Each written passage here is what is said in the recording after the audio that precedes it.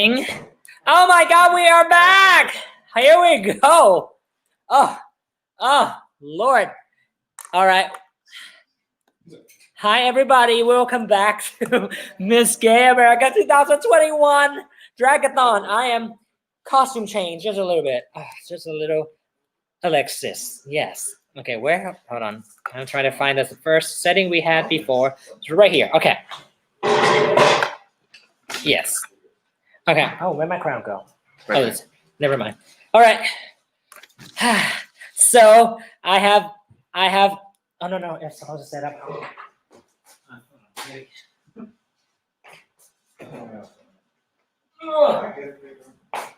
So over here. All right, back. Sorry. It's okay. We are a little setting up. So for part 2, I have Miss Sally Sparkle, Miss Gamer 2013 in the house. I'm gonna try to attempt my second attempt to play this one. So Sally, stay hanging tight. I'll bring you back on. I'll bring you up in 3 minutes. Alrighty. So let's see this. I'm gonna watch this. All right, here we go.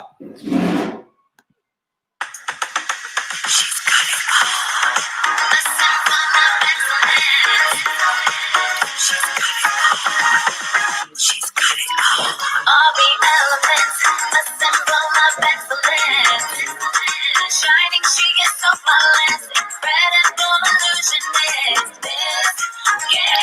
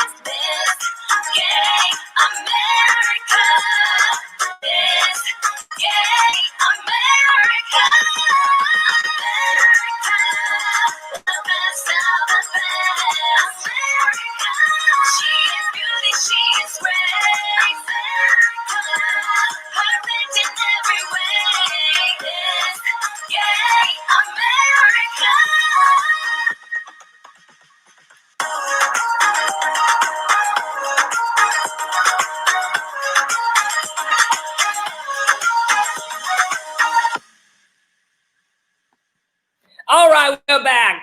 Oh, so apparently there was no sound. Oh my God, so sorry. Well, that was what I have planned for you guys. That was the pass the crown. Remember the thing where we do like pass the brush thing, social media. Anyway, So welcome back to part 2 of Miss Gay America 2021 Dragathon with me, Pattaya Hart, Miss Gay America 2020 and 2021.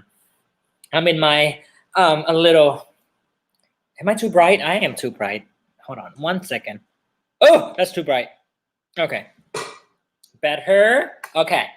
I'm in my little pussycat dolls get up. Anyway, are we good? Are we good? Okay.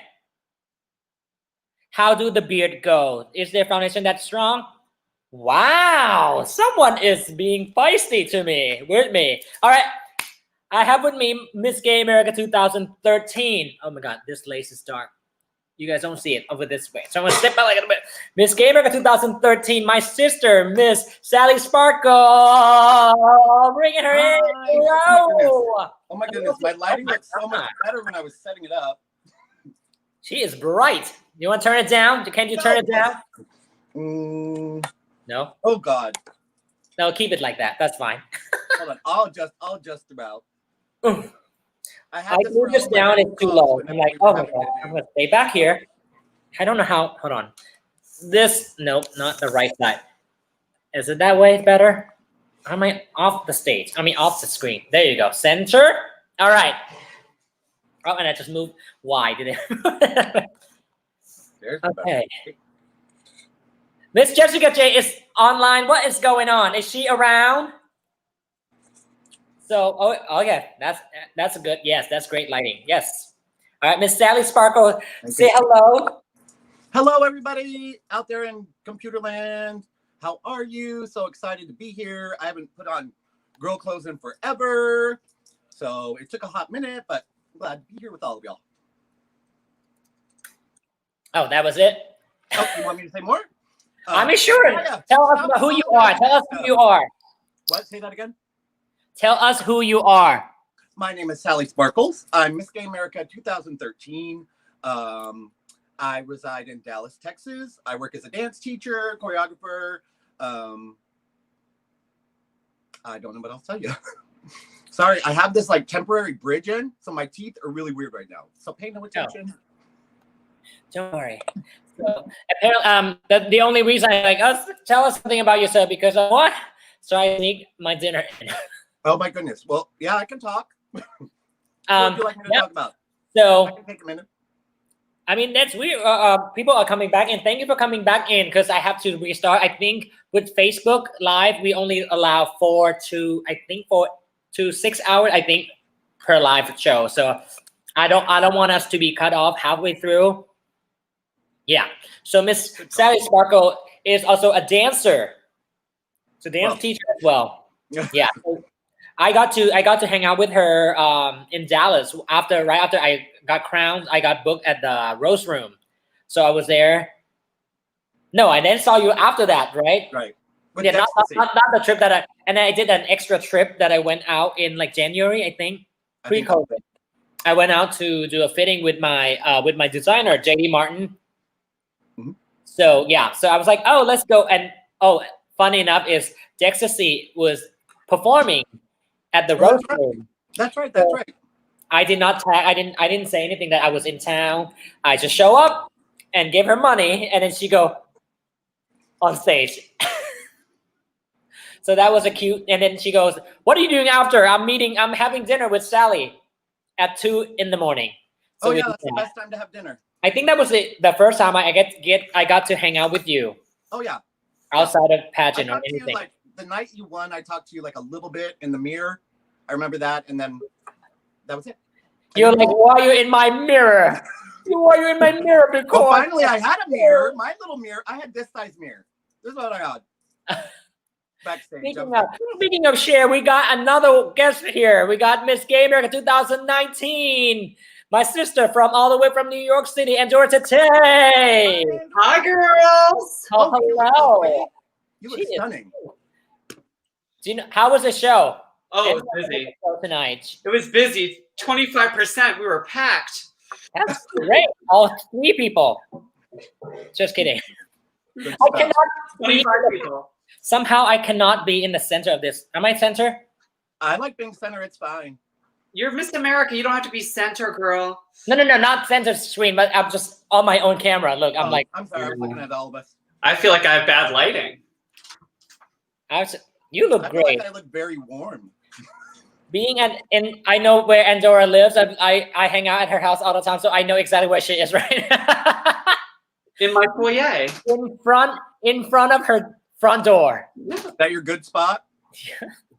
Easy access. Boom. There you go. You can just run on out. Just waiting on my grinder hookup. Hey, just How jump nice. on it. All right. I guess it is Saturday, so that makes sense. So Sally just introduced herself. So Andorra, introduce yourself. I'm Andorra. You don't know me, you should get offline right now. I'm just kidding. Oh my God, that is so unladylike. I mean, I'm Miss Gamer alive, but whatever. I'm Miss Gay America 2019. Just last year, I was the lucky person that got to crown Pattaya. Yeah. If you see the video before, it was like this way. So we do pass the crown from left to right, right? Mm-hmm. Is that what yeah, that's what I told everyone. I told Andrew, since you crown me, so why don't you go like down here, and I'll just like, pick it up from the top. Ooh. But I don't know if anyone catch that, but I thought that was a cute segue to that. It was cute. But I was like talking about, at the pageant for real, I got to crown you. Mm-hmm. Yeah, not the right. That's true. That's true. I got to What are you girls doing? How's Texas? Sally? How's Texas? It's great. Yeah? I mean, there's nothing with all of this that's gone on, I mean, we shut down for a while, but I mean, it hasn't really affected me a whole bunch. Like we had a few months where we had to teach class by Zoom, but other than that, I mean, I guess I came to realize I'm kind of a loner, and so not having to deal with people is kind of nice, actually. And then no traffic on the highways. That's a fantastic Miss America trait. A loner. I mean, it wasn't. Yeah, it was good. I've been well. Things have been well. Luckily, it hasn't impacted me too much, so I'm happy. Good. So, tell us about New York City. Tell us about New York City. How's like the scene? Yeah, how's like everything? I mean, they're being very cautious. They did just close down parts of Brooklyn again because they're over 3% positivity rate in so. But I live in Hell's Kitchen. I live in the middle of Manhattan, and right now we're doing pretty good. They did open indoor dining, so all of our bars have to serve food here. I don't know if it's like that all over the country. So where I work, the Ritz bar, which is kind of like a little cute little gay bar, they now serve sushi. So they make sushi from behind the bar, and you can order sushi and hot dogs. Oh, nice! It's a great combo, you know. It's a great combo. Fish with Fish a and hot hair. dogs. That makes so much. Yes. So yeah, I'm performing to tables, and everyone has to sit down. And if people stand up, they have to have their mask on, and you're not allowed to dance. And everybody, once they have 2 or 3 drinks in them, they want to stand up, they want to dance. And as an entertainer, you want them to do that with you. But at this time, safety first, or else it would just go back straight to like safety first. And I'd rather be performing for them instead of not. Right. Mm-hmm. Right. So, little fun fact, because me and Andorra at the Ritz Bar is where me and Andorra had the show together. We call it called Rain every Wednesday night. It's called Rain because of us. The poster of the show was me and her fighting for a crown. Mm-hmm. Wait, was it my picture? My hand was pushing off your titties, and her hand was all over my face. I go ah. I thought that was like one of the coolest poster. Yeah, we have to Oh my take. God, y'all have great photos, both of you. Like Andorra during your reign, your promos were ridiculous. The one where you're crowning yourself the boy. Come on now. Thank you. Greatness. And then Pattaya, I didn't realize how damn pretty you are. You are gorgeous. Thank you. I mean, I have great filters. Mm-hmm. She looked very pretty when she was eating that pizza just 5 minutes ago. That was my only dinner. Like I haven't had anything yet, and I'm like, I'm loopy now. Like I'm like, goodness, America's starving. People send her food. Send her food for right. 21 hours. Oh. I'm only 6 pounds away from my actual weight. Yeah. Your So like, goal weight? I mean, with COVID, you saw me in person. Yeah. I gained 4. I went up 4 dress size. 4 dress sizes? Mm-hmm. She was thick. Girl, I guess so. Holy And I was like, shnikes. Endora, Boy, you close? cute for when she was a boy, but when she was a girl, you know. Alrighty. 4 dress sizes. Girl, you're Ooh, eating good. Miss Tiffany Hunter is watching. Hi, Tiffany. Hello, Miss All American Goddess. I love Tiffany. I love Tiffany too. Sure. Tiffany's gonna join me later at the last the 21st hour, the last hour of this live show. Miss Tiffany Hunter is gonna be there. Make sure you check your Facebook, Miss Thing, sister. So I'm sending link to you on that hour. So you're gonna click on it and then join us. And we also have we have both. The only 2 qualified contestants for next year, Miss Gay America. We got Miss Brenda Darling, Miss Gay New York, America. Yeah, whoop, whoop, Miss Brenda Darling. And then we have Tiffany Ann Coe, who was the first runner-up. Oh, Right? that was to Endor reading me. What? Get her, Jade. Roof. And then Brenda said, "Don't let Pattaya fool you." When Sally was giving me compliments. Oh. Pattaya, your name is a fruit. Did you know that? No. My name is the city. There's a city called Pattaya as well. Oh my God! Hold on. Brenda just mentioned Taco Bell, and my hands are shaking. So every Friday night before my show with Brenda, I had 2 gigs on Friday. So after I do a dinner show, I head uptown to do our little dive bar that have a show with Brenda Darling. So I have like an hour and a half in between. So I would stop by Taco Bell and grab food, and then I go and eat at the bar downstairs. And Brenda would show up. She'd go, "What the hell are you doing? Why does this room smells like Taco Bell?" I was like, "Well, you're not wrong. No. I do like Taco Bell. I love Taco Bell." Anyway, wait. Okay. Yes. What am I missing? Okay. Hi. Are you guys able to see the comment on the side? I see him right on the bottom. Okay. Thanks. Nope. Nope. Okay. I'll just so you see the I can't down here. I'll just put it up for you guys. Yeah. Anyway, so we're gonna talk about we're gonna talk about your behind the winning package. Mhm. Who wants to start first? I'll start. Okay, she's here first. She gets to start first. Andor, you're gonna grab a chair and sit down. I'll try. I Nope. won't talk that much. Okay, she's gonna be standing. Okay. Well, do you want like the concept of my talent or? I wasn't able to download the stuff that you sent me, so Oh, you were? No. no, I couldn't because my computer was so slow. Everything, yeah. You're fine. So let's talk about that. So okay, we're gonna start with. So you won in 2013. Where was the pageant? It was in Columbus, Ohio. It was my 5th attempt. I was crowned by Kirby Colby. Hello, Kirby, if you're watching, I love you and miss you. My first runner-up was Blair Williams. My mother was also in the audience, along with my Aunt Judy, which my mother asked, "What is your ethnicity, Pattaya? What are you, Taiwanese?" I am Thai from Thailand. You're Thai. So, Gotcha. yeah. So it's a different country. Yes, Taiwan. A lot of people in America doesn't know about this. So Taiwan is part of China. Mhm. So Taiwanese people is also Chinese people. They speak Chinese. Gotcha. So I'm from Thailand. So it's Gotcha. your favorite food is called Thai food. So that's where my country's from. Pad Thai, that's from Thailand. Funny thing is, my name would have been one of those food played. It was supposed to be Pat See Ew. Have you heard of that? No. It's like Pad Thai, but the sweeter version of Pad Thai is called Pad See Ew. Gotcha. So I was gonna be Patsy Ew. That was my plan B drag name, and then so I went with Pattaya. That means that's a city. That's a city in Thailand. It's not. I'm from Bangkok, but Pattaya is like 2 hours drive away from Bangkok.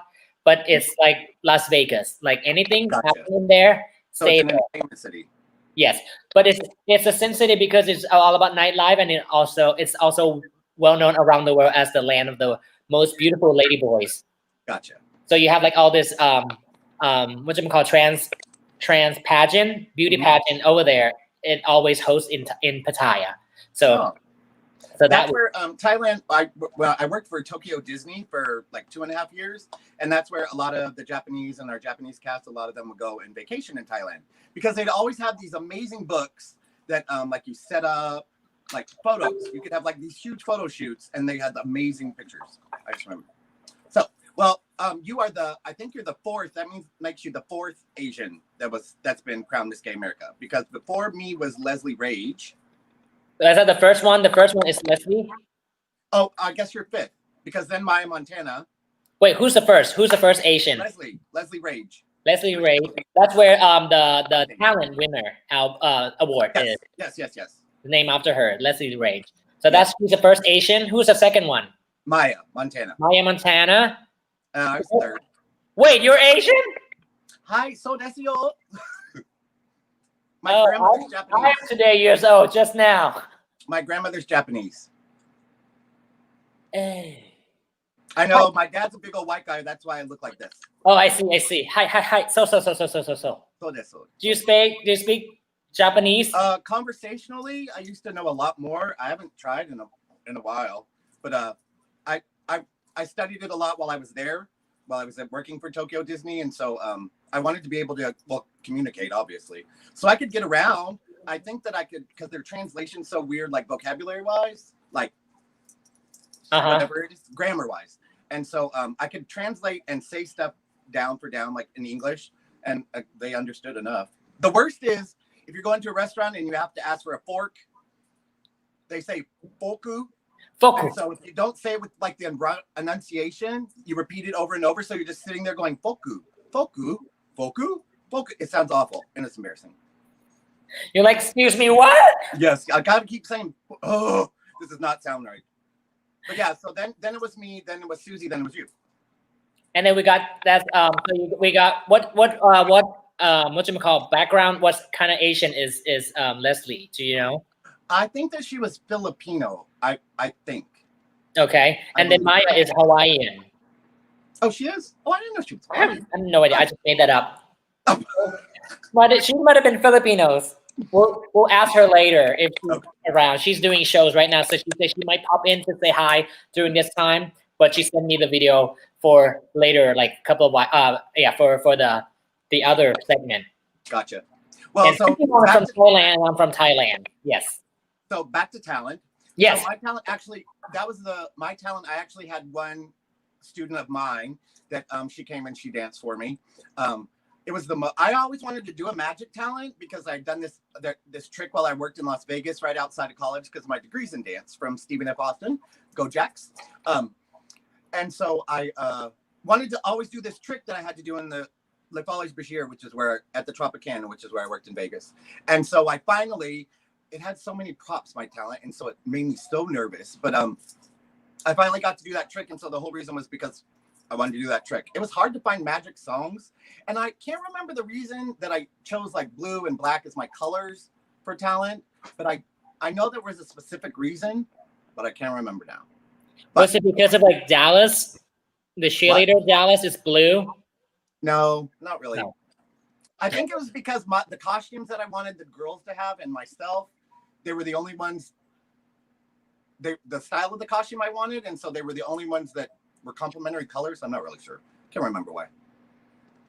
But yeah, I said, so if you've watched my talent, or if anyone has, we had magic wands that all of a sudden disappeared and they went into scarves. Oh, okay. I was like, what is this? This is like a late night now. That's just my mind. Let's go elsewhere. Well, so during my dress rehearsal that I had before I left for Miss Gay America, we had this part where we all came out and one of my dancers' wands messed up beforehand. So I had to pay I think I spent like $60 to buy backup wands that were stemmed up back there. And then my banners that fell that had my picture on them. The first ones I got, whenever I set them up, I glued them and they were all gross. So they had big ripples. So I had to spend another 50, 60, 70, I don't even remember how much, to get more banners. So my dress rehearsal really proved fruitful for me. But my dancers, I love my dancers, because the 2 boys that I had, when it came, I was like, all right. The first time I had them lift me, I was like, we're going to do a basket toss. Now, I am not a small boy, nor am I a small girl. And my dancers were not the You're biggest. also a cheerleader as well, right? Yes, correct. So that's why all the tricks. And you say, do a basket. I was like, what is that? Sorry. Well, and then when they came in for this talent, I was like, okay, you guys are going to lift me. I'm not sure how, so let's figure it out. And they were troopers. They were super duper troopers. My dancers, one of them started as was working at the same studio as me, still is, and they were there for me. Whenever I chose dancers, I tell them, hey, I can give you like a vacation, and I need you for like 10 minutes, hopefully 20. But I need you to come up to Ohio. I can't really pay you, but I can pay for you to stay there. And so luckily I had really good friends that understood how much it meant to me to be Miss Gay America, and they understood what I was trying to do and what I wanted to do. And so the support from them was amazing. And so I'm so blessed that I had those dancers there with me. That's amazing. Did you, so how many awards did you win for, on your year? I won, group-wise, I think I won talent, and then I won, maybe that was it. Oh, then that was it. And I won Miss Congeniality. I'm the only Miss Gay America to have won Miss Congeniality and Miss Gay America the same year. Wait, does the other Miss Gay America never other people doesn't win Miss Congeniality? Nope, not the year they won. Ah. I did. You got to be to play the game too. But maybe. And I think, hold on. What else do I know? Trivia wise, hold on. And then, oh, when you were talking about talents, like there's never been a Miss Gay America that changed. That's because we weren't allowed. We had to keep the same talent from prelims. We weren't allowed. That's only a new rule where you can change everything. I think it changed because with the new owner, right? Right. Sean Lewis said that MGA 1975, I recall, was Asian. Oh, really? Oh, duh. Well, is she? 75. Yeah, I guess so. So 75. You're the 6th. Good call. Thank you, Marsha. Oh, of course, Marsha knows. 75 is Miss. Oh wait, Sean Lewis. Yeah. Oh yeah, So she was Asian. Hold on. So we missed one. How do I share this? Let me try. Hold on 1 second. Okay, I'm on the wrong window. That's what it is. Can I do that? I don't know. Let me show you this one. Hold on 1 second. This is her. Okay. This is her. Oh. Right? Yes. Yes. I believe she is. That's a good, yeah, I believe she is as well. So that's, okay. So that I'm a 6th one then. 6 Asian. 6. Yep. All right. Yep. Good job. Good job. Endor, you want to tell us about your talent? I'm not Asian. That's okay. That's okay. We know. We love you anyways. We love you anyways. You sure? Because maybe I should be on a different hour. I don't know. My talent?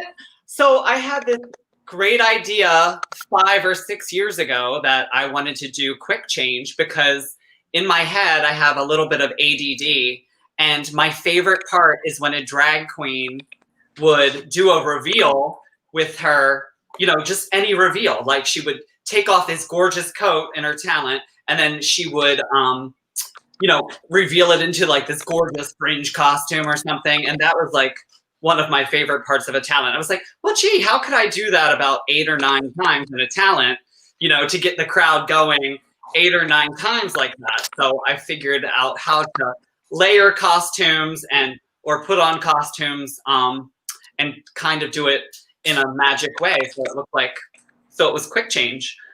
It really wasn't my idea to make it very magical. I just wanted it to be about all the fashion, about, you know, about changing clothes. Because that's what I do. I make all my own costumes, and that's what I wanted. So you did that all by your, well, because like on the cruise ship, we had an ice cast, and so they had a quick change routine. Yeah. And so we had to do the spotlights for them. Mm-hmm. And so when we did, we'd sit there and we'd try and figure them all out. Mm-hmm. So did you have any like help from someone else? Like figuring out how, or you just figured all that out on your own? I just figured it all. Yeah, I just did it all by myself. Yeah. I've actually done the talent for like 5 years. I entered Continental with the talent, but it just wasn't very good. It was your first attempt at that type of show. Yeah. So I just built on it. I knew, certain things worked, certain things didn't. Certain things didn't work in my talent there, but it's all about who is the best. Right. You hide your flaws. Right. After you're crowned. Right. And you notice everything.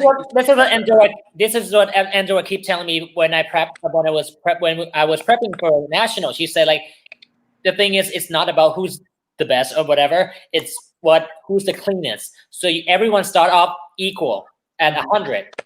So what you do, you're gonna keep, like, what do you do wrong? It's gonna keep going down. Your points start going boom, boom, boom, boom, boom, boom, boom, boom.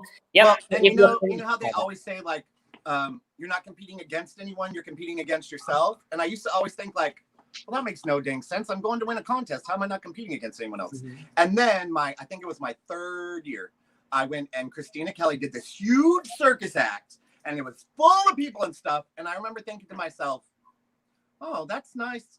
Well, I hope the judges like mine better. And that's when I realized there was nothing that I could do.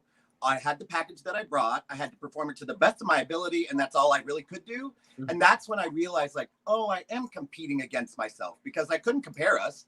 And especially at that point, like, you're not going to change anything. And so for me, that really helped me for the next years coming up to just really focus on myself and make myself better. That way, when going to Miss Gay America, hopefully my placements would make sense because I was getting better. Exactly. Yes.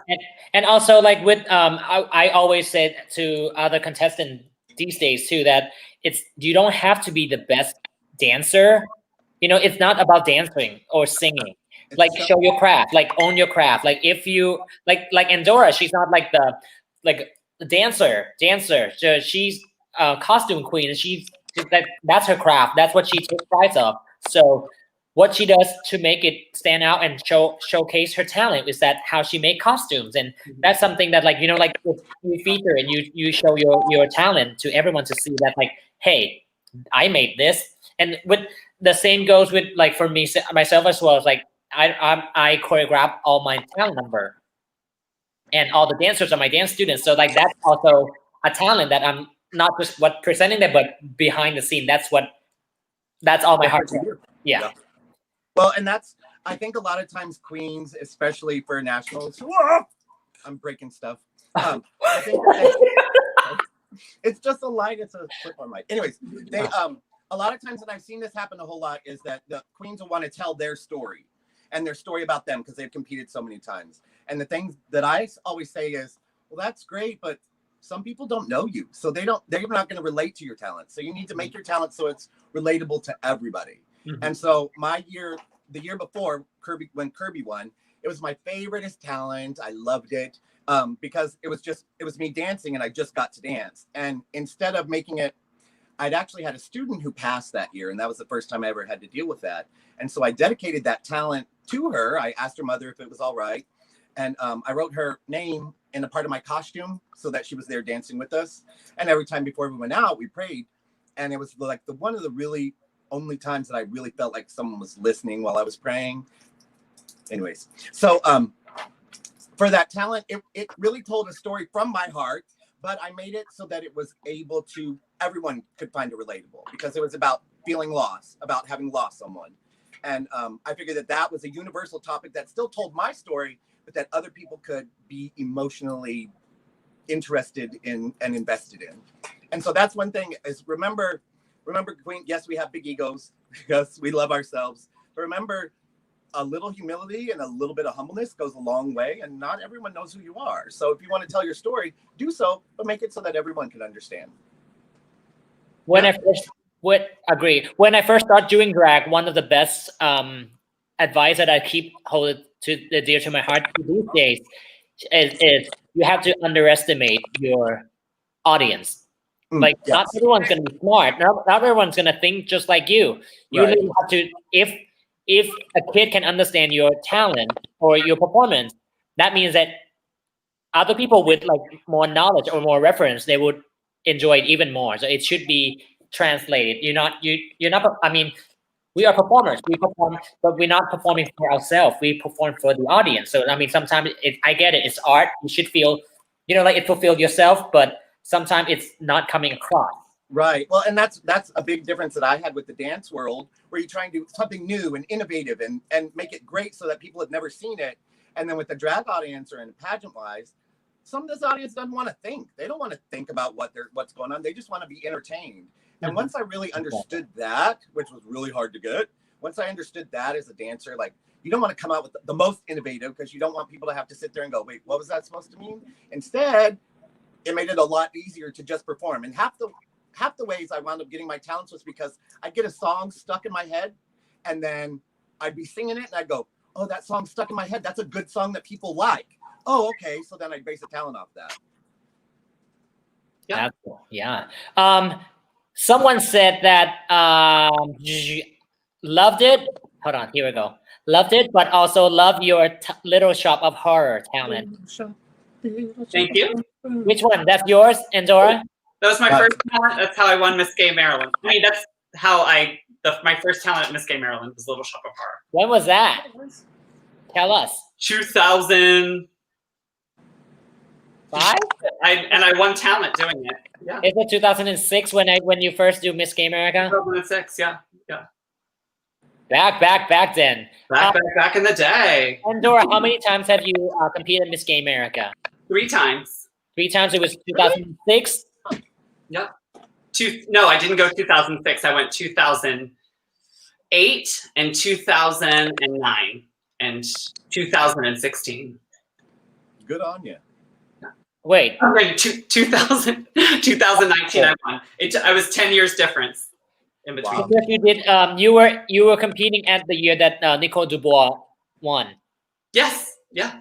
Because I was like, because one of your gown is Crown Me Miss Maryland. Yeah. That was my favorite gown, and like I watched the movie Pageant, and I was like, wait, is that Andorra just walked past the stage? I was like, what? Yeah. Because I recognize that gown anywhere. I like one of in fact, I never signed the rights away to that. They never asked me to sign it. In case anyone watching this, in case you guys missed this, on the first hour, Miss Brandy Alexander, Miss Gay America 1990, Rob and Mike would just make an announcement that we got picked up. Well, not picked up yet, hopefully. We are in the middle process of getting picked up by the TV show to do a docu-series about Miss Gay America. Yeah.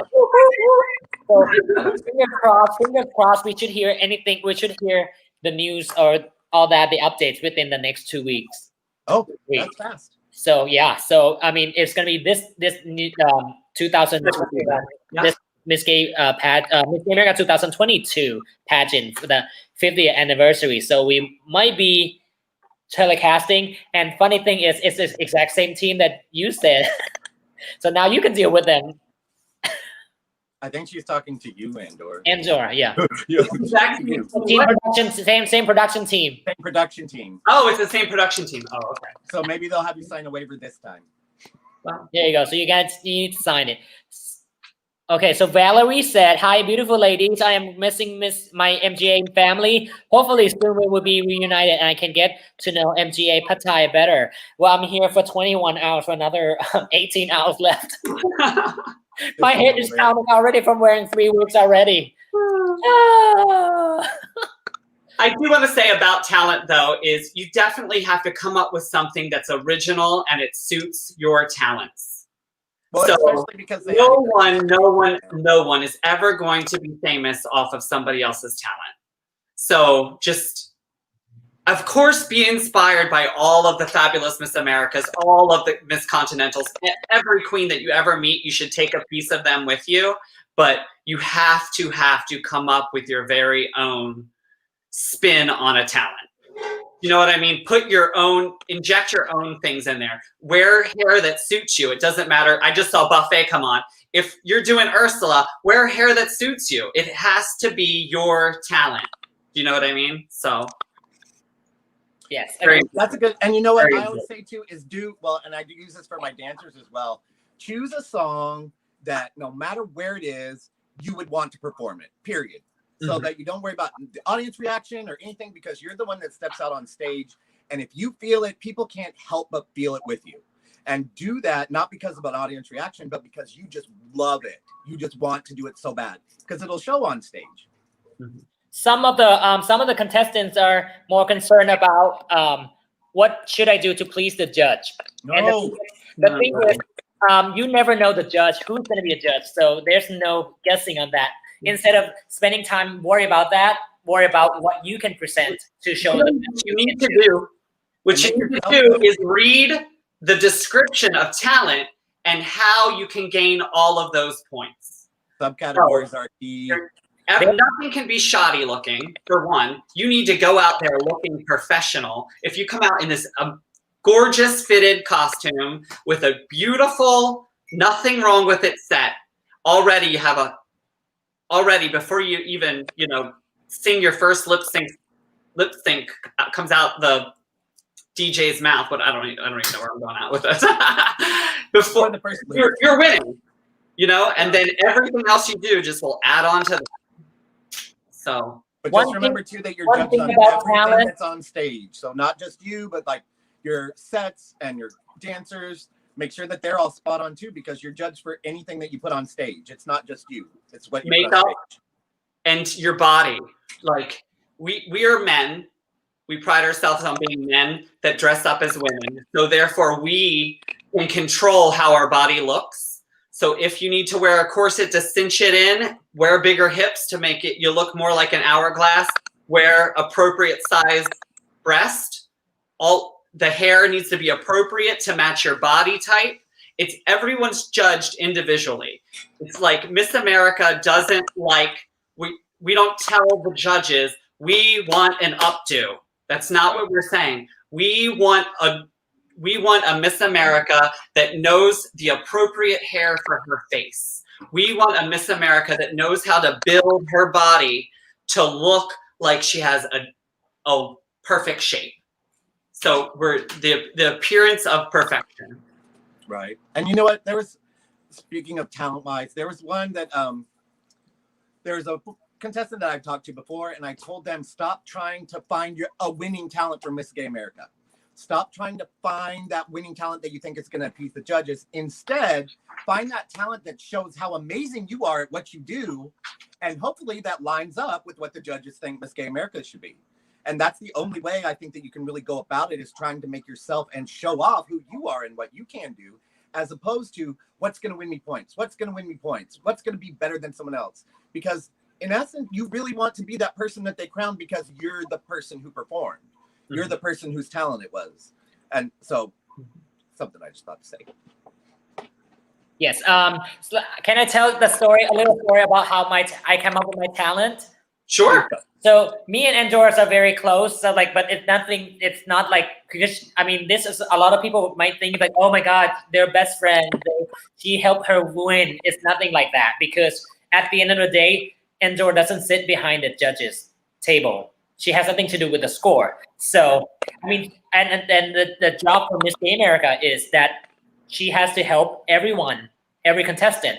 So I'm sure that Endor also reach out to other contestants, or other contestants that reach out to her. She also give her opinions on question and all that as well. So that's what I'm trying to do as well. So any contestant that wants to, I think my favorite category and my strongest is my talent. So the talent category. So I want any contestant who wants to compete and want to ask or my opinion and whatever in talent, feel free to do it. So when I did mine, I was like, you know what, I want to stay with musical theater, because I moved to New York City 12 years ago to study Fosse. I wasn't trained. I wasn't a trained dancer when I was a kid. That's my favorite. So when I was age of 14, we went to London, so we got to see the show called Fosse. It was all the dance number from the famous Fosse show. So and I was like, I want to look just like that. I don't understand what that dance is called. I have no idea what that is, but I'm like, I want to look like that. And then when I grow up, when I was in college, I started taking dance classes, and I was like, this looked nothing like what I want. So I went to see all this dance class. I only take one class for each school and studio. I'm just like, that's not it. That's not it. That's too girly. That's cheeky, shaky. That's not what I want. Until I found this ballet school that teach ballet, but like the ballet teachers actually teach jazz. So her jazz is very like Michael Bennett, Chorus Line, or like West Side Story, Fosse. It's like all those because she was trained in New York for 2 years. So she came back and her style is because she's a ballet mistress, and so she has like all the technical thing and all that. So I want to stick with my Broadway, Fosse, and also and like Cheetah Rivera has been my biggest inspiration since I started doing drag. Like my first time in drag, Cheetah Rivera was in the audience. I was on a cruise ship. Andrew was happy to be on that cruise ship. We haven't met each other yet. So I was dancing on a cruise ship and what line? On the Mediterranean, yes. And then the gay cruise, Atlantis gay cruise, took over the ship. So we were like, you don't have to do anything. You could just take a 3 weeks off, whatever, hang out. And then so they wait, what line were you with? Celebrity Cruise. This is in 2000. Was it 2010? Celebrity Cruise. It was a tour of the Mediterranean. Yeah. On Celebrity Equinox in 2010. And that was my first cruise ship contract. I did Royal Caribbean. I did the Voyager this season. Yeah. Cheetah Rivera was their headliner for the cruise. So they brought their own entertainment. So we are the entertainment on the cruise. We're like, you're on vacation for 3 weeks. But after the first day, they were like, hey, all the boys answered. Do you guys want to do drag?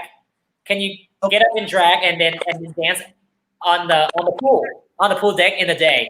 So they asked one of the female singers. So she sang "Ain't No Other Man" and "Lady Mama" and "It's Raining Men," whatever. So I have never done drag before. So she's like, you know what, you're gonna do it. So one of the dancer girl lent me her bras, booty shorts, and a big belt just to cover my bulge. I don't know how to talk back then, so I was just wearing dance belt and a gigantic belt to cover it.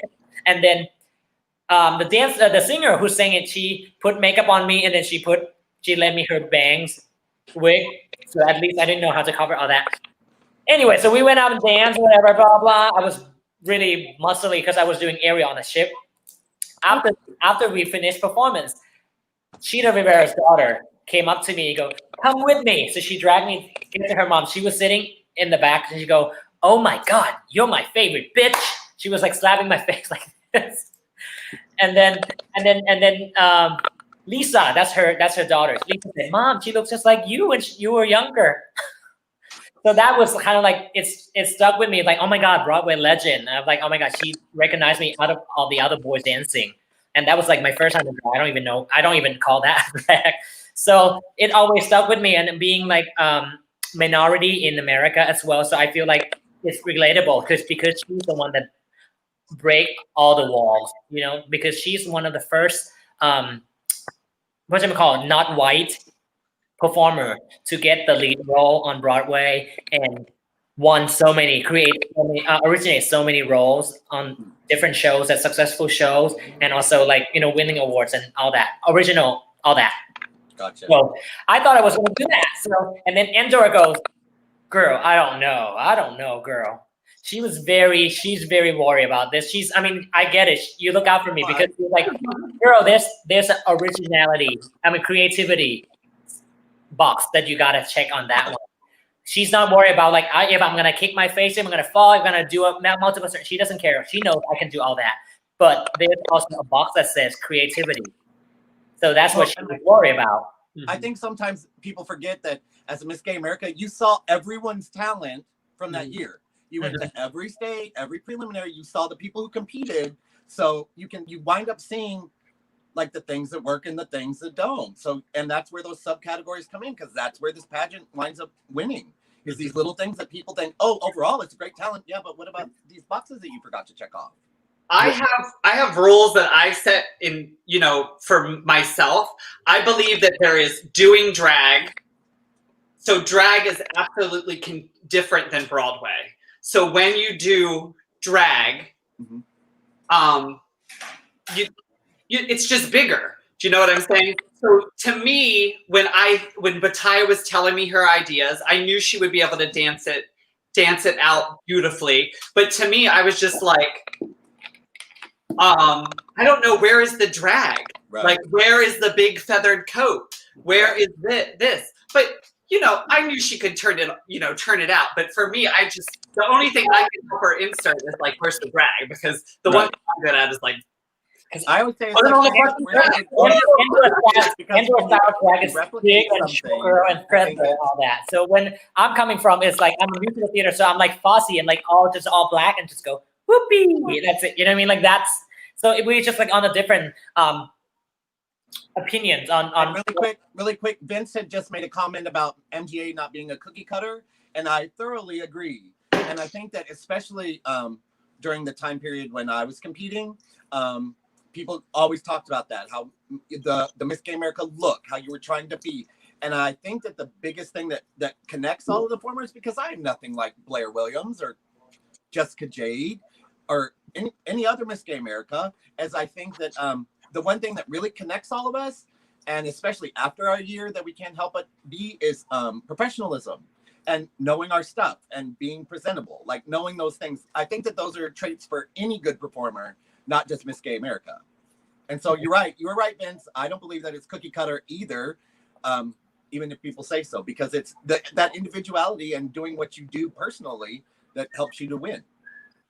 And yes, so have Onyx. Hi, Onyx. Onyx said, so happy to have Endora as a helping with a coach, as in, like when he does her first year at Miss Gay America, which is last year.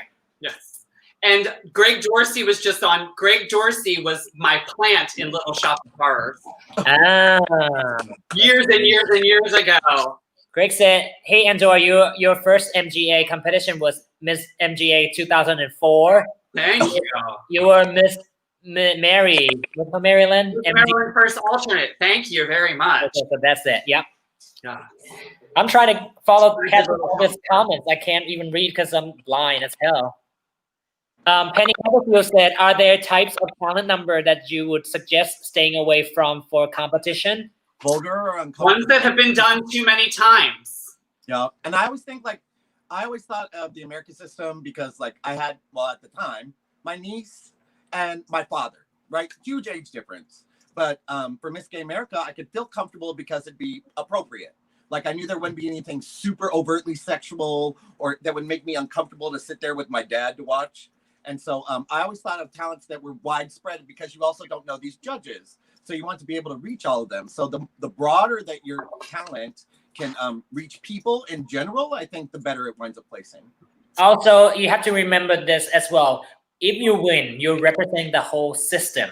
Right. So you want to be the winner, you be like, oh, I'm the Miss Gay America who did that WAP on stage and my booty pop in front of everyone. Like that's not what you want to be remembered from. Right? It might be cute on the word of mouth, but it's in the paper. No, it's not. It's not a cute.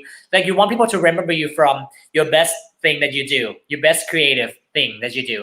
Oh, hold on. So back to my story. Sorry. So Andrew was like creativity. So I'm like, okay, I can do this. So I think of it as in like, you know what if this has already happened. So what if Cheetah Rivera would have get honorable award on like the Oscar or whatever. She already won on Tony Awards. That she already got the honorable award. So I was like, how like those like J-Lo did a tribute to Selena or Celia Cruz, all that. So it's gonna be like a big medley number. So that's why I was like, okay, this is where the creativity can come in. I can incorporate that. Quick costume change, which I learned from Andorra as well. So like, you know what? I was there when she was making all this. I was in her living room rhinestoning her corset back in the day. Yeah. So I was like, we were walking around whatever, but she was just whip everything up in one day. And I just come over and be like, okay, let me stone this. Yeah. Poorly. I'm really bad at stoning. She's the one that taught me how to rhinestone everything. So you should be better at it. I mean, I'm good now. Look, I didn't stone this one. But yeah, so that was that. Yeah, so that's why I'm like, I add like, you know what, creativity. I can do some costume reveal that people don't think that it would just be in it. And another thing, this is one thing. This is my pet peeve about talent. When you do costume change, you don't want to leave the stage. And you don't want to make your old costume look like we know. You don't want it to be expected. You don't want to be like, okay, what you got on? What is she wearing? Oh my God, there must be something underneath. I can't tell. Oh, and then if you're wearing a big something jacket, especially those big ruffle ones, Kirby Colby told me this once at a prelim. She was like, could you just put some Velcro, just a little bit of Velcro right there, please? Because everyone comes out just holding it, and then they keep holding it, and then they keep holding it. She's like, Velcro, really easy, right there, and right there. I'll be right back. Keep talking. I'll be right back. Oh, look at this question. Considering the political infiltration of the LGBT community for same-sex rights beginning before Stonewall, this is too long. Where's the question? Carrie, that's a really long question. And I don't know how to make it go more so that I can read it all. And 2 Supreme Court justices. You see it? Use your platform and support your cover up to carry the. Girl, that's a question for you, Bataya. Uh-oh. How will you use your platform to support of your community to carry the torch? What have you done? I think just us being. Well, first of all, tell them your platform, because each Miss America has a different platform. So it doesn't necessarily have to be the LGBT community. Right. So Pataya's platform is dance, is it not? I do dance. I'm expert in dance and also like inspired to people. You know, I teach dance class, so I create safe space for people to be themselves, to feel the inner diva. So I have a lot of, and also I make girls and guys feel more comfortable dancing. So like for boys, it's been my entire like childhood. That's like, I want to dance, but I'm scared. You know what I mean? So I create that space for boys who can just be, you know, it can be straight boy or gay boys. They just want to feel like this is a safe space. I can dance. I can feel like my own fantasy, whatever, without being judged. Also, even people who like used to dance when they were younger, or like now they're older, they don't dance anymore. Then they just feel like, oh my God, I'm so what do I call that? Scared that people want to judge me. So my class is where we have fun. You know, like I make fun of myself in class. I whatever. So like that's my class. But I feel like I'm create like safe space for everyone to feel comfortable and be confident in themselves. So I feel like that's my platform where I want to encourage this in the bigger area. So like all the contestants can feel better. Can feel confident that they want to show that they bring whatever makes them themselves. You know what I mean? Right. And that encourage everything on that. That's where I'm going with this. Also, Miss Gay America is a very visible person for her entire year. So she is out meeting straight, gay, all types of people, and just people meeting other gay people. You know, just straight people meeting gay people. So I've been like, I don't know how many people have come up to me and say, oh my God, you're the first time I've ever met a drag queen in person, you know, like not on TV. So you just have that conversation with you. And if I could just change 2 people's minds of their perception about gay people or gay men that dress up like a woman, then I feel like that I've done my part. So if each Miss Gay America has changed somebody's lives, and I know all of them have, so I that's how I think that Miss Gay Americas touch the community as a whole, not just the gay community, but the community in general. Agreed. Especially because everyone knows the title Miss America. So when you add the gay, their own assumptions with it. I think that as Miss Gay America is a very notable title just because people understand kind of what it is. And especially since we mirrored the Real Girl Miss America pageant system, they're able to understand it a lot more. And I think that it makes it easily accessible for people when we are where we're not allowed to have any female augmentation. I think that makes it a lot easier for people to grasp and understand what we do when we say it's an art form. We go from all male to female impersonation. I think that helps make it easier for people to understand what we do.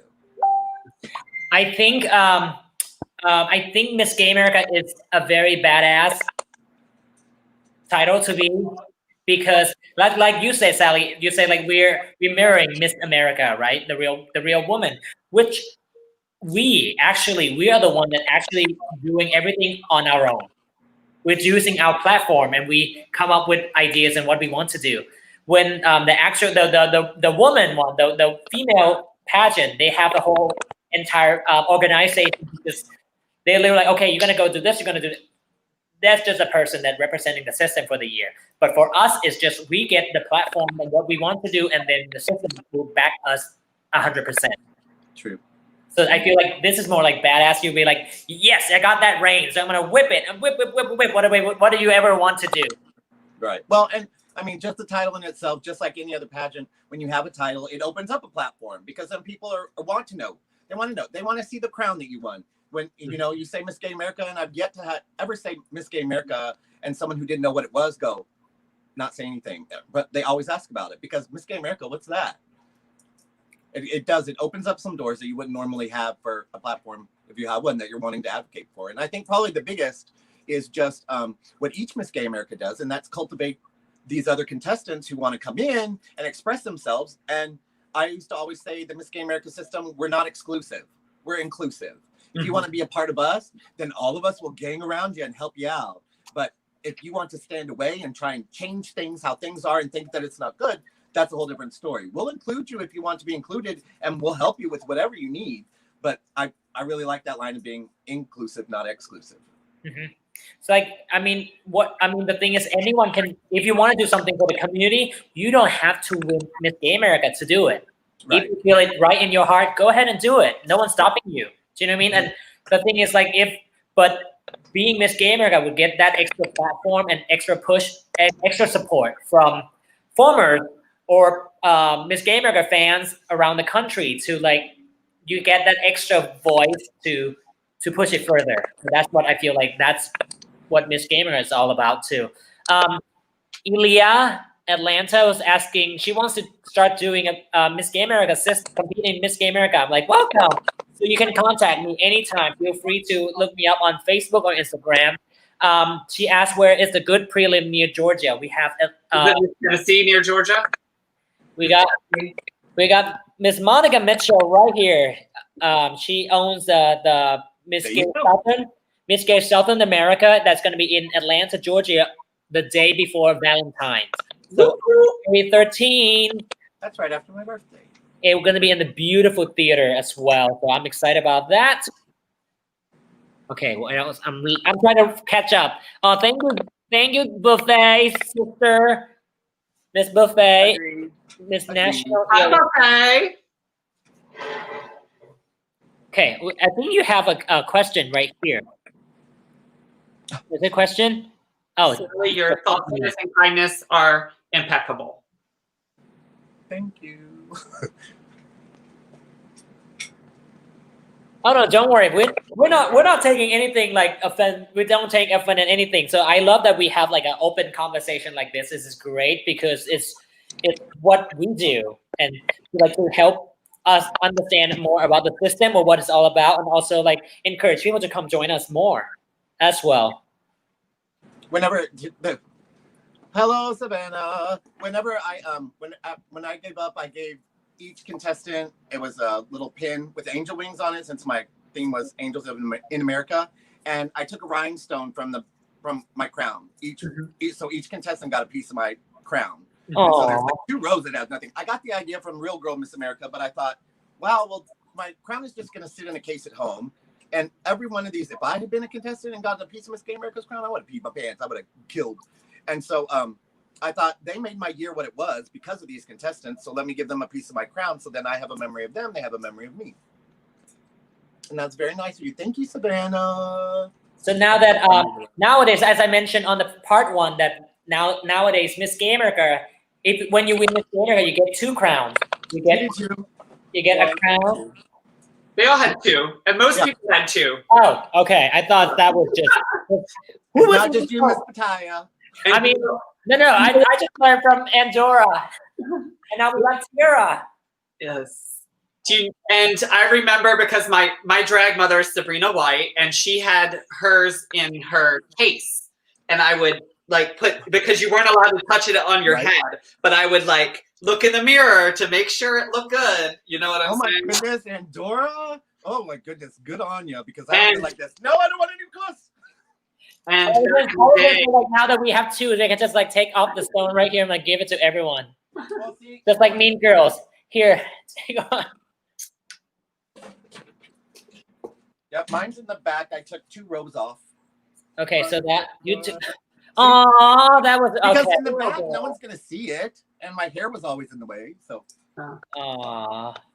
And then my tiara looks a lot different than yours. Though. How was your nails after that? Try to get that out. Choose pliers. I was like, there's what we mean. Oh yeah, like, it did. My nails killed. Yes, my nails hurt lots. There's what we mean trying. They're like, oh, I can pop it. Extra, but my tiara is a lot. Look how different it is. How different our crowns are. Yeah, I think that mine was the last of tiara Enterprise tiara. Something. Wait, that's a tiara, right? Yeah. So this is my tiara. I think the sprays out a lot more. Nowadays is more like explosion. Yeah, because mine are a lot more up and down. Because well, the reason behind when I did the pass the crown was me and Dora was just sitting there. We were like, we should do this. And Andrew goes, why don't we instead of pass the brush? Why don't we pass the crown? And I'm like, oh yeah, because each year's are different. Like me and Andora's crowns are very similar, but I think mine's a little wider. Or maybe I crash it. They started getting Jessica Jade's. Hers went wide. I remember that because I thought it looked like a salad bowl. Because I think I saw like a Deva's crown is not as what's it called? Sprayed out. Yeah, but it started going out. Yeah, that since then. Yeah. So that was that. Oh my god. Okay, so well, can we? Oh, Sabrina is here. Sabrina White's here. Sabby Cat. Hello. Hello, Sabby Cat. I was just talking about her. That's why she came on. Yep, she felt it. I love Sabby Cat. And she just recently had what anniversary? It was her 5th? No, not 5th. 4th? Wait, Jessica Jade. Hold on.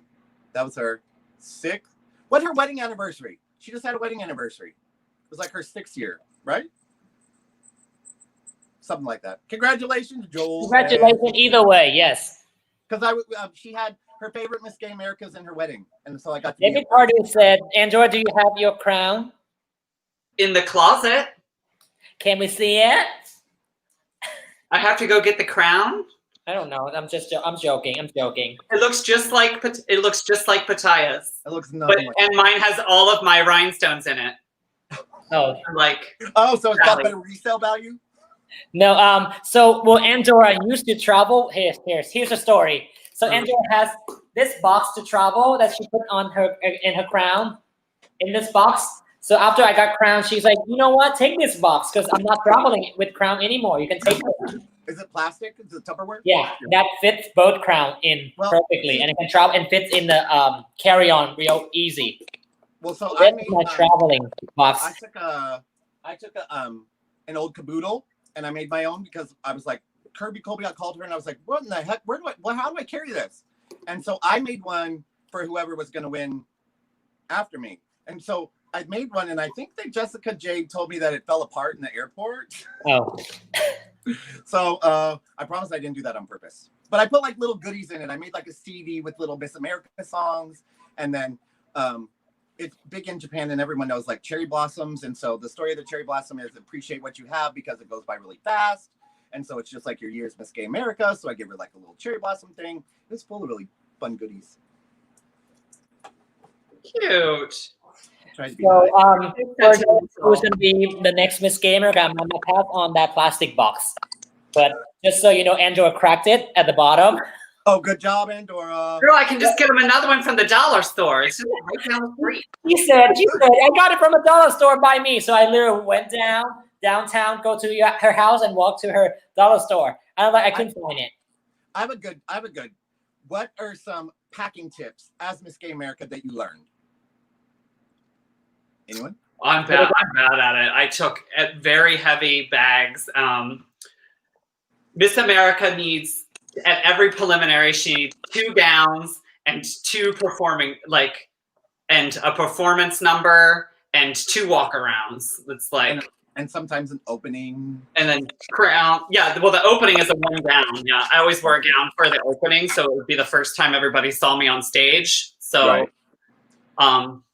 And then I had 2 things that I did. I always packed my jewelry in my carry-on so that it wouldn't weigh down my bags. That was one. So I'd have a carry-on so heavy, but it'd have all my jewelry in it. And then I'd always put my headshot on top of it because always I get stopped because they had no idea what was in my carry-on. And then I always based my gowns that I took off of my shoes because my shoes were big. And I was like a size 11 and I always had platforms, so I looked taller. And so every time I'd go with what shoes would go with multiple things so that I could calm down. One of my biggest accomplishments as Miss Gay America was going to North Carolina, which was a 4-day pageant. And I only had 2 bags and I packed enough and it was only 0.5 from being maximum on all my bags. That was a very proud moment. that is good. See, I never had that experience. I always overweight, and I'm like shoving everything into my backpack, and I walk. Do you not have a like scale? Huh? Do you not have a luggage scale at home? I do, but it was all wrong. So I'm like, you know what? I know better. I travel all the time. So like, if I can carry with my 2 hands like that, like a leg day. Girl, Yeah. spend $9.99 at Bed Bath & Beyond and get a luggage scale. I'll send you a luggage scale. I have like 3. Thank you. Anyway, so I had this on because I wanted to talk about the reveal, right? Back to talent. So if you have a reveal, it's like, hold on, if you are able to do a reveal on stage, like if you have this on, why don't you do this and have dancer take it off and walk off instead of, I'll be right back. Running off and then trying to wiggle off of it. 15 minutes later, come back and do a number. Like, yeah, every second you're on stage counts. So, we're talking about that. like that 7 minutes of talent is your chance to win this game. You got to prove the judges that you're the You need best. to use it all. You You don't need to use all of it. You should use that, but not to walk off stage. Stay on stage. But also, this is another thing. Sometimes, if your talent is not 7 minutes long, you don't need to be on stage for that 7 minutes long because, like Andrew said at the beginning, everyone start off at 100 points. The longer you stay, the more you don't know what else to do. It starts going down. And then the more you have that judges have already seen you and what you've done, the more they can sit there and start to nitpick and then write notes and then take off True. points and then. Like if you're doing this and I'm like, okay, let's do it for another 5 minutes. I think that my talent was I think 5 minutes, but it had 3 different songs and 2 costume changes. My talents are always 7 minutes, so like really right to Good the on end. you. Good on you. Well, and neither of y'all had to do solo talent, right? No, but I was ready. Before, yeah. I was ready. That was one reason that I chose the America system because I thought, oh, good, it really levels the playing field. It's just what you can do, and it'll take out these girls who can only do a huge production. And now we don't have it anymore. We used to have creative costume too. I remember doing that. Right. Yeah. I remember hearing that too. Speaking of creative costumes, we're gonna do. I'm gonna play the videos of all the openings and creative costumes presentation at. Hold on, what time is that? It's gonna be at 3 in the morning, 3 a.m. all the way to 7 a.m. So if you guys are still up and awake, catch me struggling through it. What year does it start? Huh? What's the first one? What year are you watching? It's gonna be Asia O'Hara Step Down. Oh, okay. 2016, 2017. No, 2017. That's when the year that Susie won. We're watching that. We're watching that. It's the year that Deva won. The year. Hold on. Did I miss someone? It's 4 years. Oh yeah, Andrew won, and then the year I won. 4 years. So we're doing 4 years back of that as well. You're not doing Asia. Huh? So you're not doing Asia. No, but Asia's in the opening number for that, the year that we, what Mike and Rob sent me the video last week. So I have all that lined up. Yeah. Well, Thursday, girl, you're going to be tired by the time I see you on Sunday. I'm going to be, we'll see. My face is sitting on my beard is gonna be coming out tomorrow. The buffet, Tiffany Hunter, Miss Vanessa Van Tadier, and Miss Kennedy Davenport. So all national. Miss Gay USFA Kennedy, Miss Oh, that's really National cool. EOY Buffet, That's Miss really cool. All Man Goddess Tiffany Hunter, and Miss Continental Vanessa Van Caddy is going to join me on the That's really last hour. So I'm going to try to represent America the best I can next to all these wonderful ladies in my 21 hour makeup. But Taya, I just want to say, yeah, this is really. I didn't really think about it, like the pageant going on right now and us missing it. I mean, I knew that it was going to happen, but this is really. It made sense to me when you said right now I should be in a beautiful gown doing my 4 songs for my give up number, and so this is really, really special. Thanks for including us, and Thank you for being joining a really me. good Honor. so far. You've been. I mean, there's a lot of us who I thought about it and I was like, oh, I want Pataya's years because I love being Miss Gay America, but then I thought, but it's not. You're blessed, and thank you for including me. That's what I want to say. Thank you for joining me. We still have another 20 minutes, but are you guys good, or how are we doing? I'm good. God, now I want to take off my clothes and everything. I'm only in drag from the waist up. Oh, me too. Hey, hold on. Hold on. Put our camera down. Ready? 3 different times. 2, 3. You're gonna see all my Mr. America bits. Oh, shut up! I'm in my sweatpants. And professional.com. Hello. Professional. It's like Anchorman. I mean, Anchor Woman. Yes. Good morning, America. Oh, so Andorra got this mug that she has like share on it, right? You still have that? Yeah. A mug? Well, I just got this mug because Andorra has it. So I'm like, oh, she got share. So I'm like, I got this. I'm a big fan of Greece. So yes. Sally, you gotta get one too. Oh, she got one too. She got Greece. And I was wearing I was wearing what's her name? Frenchy hair earlier, so it goes with this. Because I have an Audrey Hepburn one that I love. Oh yeah. Yes! Oh my God, we're the same. The same designer. Yes, that's amazing. I think this was from Kirby Colby. Thanks, Kirby. I got another one for October. It was where did it go? It's That Becomes Her. Oh. One of my favorite. Hell, man. But it was like this. Hold on, I got fancy with it. It's a scavenger hunt. It's already going gaga. It was this. So it's like it's a black mug. So when you put hot water in it, it changes. It changed into the you can see it like lightly. It's like magic. That's Goldie Hawn. That's Meryl Streep. I can't even pronounce her name. Yeah, it just looks like a black mug right now.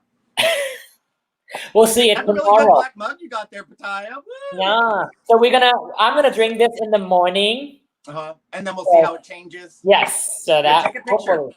And Susie Wong's gonna be teaching me how to cook and also how to make Thai iced coffee. Well, Thai hot coffee. Andorra, you want to stay in for this, so you know how to. Now we can make it. Why I have American sisters that can make me Thai hot coffee now. Oh. One in California and one in New York. Yeah. What makes it Thai? That means I don't know how to do it. I'll teach you how to make Irish coffee, girl. You put a little whiskey in it. That's it. Oh. There's a bar back here, like all the liquor. If you don't see, I mean, that whole bar right here. I think the last time I drank was when I was. I should have 16 hours to go, so I can't. I only had one beer earlier because everyone else here was drunk. So I'm like, I guess, yeah. No interest. So that the one before us was the promoter, but the one before that was me getting in drag with the other 3 sisters. They have Vega, Miss Missouri America, and I have Kelly, Miss Ohio, and then Dextasy. Dextasy, love you, Dextasy. Mwah. They are coming back on in like 10 minutes. After this, we're doing like a kiki with the girls. So I invite all the contestants from last year. Oh, dig it. But it's like 1 in the morning, and it's like 2 a.m. in New York. on the East Coast. So we'll see who is up to join me. So Yeah, but it's on a Saturday. They should be up. It's Saturday. I know, right? I mean, because I learned Swadika. I learned that. You said sweaty cock? Swadika. No, Swadika. Not what you This is said. where I keep teaching people. Hi. Oh shoot. Oh, hi. Oh, they are back. Yeah, I was watching. No. Oh no, they don't want to see it. Okay, so I teach people like it's how to say swadika. It's in sweaty cock. It's easier to remember. That's awful. But I always say it in the show. So I mean, like you remember it, and then Well, yes, I will. there you go. See, that's how David was Japan, able to do it. after a hard Sweaty day's cock work, every they time always he's say- seen me. And in Japan, after a hard day's work, or when you finish working or putting in effort, they always say, "Oskari sama deshita." Let's go there, some of this stuff. Oskari sama deshita, which you can remember as "Oskari got a desk job." That's how they always say it. Ganbatta ne. Irashaimase. That's welcome to my store. Yatta. I used to teach dance class in Tokyo, so I was like at the Broadway Dance Center, Tokyo. There. Way before you probably taught there. They flew me out twice in 2017 and 18, Oh yeah, way before. once a year. Yeah, so I had a blast, but I did not. Yeah, understand it's a the word. great facility. The Broadway Dance Center there is a great facility. But It was- what really surprised me was I was surprised that the ability level in the classes wasn't higher, since like Japanese are so like work hard on doing this, making it better. I was surprised that the talent level wasn't higher, that they weren't more advanced. It's the schoolwork. Right. They could probably write it all down. It's like an open studio, so it's like a lot. You get a lot of different age range, and Right. that type of some of them are professional dancers, some of them's like housewife, or even like a. But so many of them are so bendy, and that's what I hate. You can't tell how well someone can dance just because how they're stretching. Because I was like, oh my God, this class is going to be so amazing. These people are going to be so good. And then they had problems with their right and their left. Oh, They I mean, were bending. because they don't understand English, so we were saying left and right. So they sometimes for me, I'm like, wait, hold on. Oh Or yeah, but I it's mean, Spanish. I took from a Japanese teacher while I was there. So Dereche. What is it? Whatever that is. Hirari, migi. That's left and right. Izquierda. I have no idea what you're saying. I don't know. Andor has a Spanish husband, Mexican husband.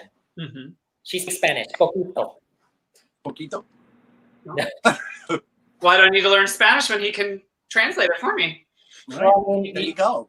So Andor has been like, now she's like starting doing the evening gown business. So she's been branching out in other country that speak Spanish for her resort. What you call resource? Resources, yeah. So she has to learn. Wait, you have? Now. Andor, you have?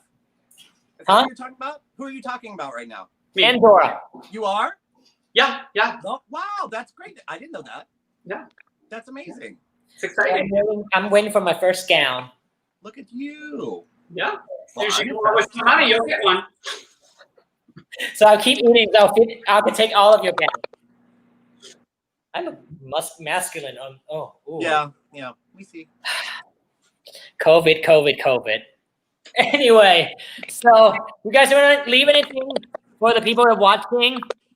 I'm gonna let each one. This is like a debate, so I'm gonna let each one has 2 minutes. 2 minutes. Okay. No interruption. I'm speaking. Okay. Okay. I'm gonna let Sally go first. Hold on. I Okay, can't good. do it. While I gather my thoughts. Oh, Andor, you look so good right now. Thanks. Yes. What about me? Putting up greatness on the TV. All right, Miss Sally. I'm gonna let you talk. Oh, go ahead. Well, I mean, 2013. It was not just yesterday, but it was still something that Miss Gay America. It's something that I worked for 5 years, plus some because I wanted to be Miss Gay Texas first. But it's really something that I took to heart and something that I really care about even now. And I hope that everyone knows that, but also knows that Miss Gay America, it's more than just a pageant. It's more than just a title. I think that it causes individuals to step up, grow, and be better, which in sense, pageants are all about self-betterment, if you think about it. So everything that you do should be to better yourself and to make yourself a better person and stay humble and approachable, because I think those are the two things that really set the Miss Gay America title holder apart from any other title are those two words, approachable and humble. And so know that even if I'm not super duper involved with Miss Gay America, it's always a part of my heart, and it's something that my year I will always look back fondly on, and know that I'm still here to help for anything that y'all need. And I'm blessed that I could be part of this Miss Gay America family. And we love you. Oh. Yeah. Okay, so Andorra, Yes. ready? That's your turn. So 20 years ago, when I saw Katia Lee Love get crowned Miss Gay America, it was the very first time I've ever I went to a big pageant, and it was in Washington, D.C. I saw her get crowned. Even though I was there supporting somebody else, I just knew that I wanted to be a part of the Miss Gay America family someday. So although it took me 20 years, I kept working on my craft. Sometimes I would go into a wrong direction. I thought that I had to be a dancer. I thought I needed to learn how to do choreography. Instead, I had what it took. 20 years ago, I just had to figure it out for myself. It's a very a Dorothy moment. Just do what you know, what makes you the female impersonator, the gay man that you are. Just do what you know best, come correct, and take the crown. It could be anyone, it could be yours. It doesn't matter your size. It doesn't matter how tall you are. Come correct. Take the crown, because it's yours for the taking. That's all. Wow, that's beautiful. I like that. Come correct. Tall. Yes. Andorra, didn't I tell you that now you're second tallest? You're second tallest Miss Gay America. I'm the second tallest? Who's the tallest? Who's the Rachel Wells. tallest? You are? Rachel Wells. Rachel Wells. How tall are you? She said, I just watched her crowning her video the other day online. Tasha Cole sent me this link, and I was like, she was the year that Tasha Cole got crowned. She walked out, I'm like, oh my god, this is supermodel. It's like her legs this long. Yeah, she's like 6'3". When I was Miss Gay America, I thought that I was the tallest, and I was like, oh man, look, there she goes. She said, you can have it, you can be the tallest. So, really, How tall are you? How tall are I'm a you? little bit over 6 foot. Six. I'm 6'2". Yeah, see, so she's got it. Ooh. I stood next to Andorra and went, oh, well, there's another one. It's like I used to think that I was the nicest, and then here came Miss Blair Williams. There went that one. So I'm doing a show with Andorra, so I tried to be in 5 inches, and then Andorra just flat, so we even. Still a lot shorter. Yeah. So I want to thank you guys so much for joining me today, and if you ever want to come back and pop in during the next 16 hours, Will do. let me know. Yeah. I'll be up at some point. Yes, please. Stay with me, sister. I'm so proud to call you my sister, and so proud to be a part of the system. And I love you guys, and hope you guys stay safe. Thank you for including me. Bye. Bye. Miss you here in New York. Bye. Miss you too. Bye. All right. So that was our former Miss Gay America 2013, Miss Sally Sparkle, and Miss Andorra Tate. So now I am. Oh, where is everyone else go? I was supposed to have the next section is going to be Kiki, party with the girls. Oh, there, right there, one of them. So I'm bringing all my girls from last year. So we call it Class of Miss Gay America 2020.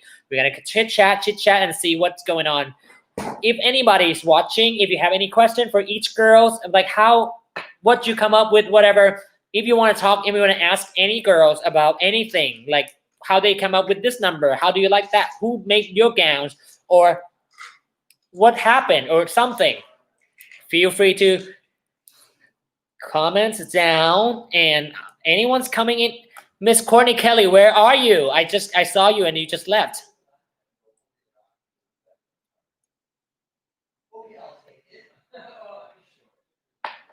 Y'all all have big shoes to fill. I am lucky to have known many. Hi, Tim. Thank you. I have a big shoes to fill. Yes, Andorra is a size 15.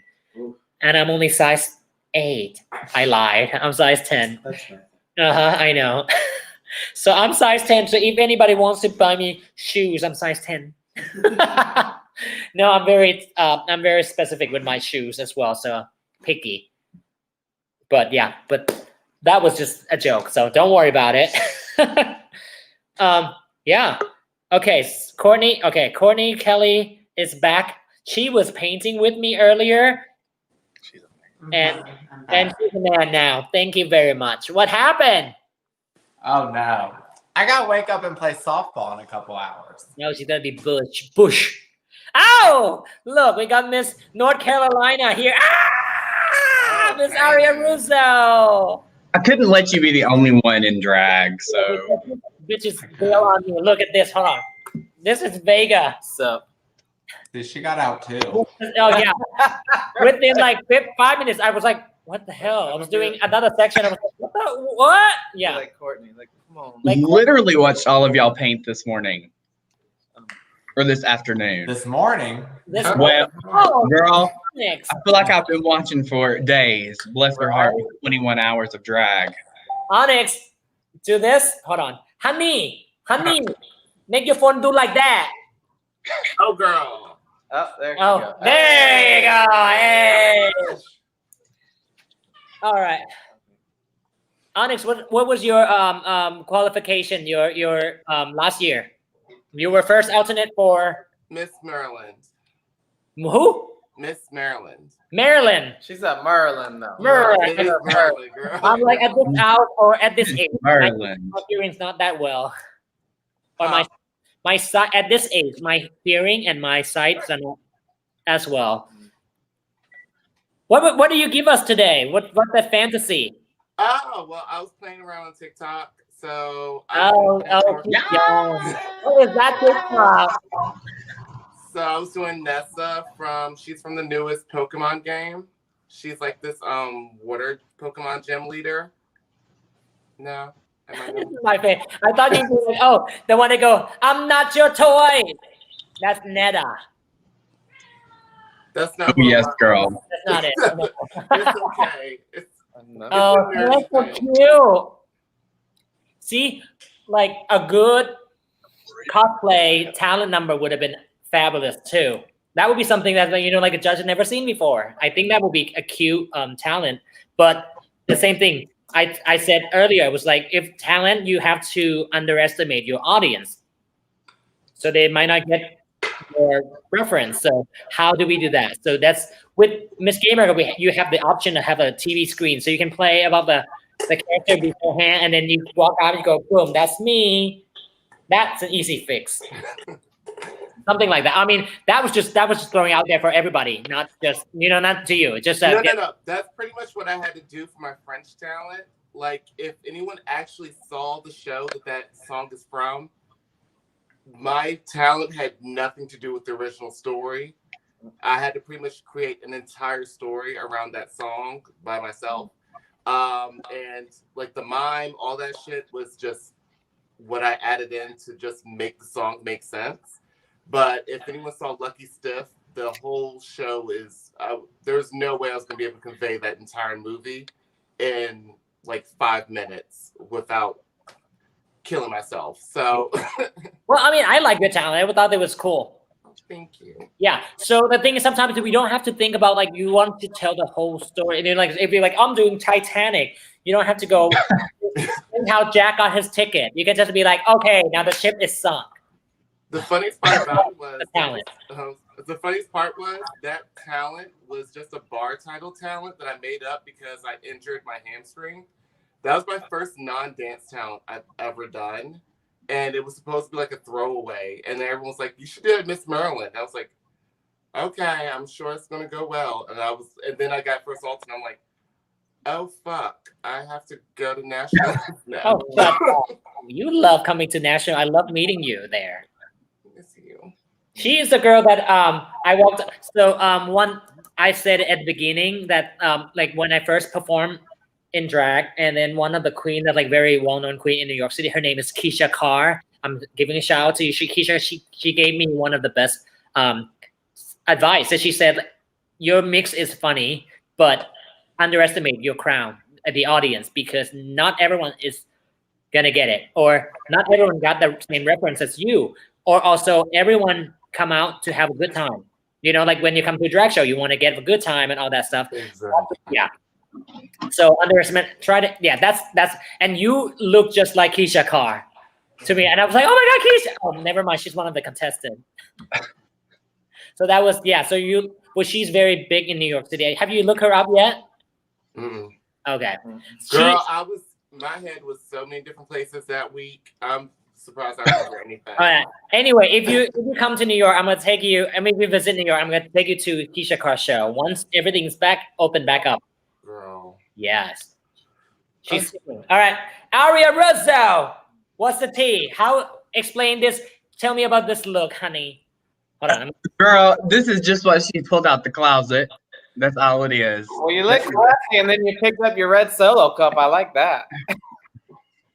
2 a.m. in the morning. Yeah. We're Oh, yeah, still you're East Coast time. Yeah, so this is my Halloween cup. Hold on, where's that? Feel Love it? it. We're still closed in North Carolina, so we have to party at home still. So cheers to red Solo cups. I just got this in this was all black earlier. Nobody saw what that was.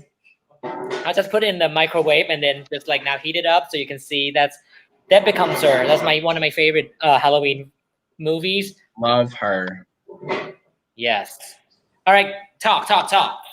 Yes. So I mean, things have been going pretty good here. As you know, we're still closed down in North Carolina.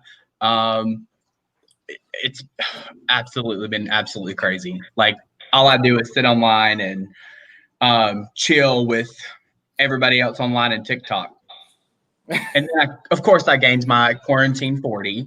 So I've not been as good as Bataya and lost it yet. So all of my gowns are just kind of sitting there wishing that I would lose the weight. Well, if you don't, I was the same size as you, so you can just send Hello. That's it, bro. It'll be all right. I know. I was getting up in this get up tonight, and I was like, "Oh my gosh, is it shrunk? Like, what is wrong? This fit like 4 months ago." So stand up. Let me see. I mean, she's a little snug. Like, listen. I'm just dressed from the top up, though. So that's all you know. That's the best part about being on the internet with these live shows and stuff that I've done on TV and stuff too. Is like you don't have to worry about the bottom half. Like I don't have to worry about pads. I don't have to worry about tights. I'm like, I was gonna wear tights and pads and heels, but then I realized, I have another 16 hours to go. So I'm like, you know what? And they won't see it anyway. There you go. They ain't gonna see it. I made coffee.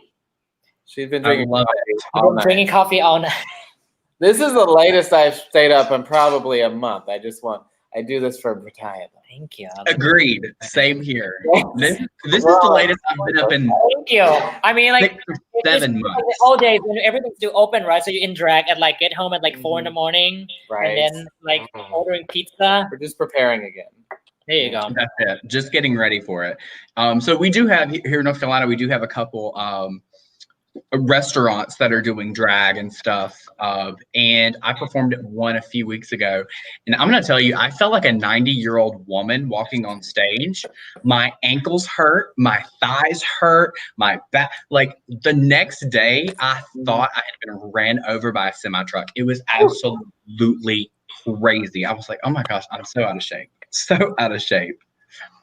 Now, are you doing the driveway drag too, where you're driving around? No, I don't do the driveway drag. I've done weddings.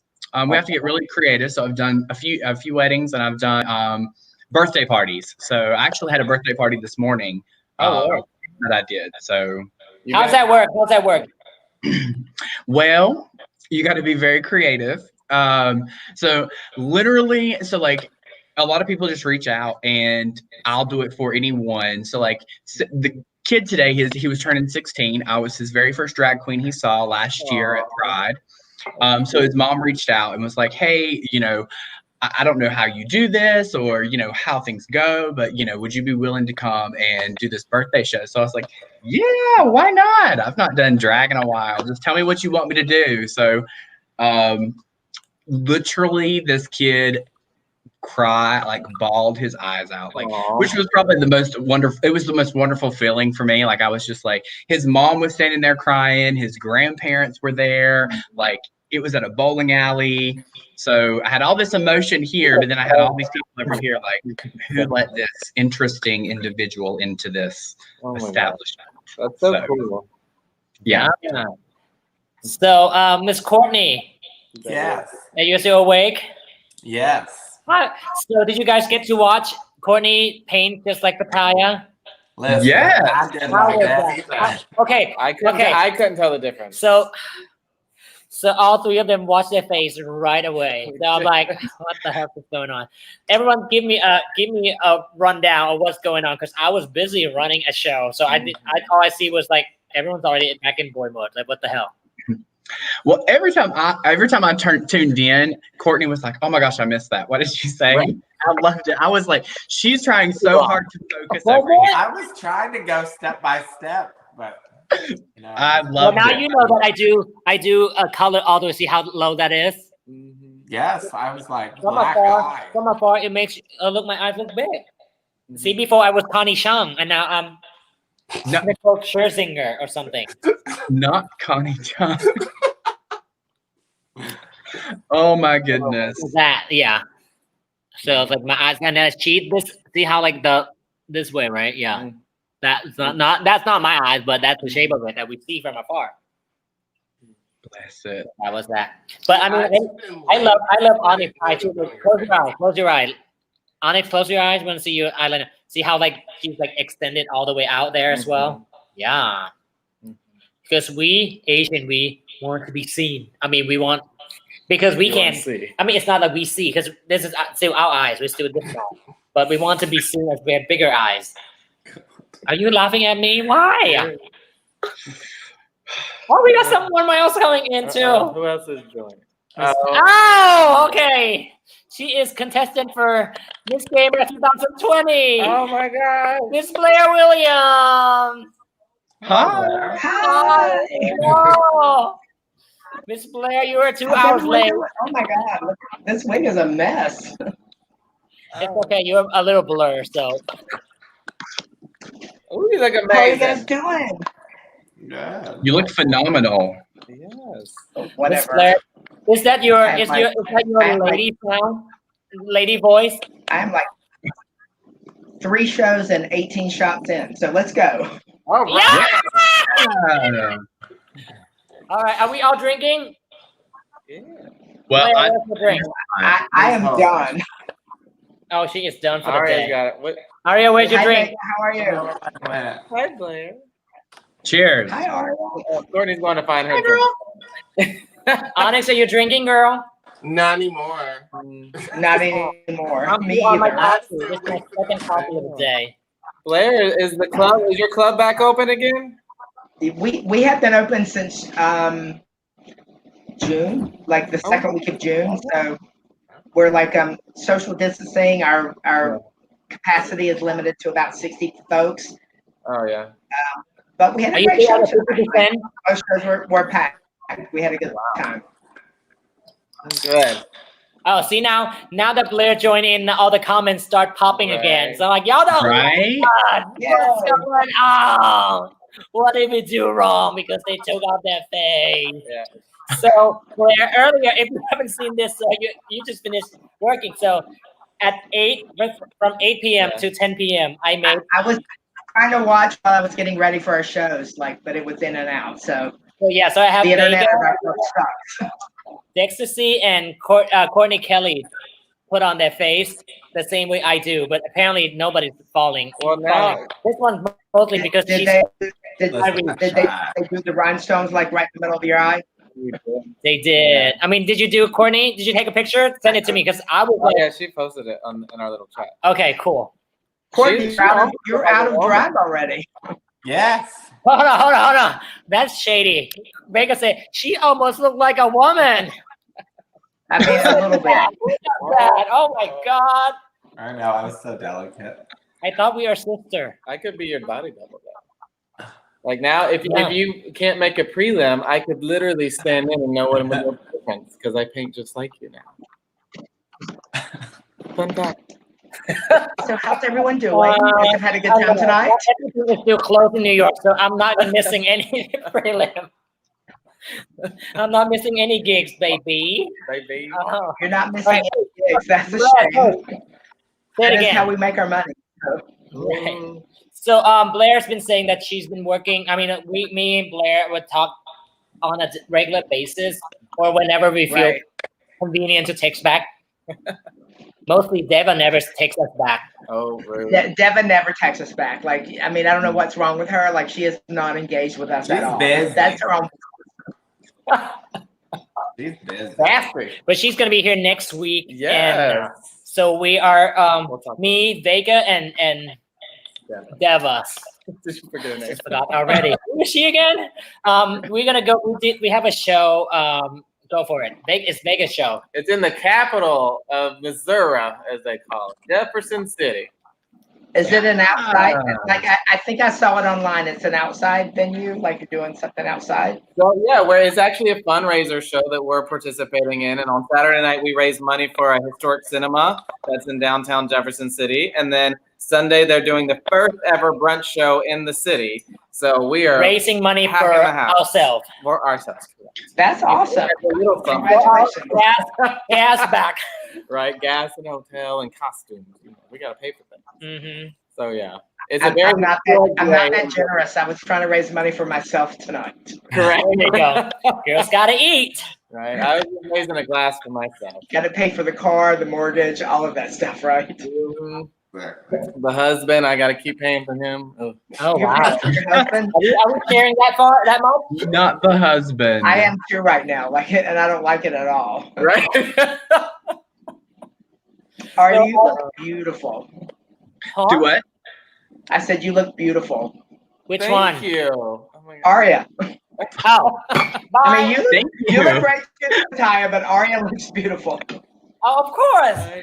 She got that, Oh, she got that swoop Wait, on. hold on. How You do you, just made me fall out of my chair. oh, wait.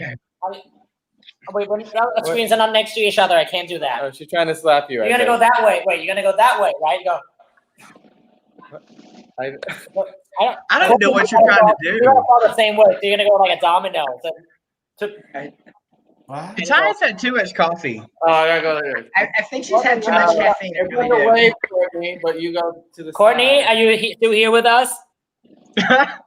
She's like, huh? Yes, I'm here. What are we doing? Wait, do Courtney, this. I wish you were in drag right now. I was like 2 seconds know- ago.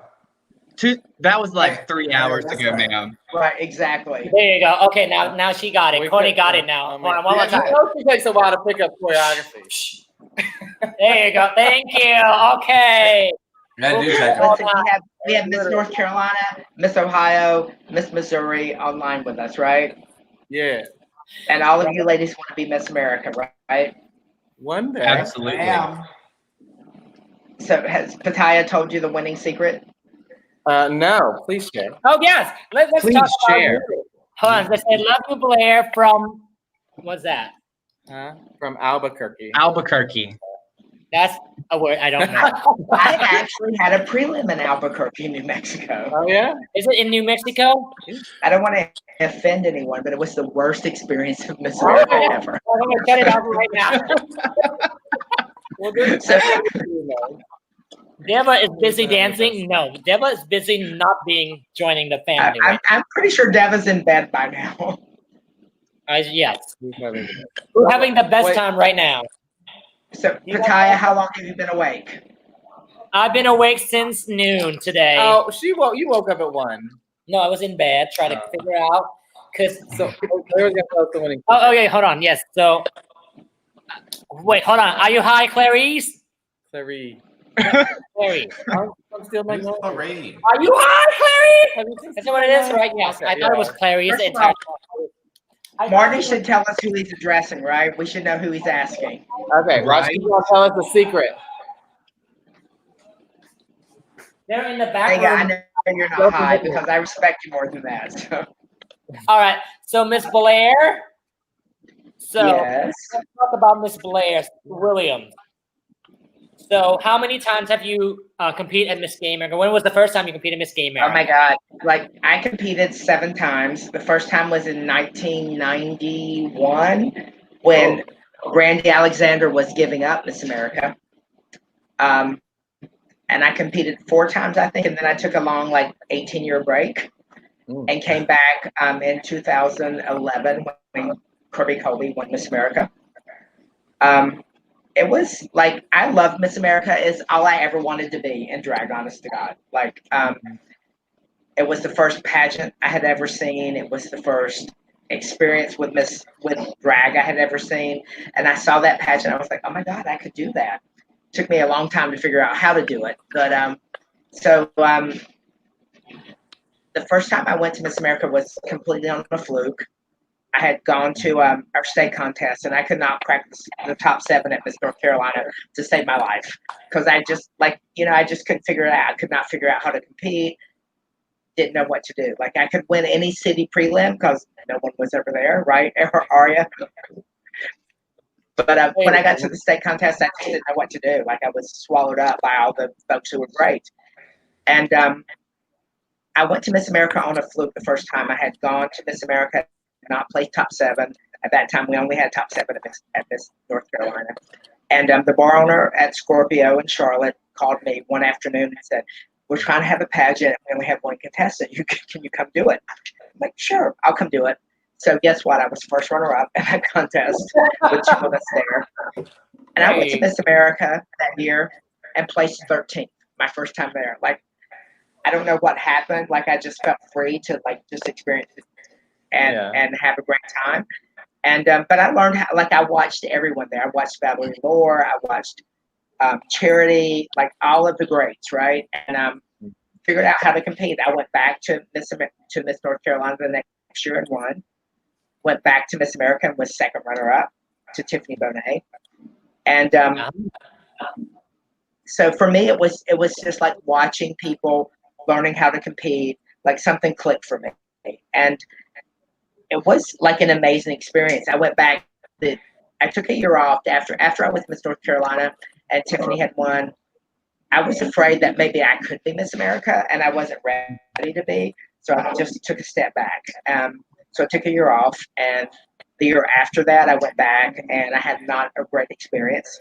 I ended up being 3rd runner-up that year. Nichols was 4th runner-up, and I just didn't feel great about drag or Miss America anymore. Like I felt like I had been kind of robbed of something, and so I decided to take a break from drag, and that break turned into literally like 18 years. And my husband and I moved to Savannah, Georgia, and I met the crazy people who work at the club that I'm the show director at now. And what was going to be for me a once in a great while kind of thing turned into every weekend really quickly. And Cody Collins came down to work with us once when the documentary pageant kind of first came out. And Cody and I had known each other for 1,000 years, but we had not actually kind of connected in a long time. And she came down and we watched this documentary at a film festival here in town. And she looked at me and she's like, "You're not done with this, are you?" I'm like, "I don't know." So Cody actually kind of like encouraged me to do this. And I did a prelim that year in Florida. And thank God for Mel Interview, because that is the only reason I went back to Miss America that year, because everything else I did in that contest was horrible. And when I say horrible, it was awful. But the interview carried me through. And my entire goal the year that Kirby won Miss America was to go to that contest and not embarrass myself. So I worked really hard. And I was as shocked as anyone when I made top 5 that year. But for me, that sparked another, like, maybe you can do this. Like, you know, maybe you're not done. Like, I'm an old queen. Let's just be honest. But I was excited about my placement. I was excited about competing. And for me, it was like, you know, I think I can do this. And it took me a good while to figure it out. I always think I took the right package to Miss America. My issue was in the execution of what I took. Like my talents, like I would have like this fantastic idea, and somehow prelim night or final night, it just didn't really work out the way I wanted it to. When I finally did win, it was something that I truly wanted to be.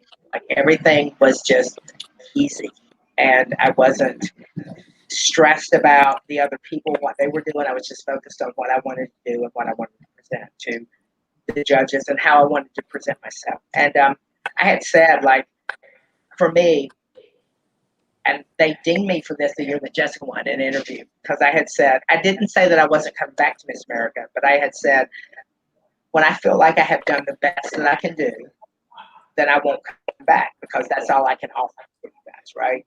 And but I never felt like that until the year that I had actually won.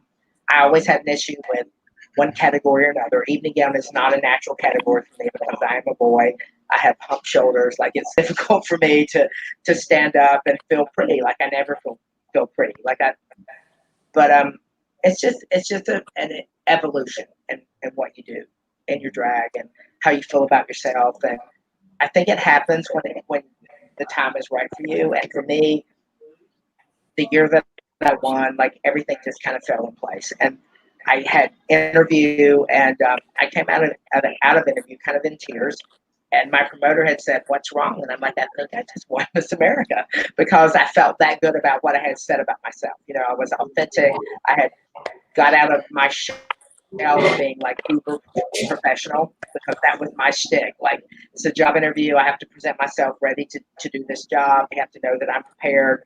But when I became a little more vulnerable and like just was more authentic, like, it worked for me. And after that interview, I felt like, oh, I can do this. So then I was relaxed enough to just put myself on stage. So Miss America is great. It's been the best thing I could ever have had in myself in my career. A lot of people say that, like, a lot of people are so scared to cry during interview, right? Male interview. And that's me.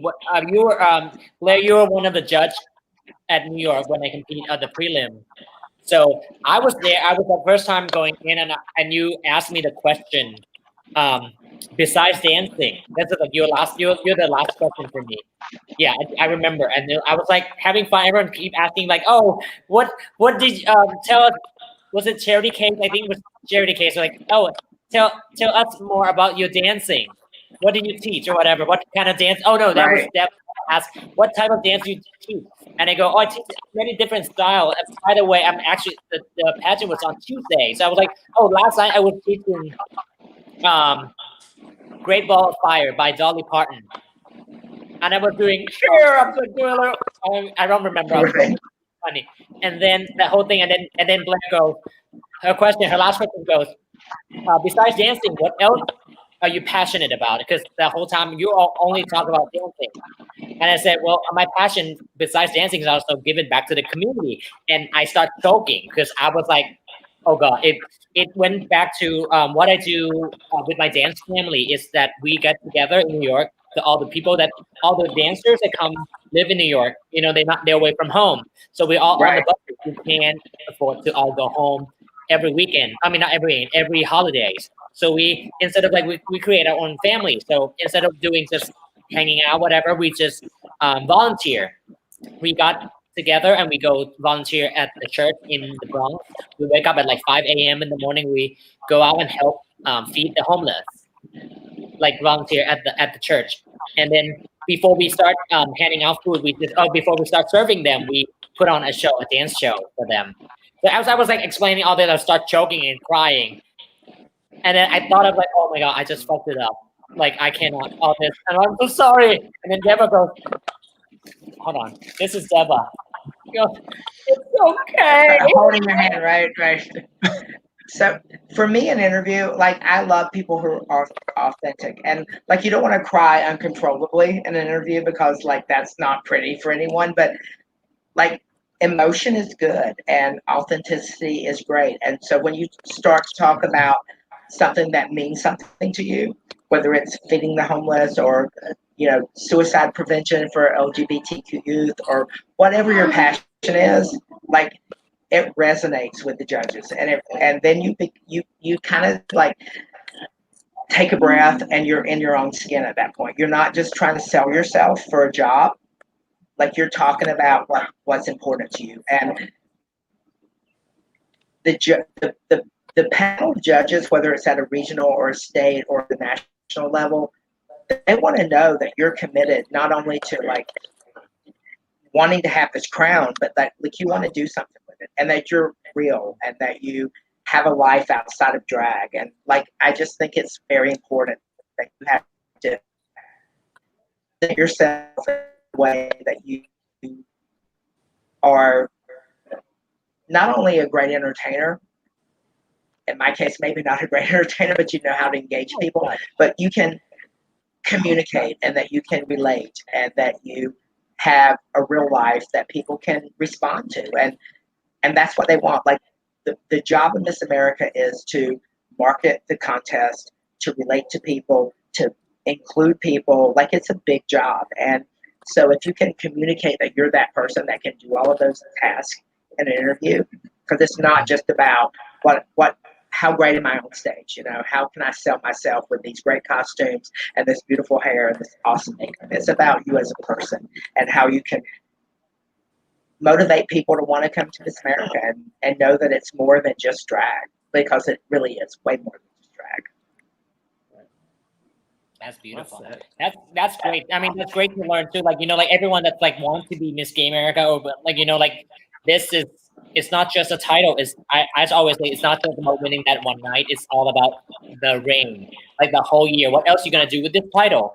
So like, take that in consideration. Like, you're not just presenting like, hey, I'm fierce, I'm here, I'm ready, I'm beautiful, and all that. It's more Right. show that side of you, of personality, of that person, that they can trust you for the whole year of who you. Asia O'Hara said to me after she won Miss America, and like near the end of her reign, because she had won US of A, she had like, I mean, she's a big deal, right?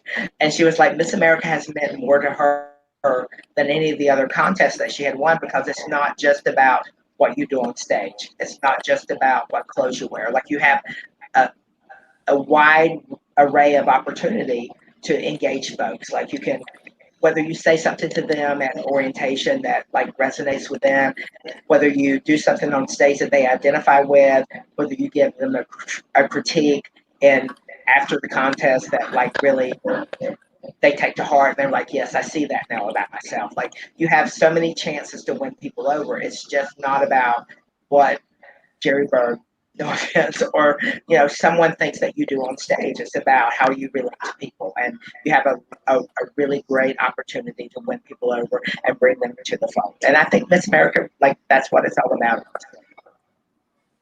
Yes. All right. Blair, is there anything you want to talk about your winning year, your winning packet? Well, my friends tell me I was the best mess that year. Oh yeah. For me, like when the last time that I went to Miss America, I wanted to like, you know, present myself authentically. And I had been working on my national package before I even competed in the prelim, hoping that I would get a spot. I mean, I expected to get a spot, right, one way or another. So I had like, I was taking a package to my prelim competition that I had done at nationals before, but I didn't want to do the same thing at Miss America, because I wanted to like really just be myself and show them what they were going to do. And I also had like the last 2 years I went to Miss America, I used to hire a makeup artist. Like, I had a team of people coming with me. And the last couple of times I went, I'm like, if I'm going to win, like, they should know what they're getting, right? Like, they should honestly understand like what I'm going to be on, how I'm going to be on stage, what I'm going to look like. Like, I don't want to give them a false impression. Like, so if they're going to hire me for this job, they should know what they're getting. So I started myself from Miss America. That doesn't mean I didn't have someone cleaning me up before I hit the stage. But I just like made a commitment to be myself, to be authentic to me, and show them who I am. So the last year I went, I probably took a smaller package than I had in years past, but I wanted to do something that resonated with me. So I chose music from my solo talent that I loved. Interview was never like a big deal for me. that doesn't mean that you can't take that for granted, because you can't just assume that you're going to do well, right? So you have to think about it. But like, interview was always kind of, for me, my ace in the hole. Like, I knew I was going to do well because I could talk to these folks about what I wanted to do and why I wanted to be Miss America. Talent and evening gown were kind of my Achilles heel, because I mean, I'll just be honest. I think I'm okay on stage and I know how to talk to people. So the pandemic has been hard for me because my longevity in this business has been like relating to people. So I talk to them, I hug them, I take pictures with them, I tell them how much we appreciate them being in our audience. And so they come back and they, it works for me. So for me, being on stage, like, talent and evening gown were a problem for me. I felt like I could pick a great dress, maybe just not the right dress for me, because that's important. Like, you have that whole evening gown category, like a big part of it is suitability. It's not just suitability for the category, is that dress suitable for you? And so what works for Taya, and what works for Aria, and what works for Courtney or Vega or Onyx might not work for me, because I'm 20 years older than some of you guys, or more. So you have to pick a dress that works for you. So for me, like, that was a difficult category. Like, so I had to like take a step back and like, can't wear what I think they want to see me in. I have to wear what I feel comfortable, right? So I wore a blue velvet dress that was kind of traditional. Was that the black one, right? The black one off the shoulder with the crystal? No, that was my favorite dress though, and that dress only cost me $400, by the way. Yeah. Can you have it? Can you have it? And my final night dress cost me $5,000. So who knows? But I just feel like you have to wear something that you feel beautiful in, and that you can sell to the judges. Like, modeling was not easy for me. Like, I worked with Katia, I hired a coach. Like, just you have to figure out what your weaknesses are and like really kind of figure out how to combat that stuff. For me, like, I always felt like I picked a great talent. My issue was in the execution of the talent. Like, I'd get in my head, like, I'd feel nervous about it, I'd forget the choreography, like, whatever was happening. Final night, like, I just kind of like just didn't. And my choreographer was smart enough to say, we're going to do this. And like, when you feel comfortable stepping into the choreography, you do this. And when you want to do your own thing, you step out and do that, so it worked for me. And the year that I won my production talent or main talent was kind of more from my solo talent the year before. And so I knew that it would work for me. And I would say this too, like, you have to do what you want to do, because at my prelim competition that year, I did Ain't Misbehaving, which I had done and scored well with years ago. And Tasha Cole was on the judges panel that year. And she said to me, because all the judges had said, just do that talent, it's fine. Like, you can win with that talent, just do Ain't Misbehaving at nationals. And Tasha said, why would you want to do that? At your level, there are going to be 4 or 5 people who are doing that exact same talent. Everybody's going to like be doing the same moves. Like, why would you want to not step out of that box and do something original that the judges haven't seen and will set you apart? Like, why do you just want to be safe? And so I thought about that, and I'm like, you know what? He's absolutely right. And Tasha Cole is a risk taker, right? Like, we all know that. But I thought, why would I want to do that? Why would I want to take a chance of being safe and being first runner-up for the 3rd time instead of like really stepping out and doing what I want to do and taking the opportunity to maybe win? And it worked. So I would encourage anyone who wants to compete is to not play the safe card, like, to really analyze what you want to do and how you want to present yourself, and just go for it. That's a great advice. Thank you, Blair. So tomorrow, Blair, you're coming back to talk with us. Yeah, I'm gonna come back and talk about interview. Yes, she's gonna be a man tomorrow, giving us all the tea about the interview. You're gonna join me at 9 a.m. your time.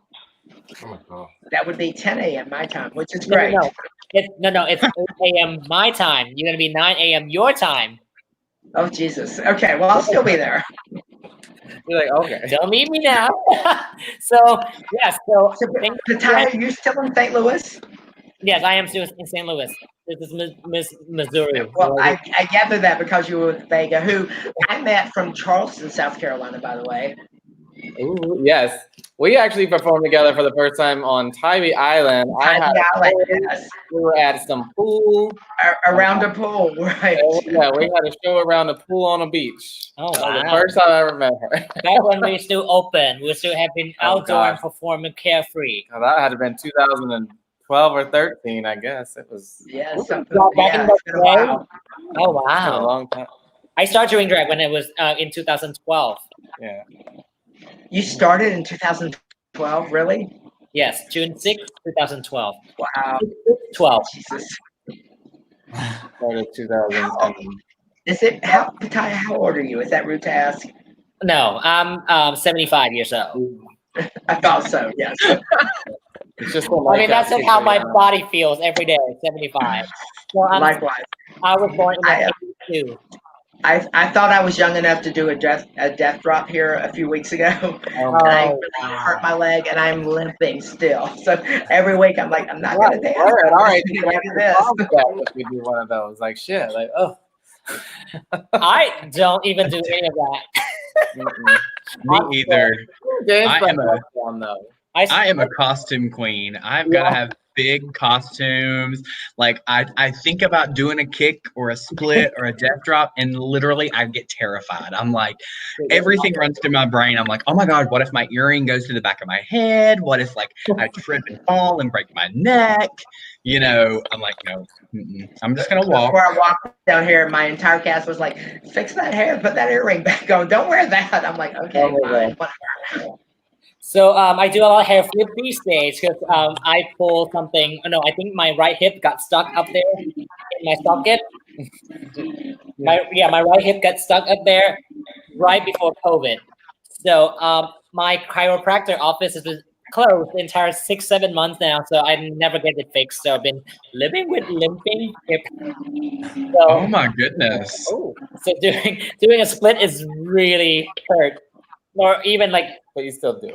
Ow! Let's see how. Oh, now you're just showing off. I see that. Right? Exactly. Exactly. No, I just if you're here, you would hear the sound crack. Cracking.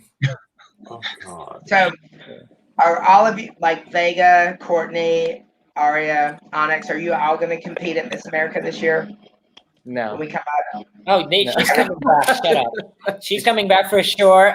Courtney, are you coming Vega, back? you're not. I am, yes. Yes. Aria, are you coming back, baby? I am working on it, yes. So She's working on it. Listen, I told y'all I got that quarantine 40. I've got to lose it. I have no gowns to wear, so I'm like, I've been on keto for like 8 weeks and I'm hungry. I'm just saying. That's why I'm in this.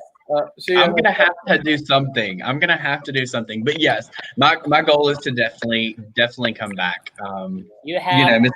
Miss Gay America is what I've wanted to do for so long. So you have I'll be back.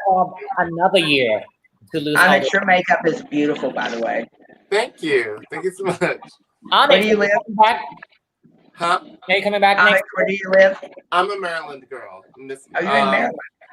She's the first alternate to Miss Maryland last year. There is good drag in Maryland.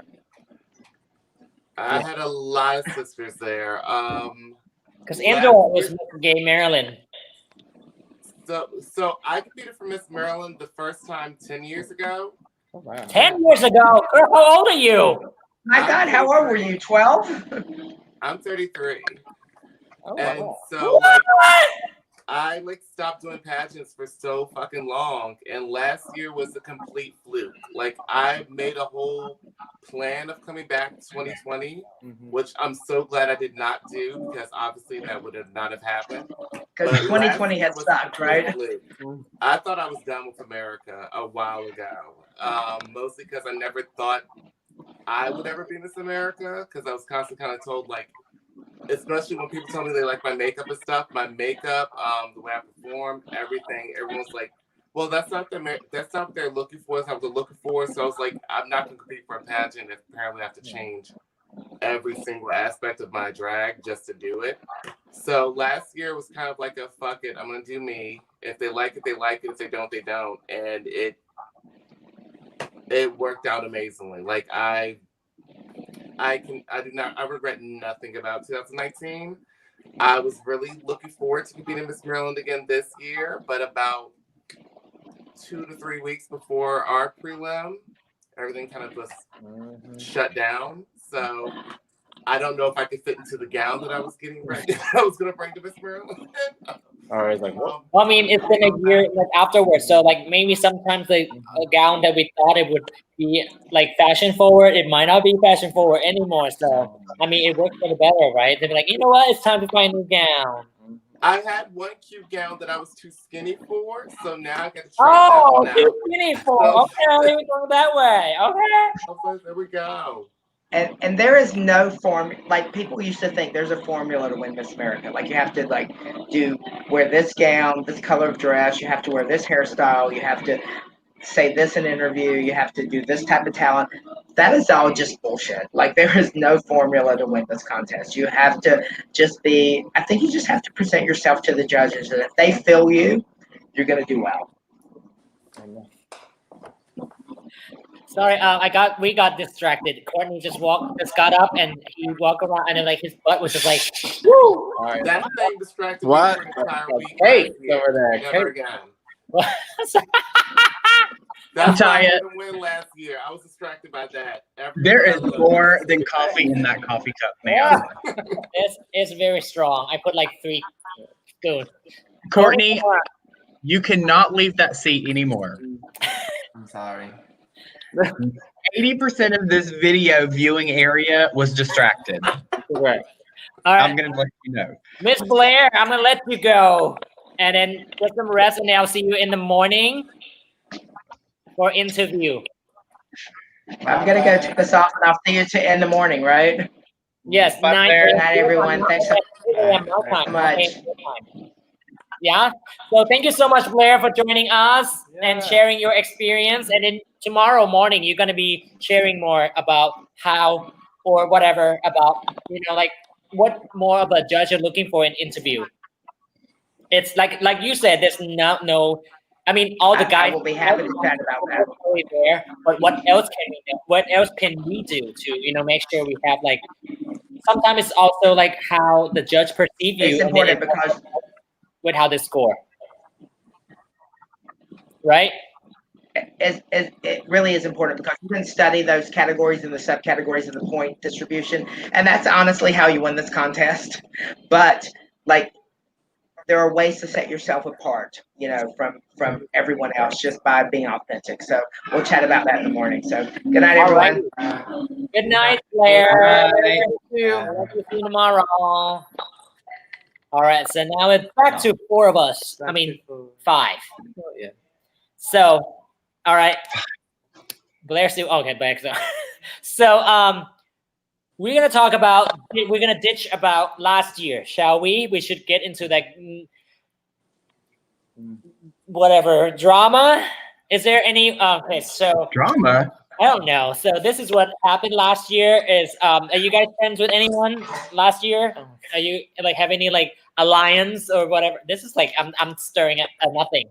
No, I didn't know anybody last year. So. Listen, last year was my second year, and I was still as starstruck and as terrified as I was my first year. It's just this feeling, when you get to America. Well, my first year in America was in New Orleans, and the hurricane came through, so we had to cram the pageant into 3 nights. It was an absolute crazy event. But this year, I was still starstruck. Alliances. I don't think I created any alliances. It's not a cyber game, but we just make it something. So I didn't know that's how we played the game. Let me go back into my. I think Aria, you're the only one who's actually have experience going in, right? We all the first timer, right? And Aria, you're the only one with the second time around. So you have, but I didn't know that because you look Yep. like you look 14 as a boy. So I was like, and I was like, when I go back and watch the DVD, I'm like, wait, that's Aria. Yeah. Oh, this bitch fooled me. Because I mean, so I go. This is the first time I came into this pageant. So when I was very nervous. But I mean, my mindset was just like, don't let anyone see that. Do you want to show up? And I think I told Onyx this too. It's like, I want to show up and be like, I'm just here to collect the crown.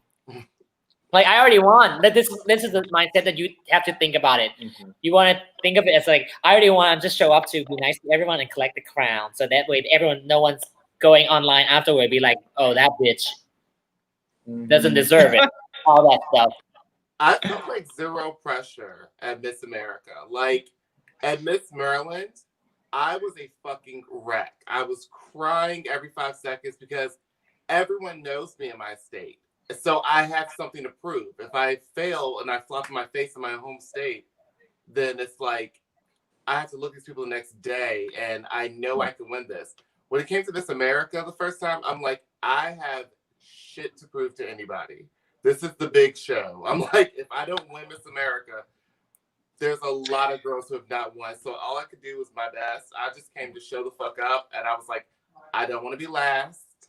And I don't want to be laughed at when it's not a funny part of my talent. Mhm. And that's all I could do. Yeah. I was like, That's how I looked at it. Like we are the top in the country when it comes to the Miss Gay America system. So, I was there to have fun and learn, and I want to be Miss Gay America, but the pressure, that's just it. There was no pressure. I feel like, when you said alliances, like everyone I met had each other's backs. I felt like everyone was very approachable. Everyone, it was really a true sisterhood that I absolutely loved. So. Yeah. So I mean, when did we? What day? So it's the whole thing was 4 days, right? So it's a first prelim night, Second day off final. Yep. registration 5 days, right? Registration was the first day, Oh yeah. and then what else? No, that was the. No, it was registration and night 1 were together, and then you had night 2. We were off night 3. That's when we did awards, and then final night. So when did we go to volunteer? That's the day 3. Yep. yes. Okay. Because my memories are like so off. So I didn't really make friends. I mean, I was focused. I was very focused. So I was nice to everyone, but I didn't really get to like hang out to be like, you know what? The first 2 days are done.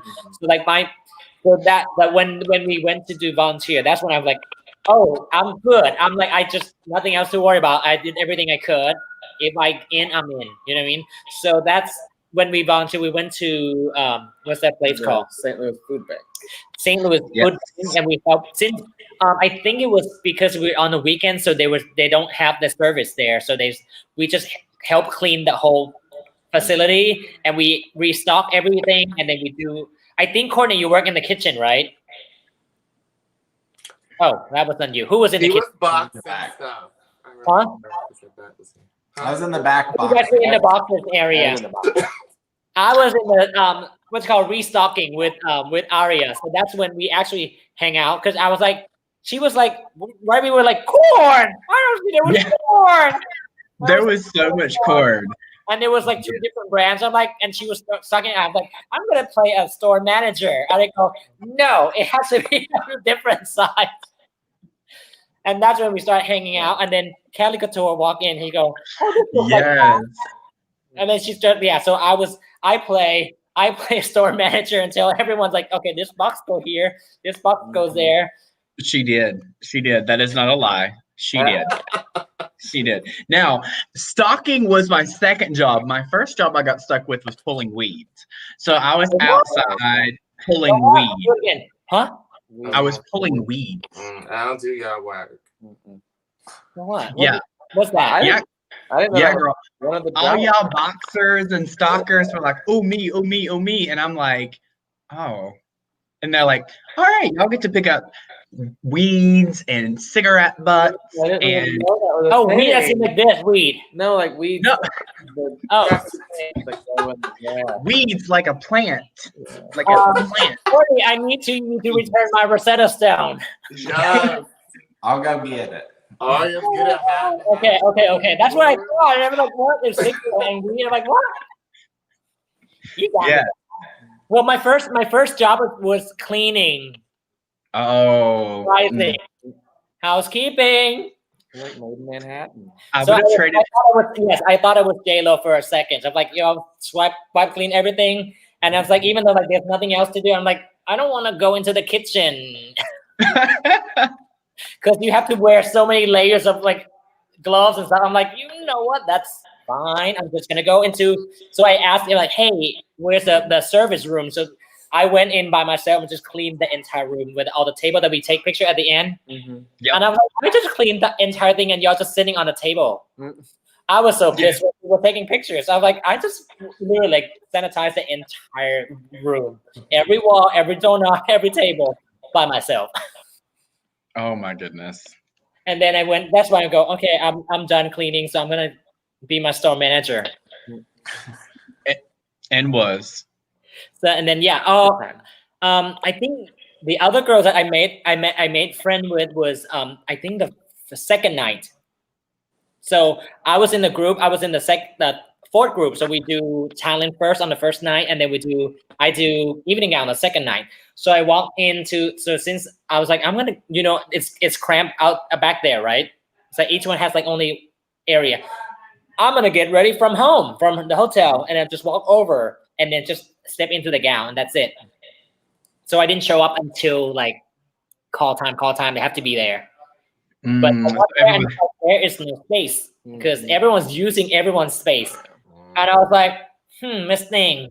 I was contestant number 1. I was like, Miss L'Oreal, you're contestant number 32. Why are your stuff is in my 31?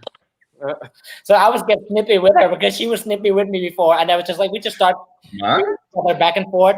And then we become best friends that night. So she did Bette Midler as her talent. So I was like, oh, I love Bette Midler. She's like, oh, bitch, I love Sheeta Rivera. So that's when we start like bonding. Back before I go out, So it's just like it started off from like reading each other, be like, bitch, you're in my space, like that. So that was my story. So anyone Vegas, share our story. I didn't know anybody. Actually, you know what? I was thinking the first time I met you, you were wearing that outfit. You were at a prelim. I was at Mr. Gay America. So I was like, you know what? Like I wore this dress and everyone was busy watching the shows. I was standing back because I was in drag, and I think I was talking to 2 promoters, and then what's her name? Adriana Fuentes. Mm-hmm. Yes, we were talking, blah blah blah blah, and then Vega husband Ryan walk over and start talking, and we were like, oh yeah, blah blah blah, and then Vega was like, Ryan always acts like he knows everybody, and then Vega goes, why are you talking to my husband? Okay. Oh. And I was like a real woman, I wasn't sure actually. Yeah. Anyway, so that was that. I was like, oh shit, Miss Missouri is gonna hate me. Oh my god. Everybody likes Ryan better than me anyway, so it's no surprise. I was just nice to everybody because that was the first time. Yeah. So that was Anyway, wait, what's your story? Keep going. No, I was like not nervous this year, but I was intimidated not by the competition itself, but by the fact that I felt like I was this new person, this outsider coming into someone like this large, already established family. So that, I didn't realize really that it was anybody else's first year because I just felt like everybody already seemed to know everybody. Go. I was like, what's I'm just grabbing my other drink. So that part was a little intimidating for me, and I'm a very social person, but I'm also very slow to begin talking to people. I guess I kind of hold back and then kind of try and formulate my opinion. But once I know you and you get me talking, I don't shut up. So, but yeah, so I just kind of sat back and watched everybody. So I feel like I was pretty quiet throughout the whole thing. You're very quiet. I see you around. It's just like I thought she was more like focused. Cause you would be like, hi, and you go, That's just me.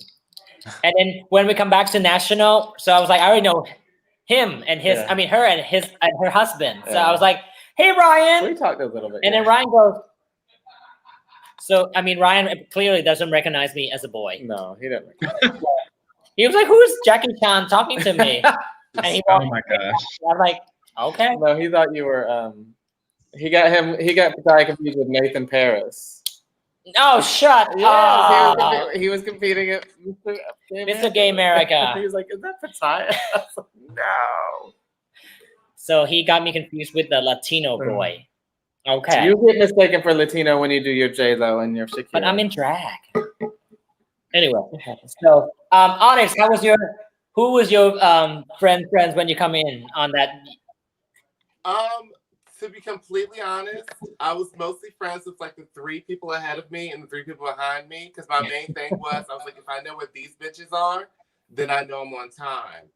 So that's why I mostly remember like the back of Aria and like the back of Vega to be like, okay, if they're here, then I'm That's good. it. That's it. Wait, Onyx, what's your number? What's your contestant number? I was 23. 20. I can't remember, but literally it was Vega, me, and then Onyx. I think like we were all 3 right together. Yep. I thought it was perfect because each night we were really the first one. So like I competed for all of 30 seconds the first night, or because I did GAM. That freaks me out. And like, then I got to watch the first whole. first You know, I love to be the first one because I like to sit down and relax and get it over, done with. Yeah. I got to watch the entire pageant. It was exciting. Alia Martinez, former Miss Gay United States, says, sometimes I barely recognize you as a boy, and we've known each other for like 7 years. Right. Shade. Well, we work at the restaurant together, the drag queen restaurant called Lucky Shanks in New York. So she was our manager. So she worked as a boy the entire time. And then one day on her birthday, she showed up in drag and she walked around like, who is this cross-dresser coming?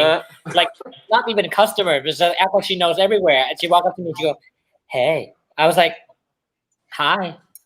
I didn't recognize her. And she was like, and then 3 seconds later after she started talking, I'm like, oh, bitch, bye. Oh, no. That was the story. Anyway, so back to us. Oh, wait, how do I? Back to us. Back to where? Oh, yeah. So you're on the first one to go on. I love doing talent the first night.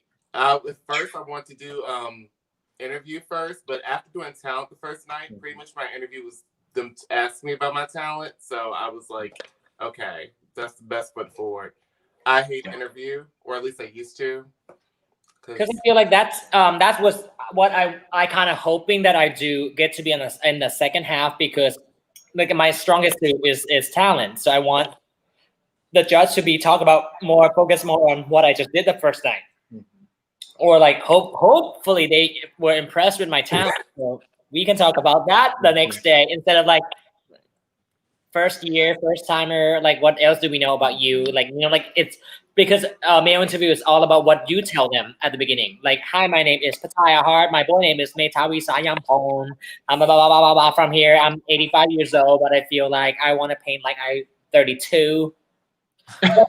So like it's so like being able to judge. Now I've been judging the pageant, so I know like with male interviews, like you don't have anything about them at all, each contestant at all, but you just bullet pointing while they were talking. So like, or sometime in your head, or you just make a note on that, and then put whatever topic that they just told you about themselves. So like having to have that impression on you before going into interview, that I feel like that's kind of like that's what I was hoping to help me with the interview. But some people like Courtney, you did interview before, right? The first day. So how was that? How was the experience having interview first? I like having interview first though, because I like my facial hair. I like really playing. Oh yeah, so you like a transformation. Yeah, because I look like a 12-year-old lesbian after drag, so I did not want to. Oh, she thinks she is. Okay. I'm right there with you. Right there with The you. worst. Aria, 14. Listen, He gets a little yes. facial hair. I You see. do look young as fuck. You girl. did. You see when you go out to Tennessee, I was like, who is this with the mustache? This kid, And- 14-year-old kid with the full mustache on. And see, what makes it even worse is my drag mom for like my second pageant I ever won, like for my give up, my eyebrows kept popping up and she shaved my eyebrows that night. She was like, you know what? It's just like God intended and shaved them. So Oh, since then, I have not been able to do my makeup and actually like it without shaving my brows. So yeah, so like literally, it's just like Okay. there's nothing. So it's like a 12-year-old boy with like nice arched out brows. oh my That's god. what it Onyx, do you have your eyebrows? I've never shaved boy my eyebrows, you shave your eyebrows off like too? day. Nope. I've had a lot of bitches tell me to shave them off or cut them off. I was like, no, I just have my glue stick Don't do 'em. and call it a day. I've Um, never shaved them. so I'm Asian, so like we're not whatchamacall, like not very hairy. I'm a weird thing. I have to shave every day. Like this is about to pop back out within like 3 hours. I just shaved like 4 hours ago. So I grow hair fast, but with eyebrows, I'm scared that it will not grow back. Some people don't, yeah. I've seen people shave their eyebrows and never come back, and I'm like, Yeah. and you're white, you have more hair than me. So I'm like, and Luckily, mine come back within a week. It's not full, but they're there within a week. So, and you know, I keep them just trimmed really, really nicely. But yeah, Miss Jessica Jade is in the audience. She said, "I look not 112. after what? After look? What do you mean? After getting out of drag. Yeah. Oh, I feel I like I look see. like an alien most days. Especially when I have my head shaved and like I got my face shaved. I look like an alien. Oh, It's weird. Yeah, it's very weird. My beard will be back tomorrow though, so that's fine. Yes. So this is what I think it's like a beauty of Miss Gay America is that you get the transformation. You get to be a boy and then you turn into a beautiful something creature. Because sometimes you Not don't want to be creature. fish, sometimes you want to be I always want to be fish. What you mean? or that. Yeah. There were a couple girls where in and out I was like, holy shit, that was you. Okay. Right. Who did you not recognize?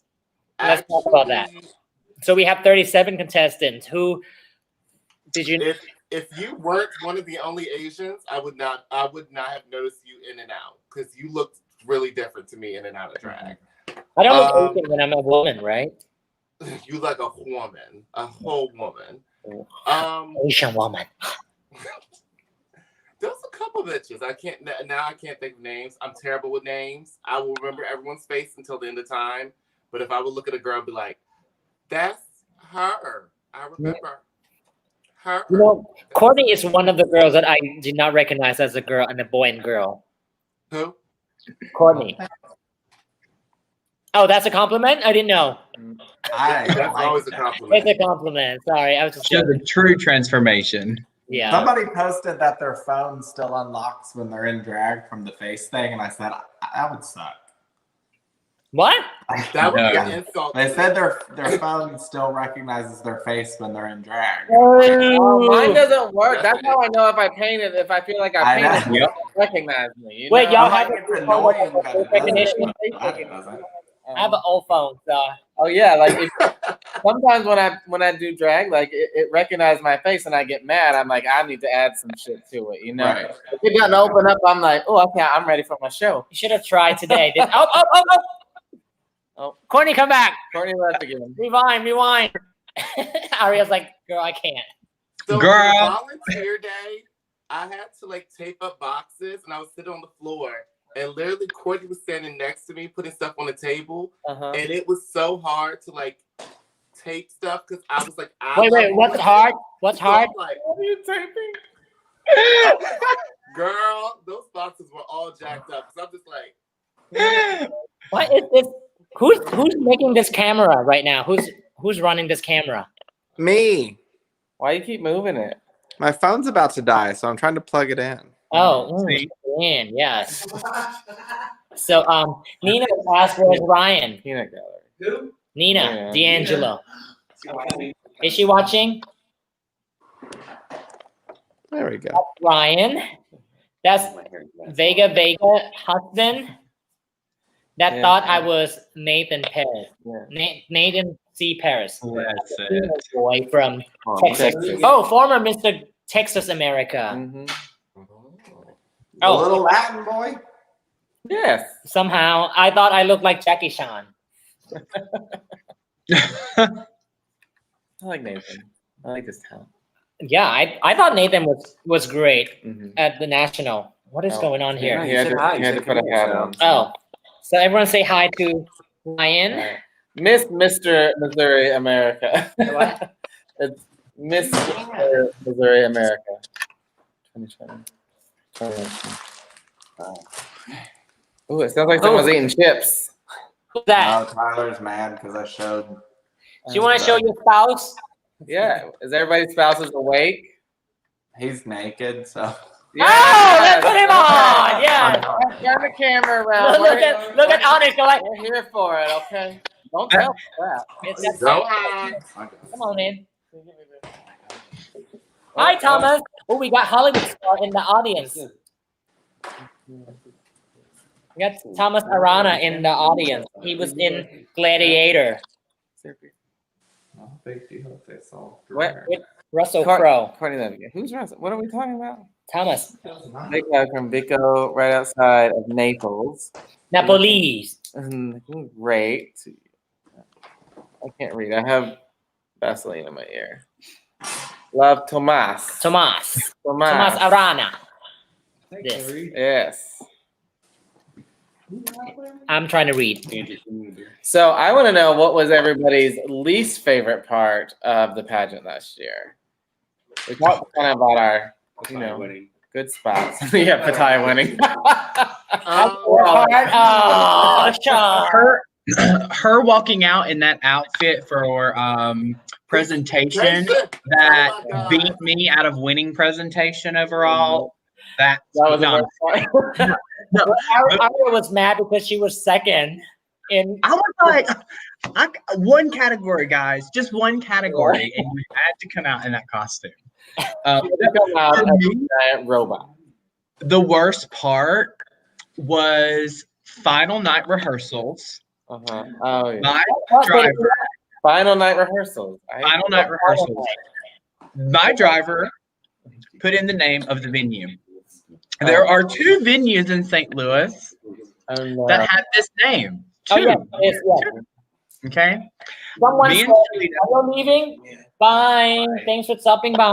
Thanks for coming. Shalita and there are at the same. Shalita and I are driving. We get there 30 minutes early. We're like, girl, we on time. It's America. Admin points. So we're standing there and we're like, where is everybody? So we go in. We try to find this place. They're like, there ain't no Miss America pageant here. And I'm like, what are you talking about? And they're like, oh, there's another one 20 minutes down the road. And I'm like, 20 minutes? That. I didn't either. But you guys never late. Oh, no. Yeah. There was a whole group that I was the one to be like, guys. There's like at least 6 people went to the Yes. other There were several of us. What was my saving grace You were was there. the fact that Endora actually went to this venue as well. Oh, really? So that was the only saving grace that Shalita and I had, because like there were 2 venues with the exact same name. Like I have never been so stressed in my entire life. Really? Never been so I stressed. didn't know that. I'd never seen that place and I live here, so. The worst part for me was after I won, we would try. So everyone packed my stuff. Hold on. Let's go back for a second. After you won, was the worst part? Yeah, it was. I'm so sorry for you. I was hungry. It was 3 in the morning, and we still cannot find an Uber home. Oh. Oh my god. Yeah, so you. I would've given you a rap. Pageant was over at like Everybody just 2 o'clock. Yeah, Everybody literally just left. everyone's gone, and like I have 6 dancers with me, and that's it. And then Mike and Rob was packing, about to turn off the lights for the whole thing. And I was like, hold on, I can't get an Uber. Every Uber was like 45 minutes away, 45 minutes wait. So we were waiting for like until like 15 minutes. I was like, oh, it's going to be here. They cancel 4 times. I did not get back to the hotel until 4:20 something. Oh my gosh. Oh, that's My pretty mom was bad. like, we're supposed to leave tomorrow. When are you coming back? I was like, well, you want to drive back and pick us up, but then they have like they rent a car that has like the small ones. So there were 6 of us. There's no way she has to do double. Yeah. So I was like, you know what? It's late at night. Like we'll figure it out. So we all scram into one van that we got, like a minivan, and Uber driver was so pissed at us the entire time. Oh. He was like, "This is far away." Blah, blah. I'm like, "Shut up and just drive. Shut up and drive, drive, drive, drive." And my dancer goes, "Don't you know this is Miss Gay America?" I was doing geese in full geese and everything in boy clothes. Oh gosh. And the guy, the driver, was old, so he was like not having it. He was like, you gay, you gay. Right. So the whole ride back, I was like, That was oh, really it's cringing. Yeah. Mm. And I was hungry because the last time I ate was right before I started doing my makeup, which is 3:30, I think, p.m. So it was literally like 12 hours of not eating. So, Yeah. so I was like, yeah, I feel skinny, but I don't need to be that skinny. Something that was it. Yeah. Courtney, what's your worst experience? Did you answer? Least favorite part. Least favorite. Why is everyone quiet?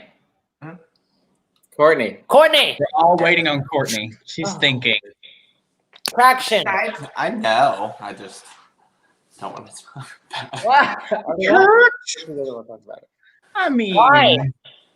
There was one person that we competed with that I did not get along with very well. The whole really? don't talk about me when I'm in the room. I know. Was it me? I mean, we can talk about it. I mean, Was she pretty?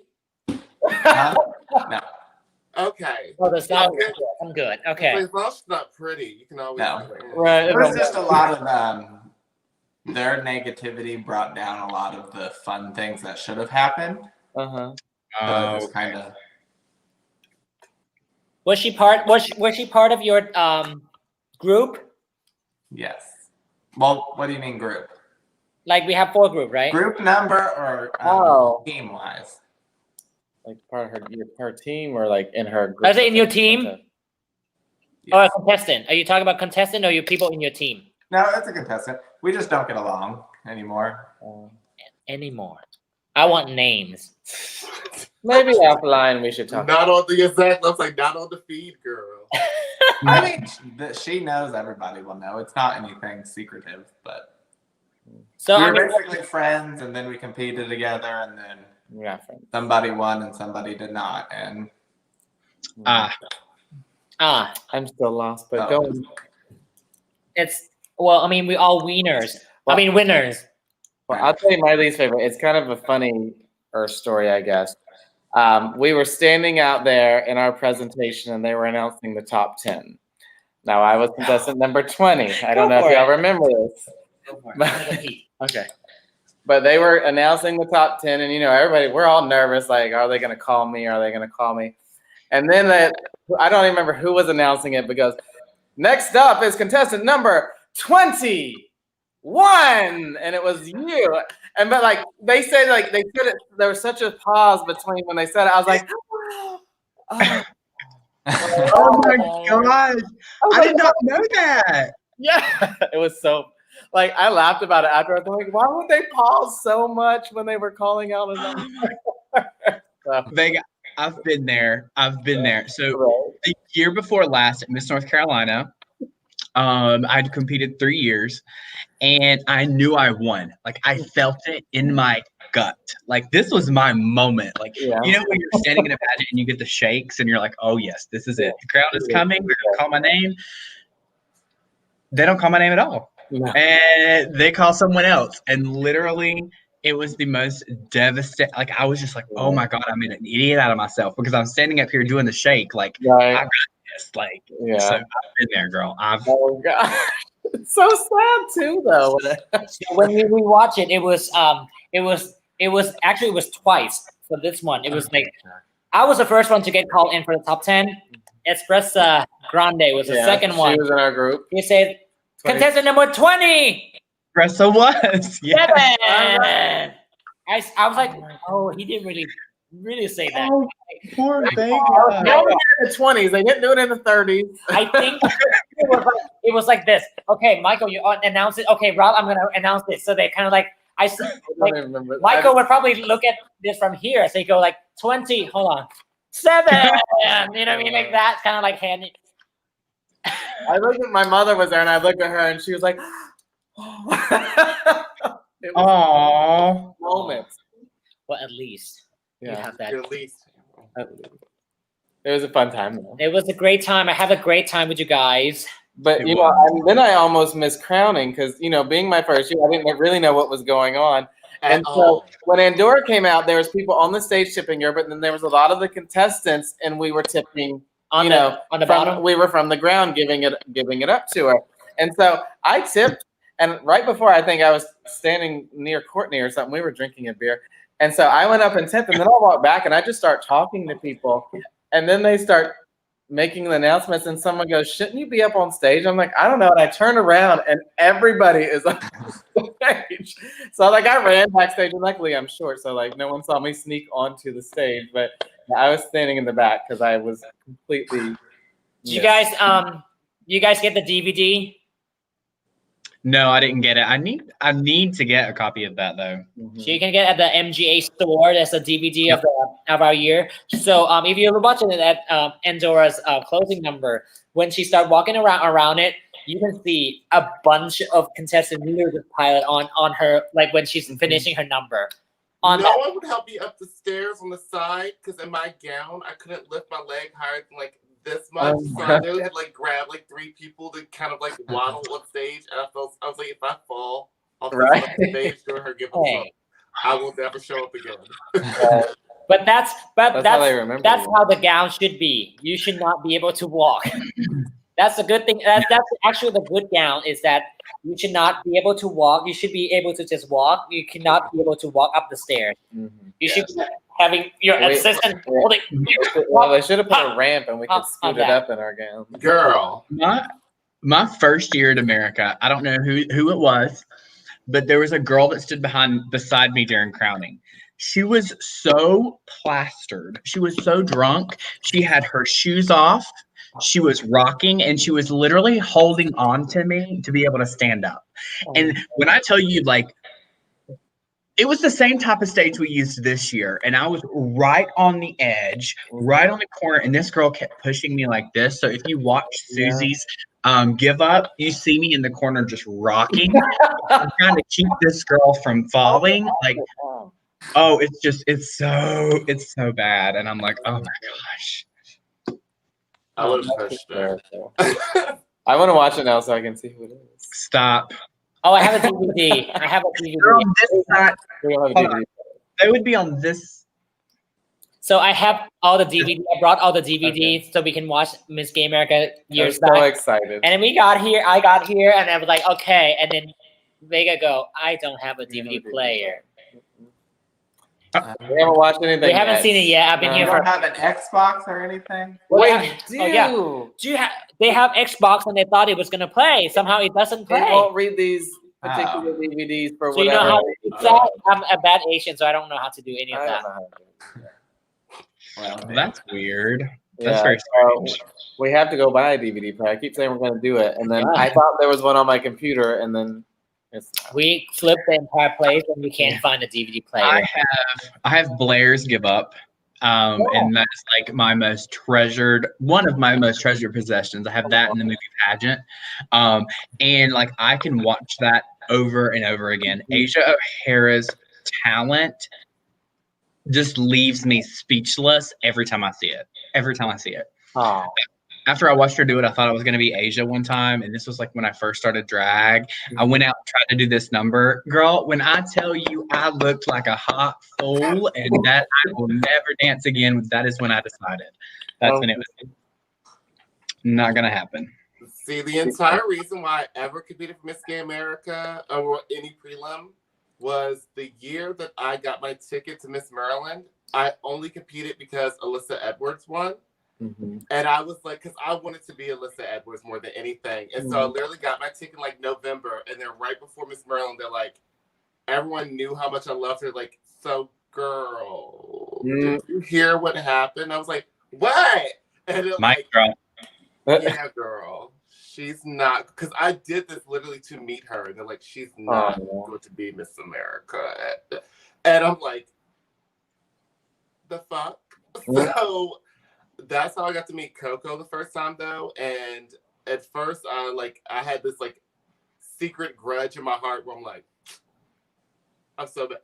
And it was instantly I fell in love with Coco because she showed up, and I was like, oh my god, she's so everything and just too muchery. She had like stuff shipped to like the bar to match the theme of the.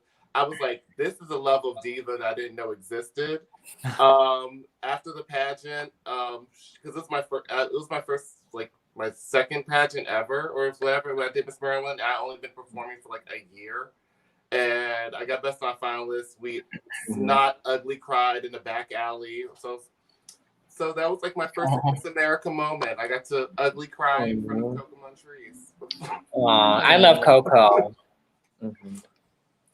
That's cute. I didn't ugly cry when I won Missouri. You did? I did not. Oh, you did I not. was actually sick as a dog.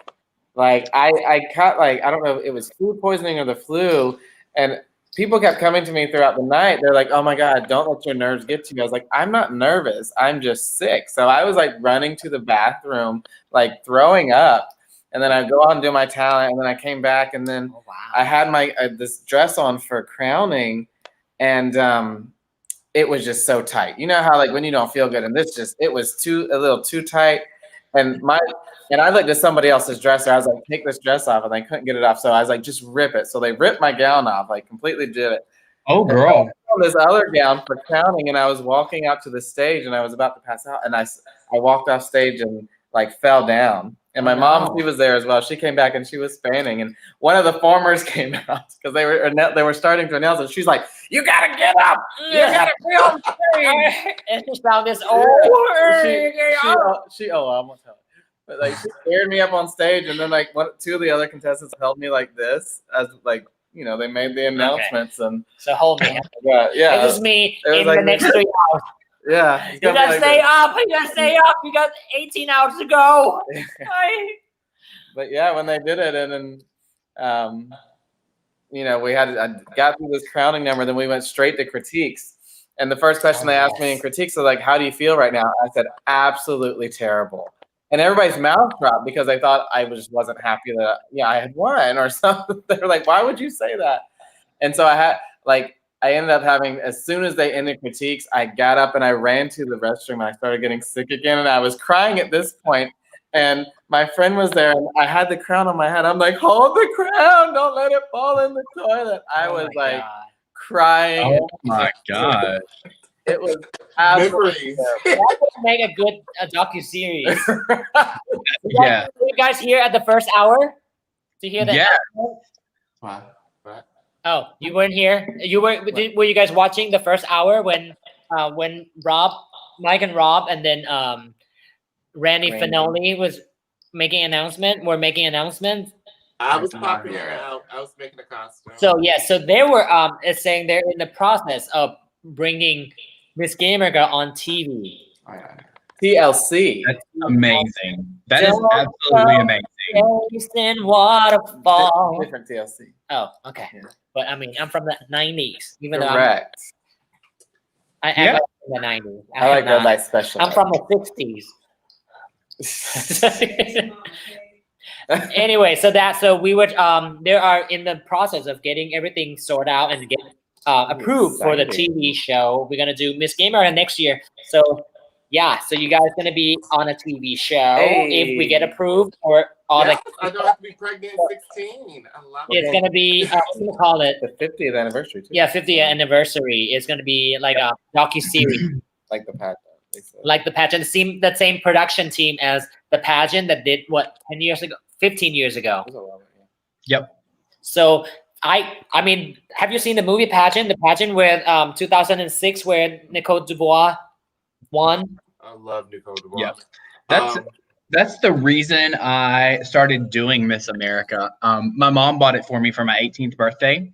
And then she passed away shortly after that. And so literally that is the whole entire reason that movie is why I do Miss America and why I want to be Miss America, because like it's so near and dear to my heart. So it literally, like, I'll never forget seeing Cody Collins and everything that she went through to achieve that goal and watching it on that movie.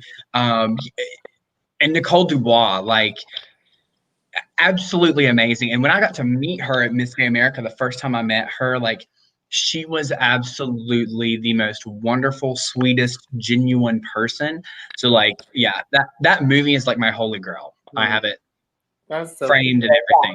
I watched it. So I'm like, I watched it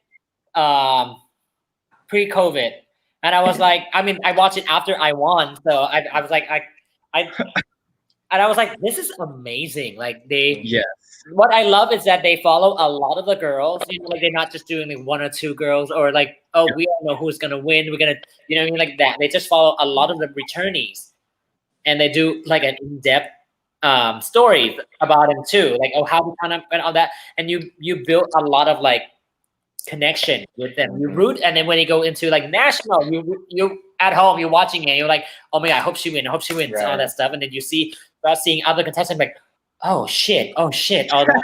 Yes. And then for me, I thought the best part was like, and the girl that they didn't do a story on it at all, like they come out of nowhere and sweep it like that. Woo! Yep. My favorite part was Alyssa Edwards outside the back door smoking. I was like, you better work. You better work. That was my favorite part. I was like, look at little baby Alyssa. Look at her. Look, she didn't know where she was going, but she was going somewhere. So that was my favorite part. I love that movie. And the thing is, like, this is 15 years ago. So yeah, you imagine how much more fun it's going to be for this one if they come back and do it. You know what I mean? Yeah, that's amazing. And what they were saying that they were going to follow all the contestants that made into the final night. So like what they do is they're gonna film it, and then they're gonna go back after the pageant. They're gonna do more footage. Oh wow! So I'm like, what about the raining? And then I get no answer. I get no answer with that. I'm like, you get a good farewell. I'm like, I don't get any episode. You got 2 years. Right. You get a good farewell. Yeah. That's what it is. One year I was just at home eating. This is my corona. This is my pandemic. It was a trip from the first 3 months, March, April, May, and June. It was bed, couch, fridge. Couch, fridge, bed. That's my life. That sounds great. That's how I gained 4 pounds, and now being here, I lost a lot of weight already because they eat a lot. I don't eat a lot. Ryan eats a lot. You know they snack a lot. No, so I would be the one be like, don't eat. Correct. I woke up at 1 o'clock in the morning the other night because I thought there was like a raccoon rummaging in the. Yeah, that's my daily routine. That's my daily routine. My job has been work from home now for the past since COVID started. So literally, and my desk was in my drag room, but I had to move it from my drag room because I couldn't focus with all that crap around.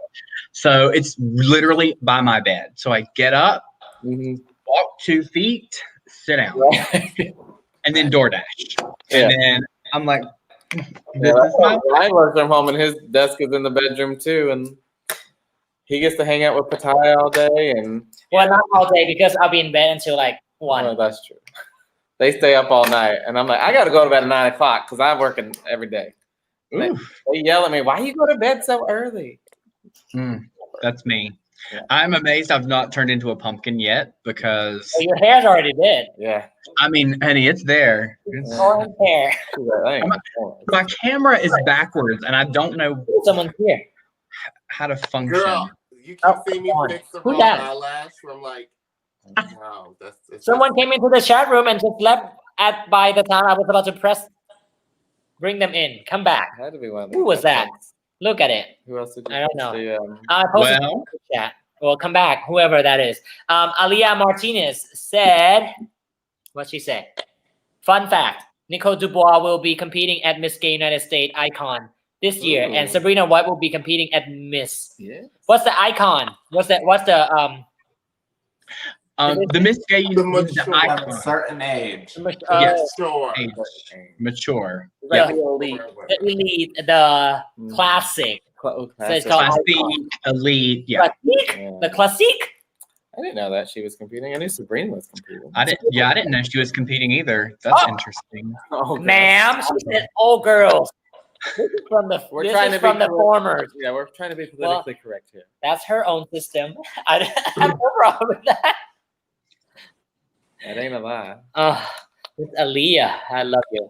I miss you. Who was in here? Show. Oh, my look goodness. at that. Oh my goodness. Oh, fresh meat. Barbara, Hello.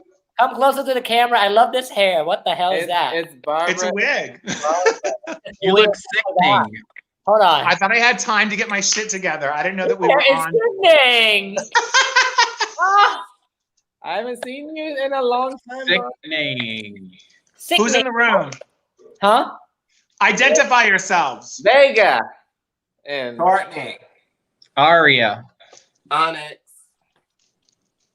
Pataya. I met Barbara when she competed for Miss Gay Illinois. I steamed Wait. her dress. Let's go back. Pataya who? I think she was there last. Oh, that's what Cher does. Oh my gosh. Hi, Courtney. How are you? I'm doing well. How are you? Good. You look so handsome. Courtney, are you tired of being the hottest guy at Miss Gay America? Right. It must be stressful, Courtney. I'm not. Oh wait, are we voting? Are we voting for the hottest? Oh, it's like Miss Okay. Congeniality. Okay, and Miss let's do it. So since That it's should be a only, category. so it'd be like we vote for Miss Congeniality. I mean, since there are only 5 of us, 1, 2, 3, 4, 5, 6 of us, Yeah. might as well just make me Miss Congeniality. Like, No, bitch. What? No, you cracked all of us already. We're good. Thank you. Right, Barbara? She's done and got us. You're good. So who's your? Okay, let's vote. The Miss unofficial Miss Congeniality? Congeniality. Ooh. I'll I'll give you 5 seconds to think about it. I need a contestant list. Do I have to say it out loud? Of all contestants? Oh yeah, I know. who mine is. All the 37 contestants I know that we who mine compete together last year. So I you guys know? You guys remember who? Okay, we're gonna go through the list. You have the list that you send me. It's on my phone. So contestant number 1 was Barbara. What are we? I thought we were. Yeah, I'm just gonna go over names so you guys Okay. remember who. Okay. I've got mine.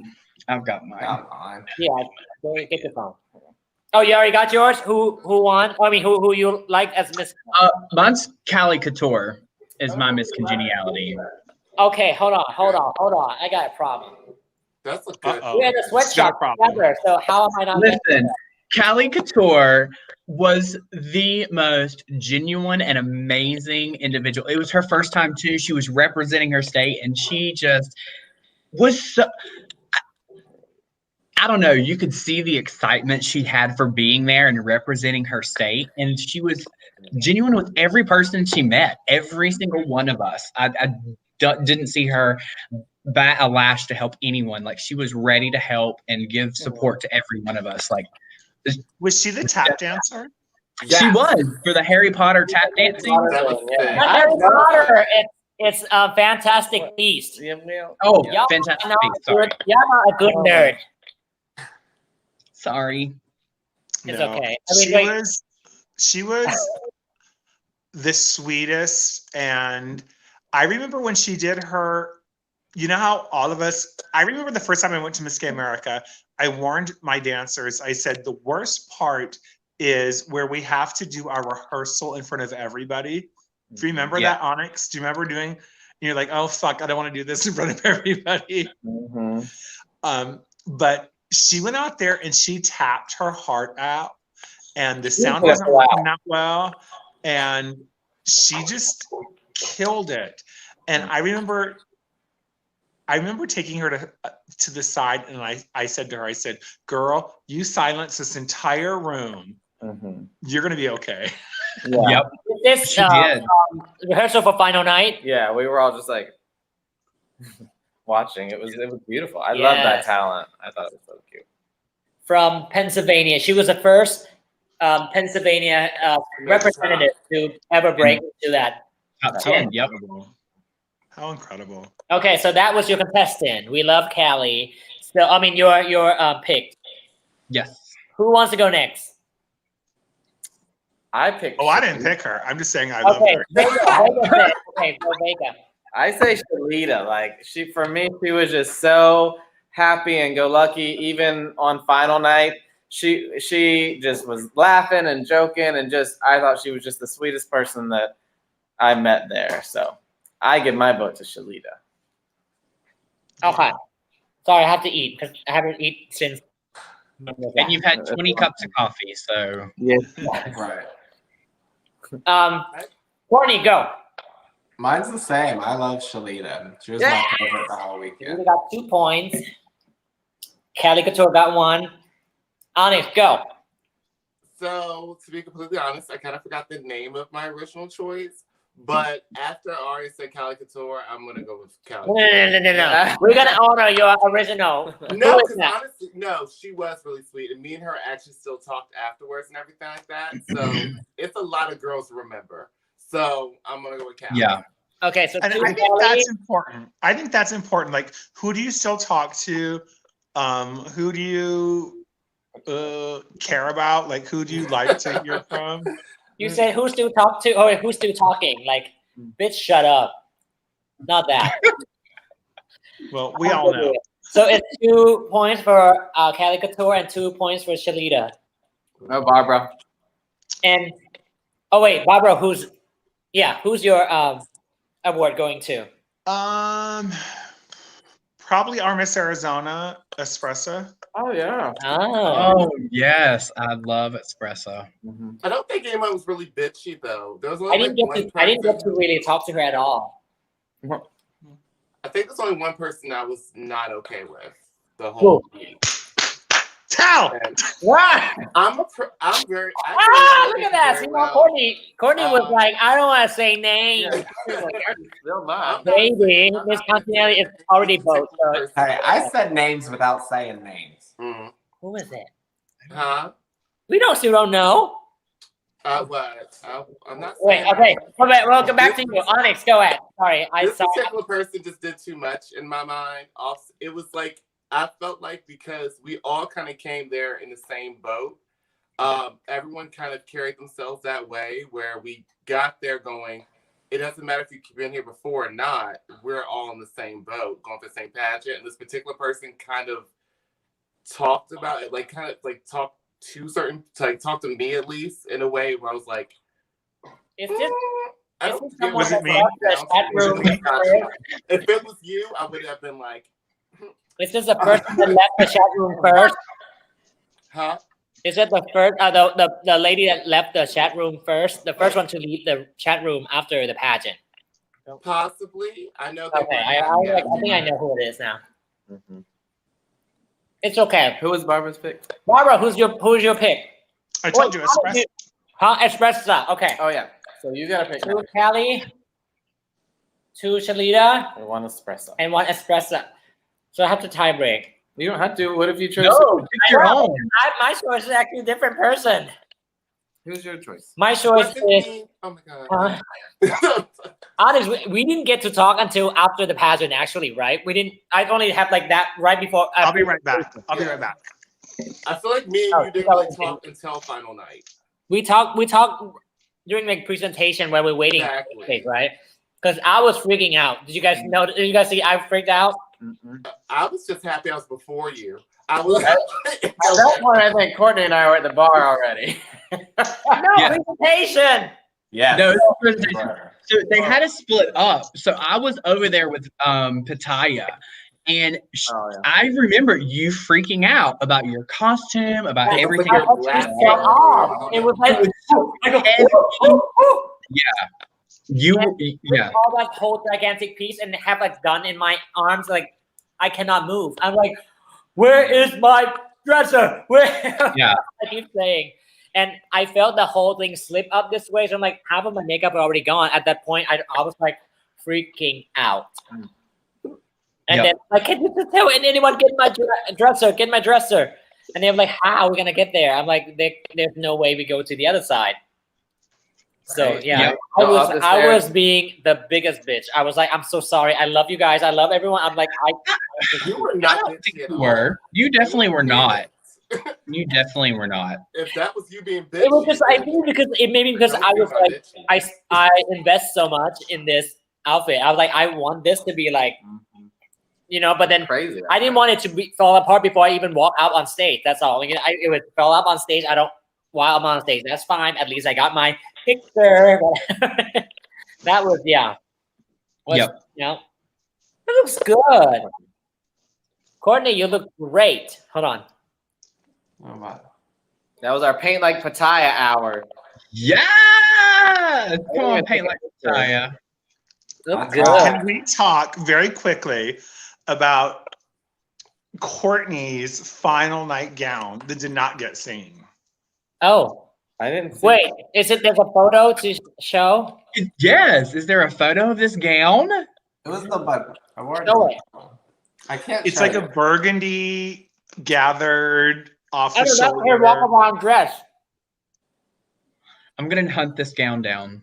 I'm gonna have to hunt it Missing. down. I think it's hate my that you had your profile. photo taken in it because I think it. I mean, it's Oh. still good, by the way, but like, it was like one of the most incredible gowns Thank of you. the year. Thank you. I haven't seen it. Now I want to see. Y'all I haven't seen know. it? I'm currently searching for it. Maybe if Courtney had put a picture of her cock in the gown, y'all Oh, would have seen it. Because y'all are so thirsty. I was thirsty for her butt. Get it correct. Okay. I was like, I'm Either way. booty. No. Thank you, Barbara. So okay, my vote. I know, Barbara. Was this the gown? Yeah. Is that The other way. The other way. Yeah, that's it. That's Oh. is that your evening gown? I thought that was just walk around gown. It was supposed Oh, to be my gown, but then when I didn't make it, I said, fuck it, I'm wearing it anyway. Oh my That's what god. I did too. I was in my pink thing. Who designed that gown? Was it Jeffrey Kelly? that was Jeffrey, Jeffrey. Jeffrey made it, but Tyler was the one that like Man, did it. Oh, that's awesome. what do you mean? He designed. Tyler designed it. Sickening. Oh. Like it was Tyler's idea for the. So and you the guys, where do color. I find the feed to this? How do I find it? Type in Miss Gay America. I typed in Miss Gay America, and it's like one of the first things that come up. Oh, I don't follow them. Oh. Shit. Oh,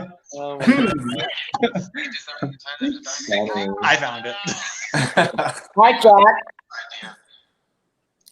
My vote for Miss Congeniality goes to drum roll, Miss Barbara, please.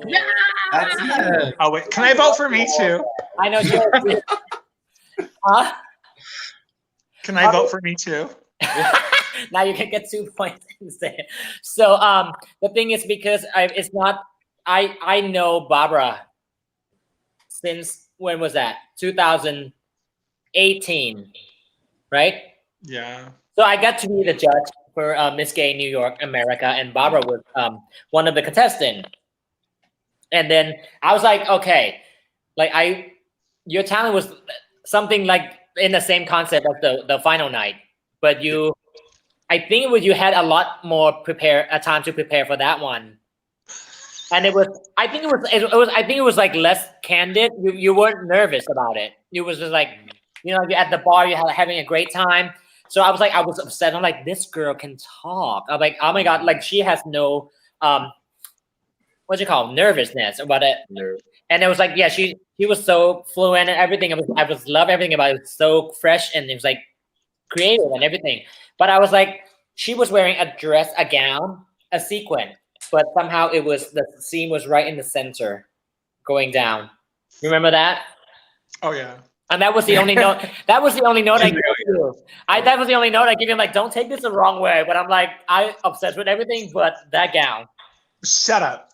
I want to tell you my favorite story about Pattaya.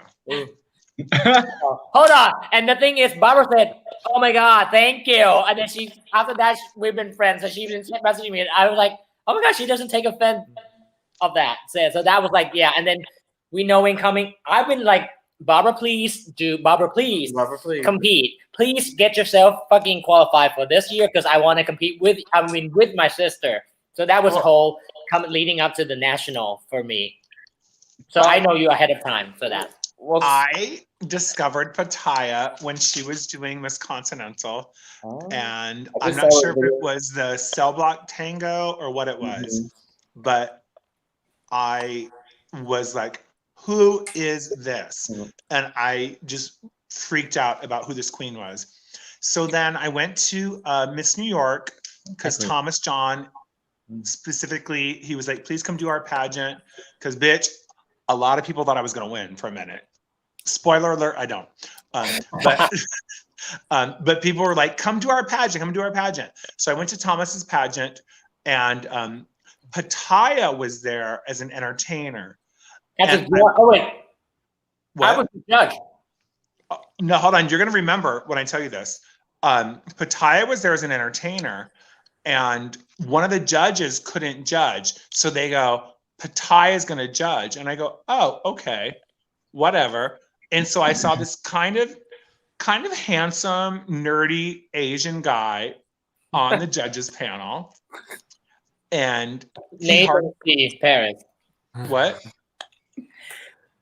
My husband thought we were at Mr. Gay America, I think, and Nathan C. Paris was competing, and he goes, "Is that Pattaya?" I said, "No, baby."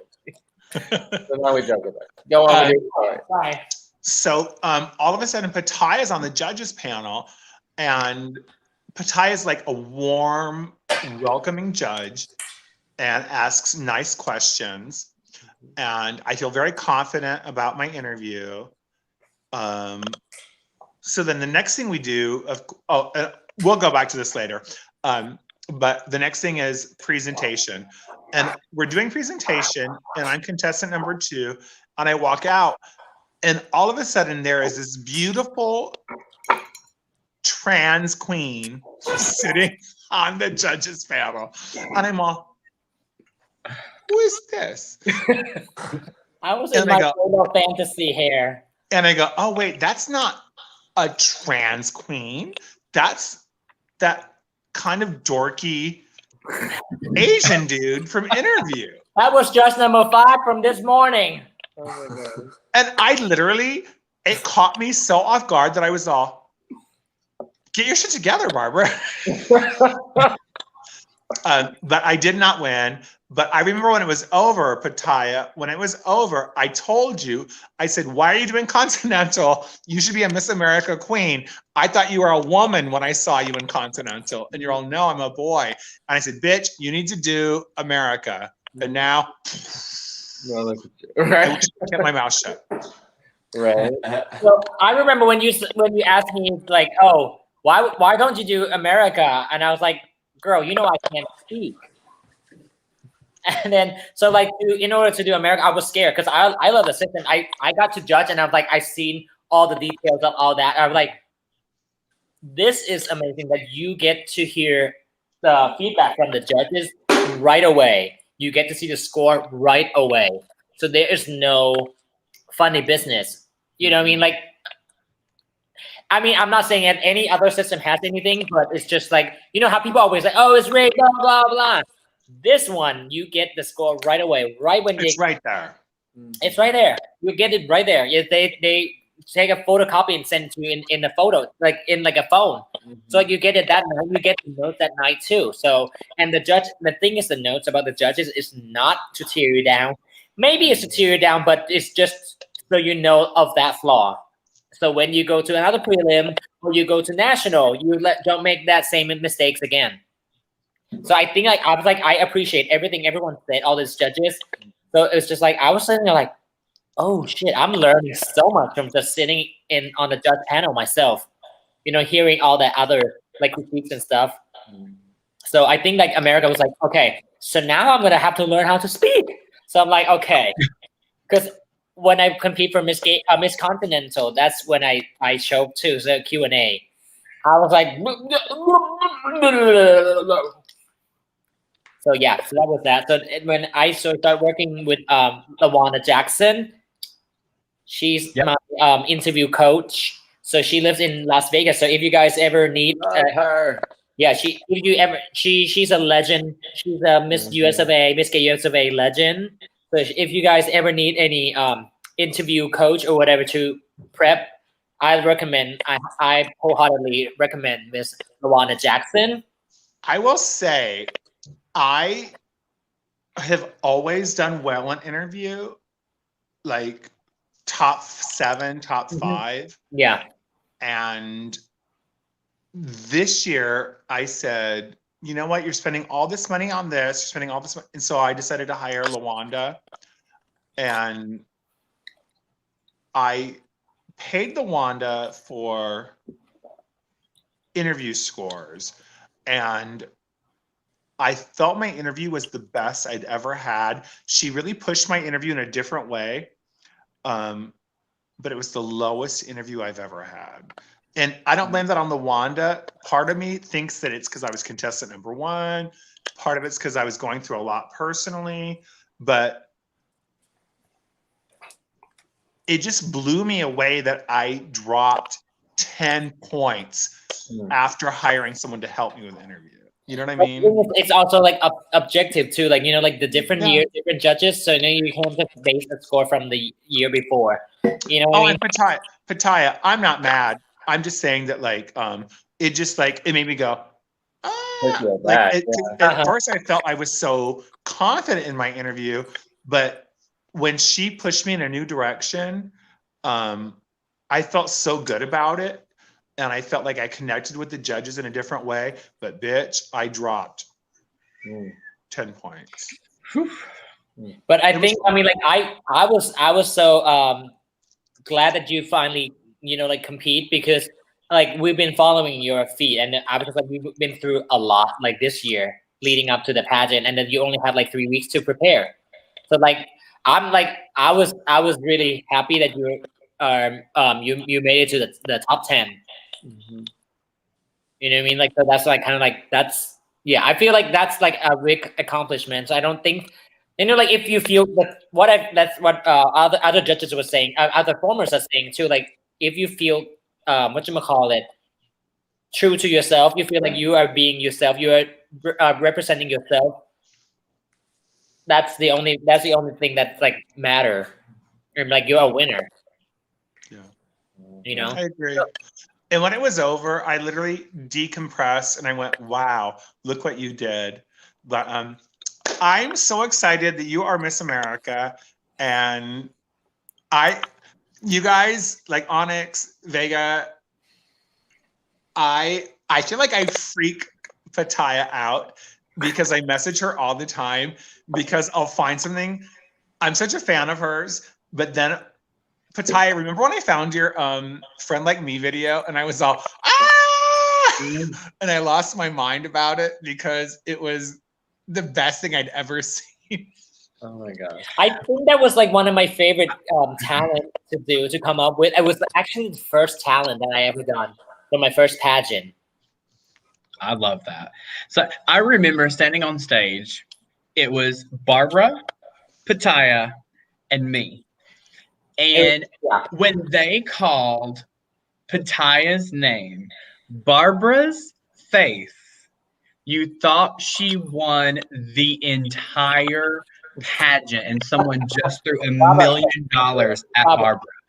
And I'll never forget, she leaned in, and there's a photo out there somewhere of just Barbara and Pataya, and it's just this true, just raw emotion. Like, it's just such a wonderful photo. Like, you could tell, like, you were so happy for Pataya, Barbara. Like, it was just like, I loved it. I loved it. It's still one of my favorite photos of y'all.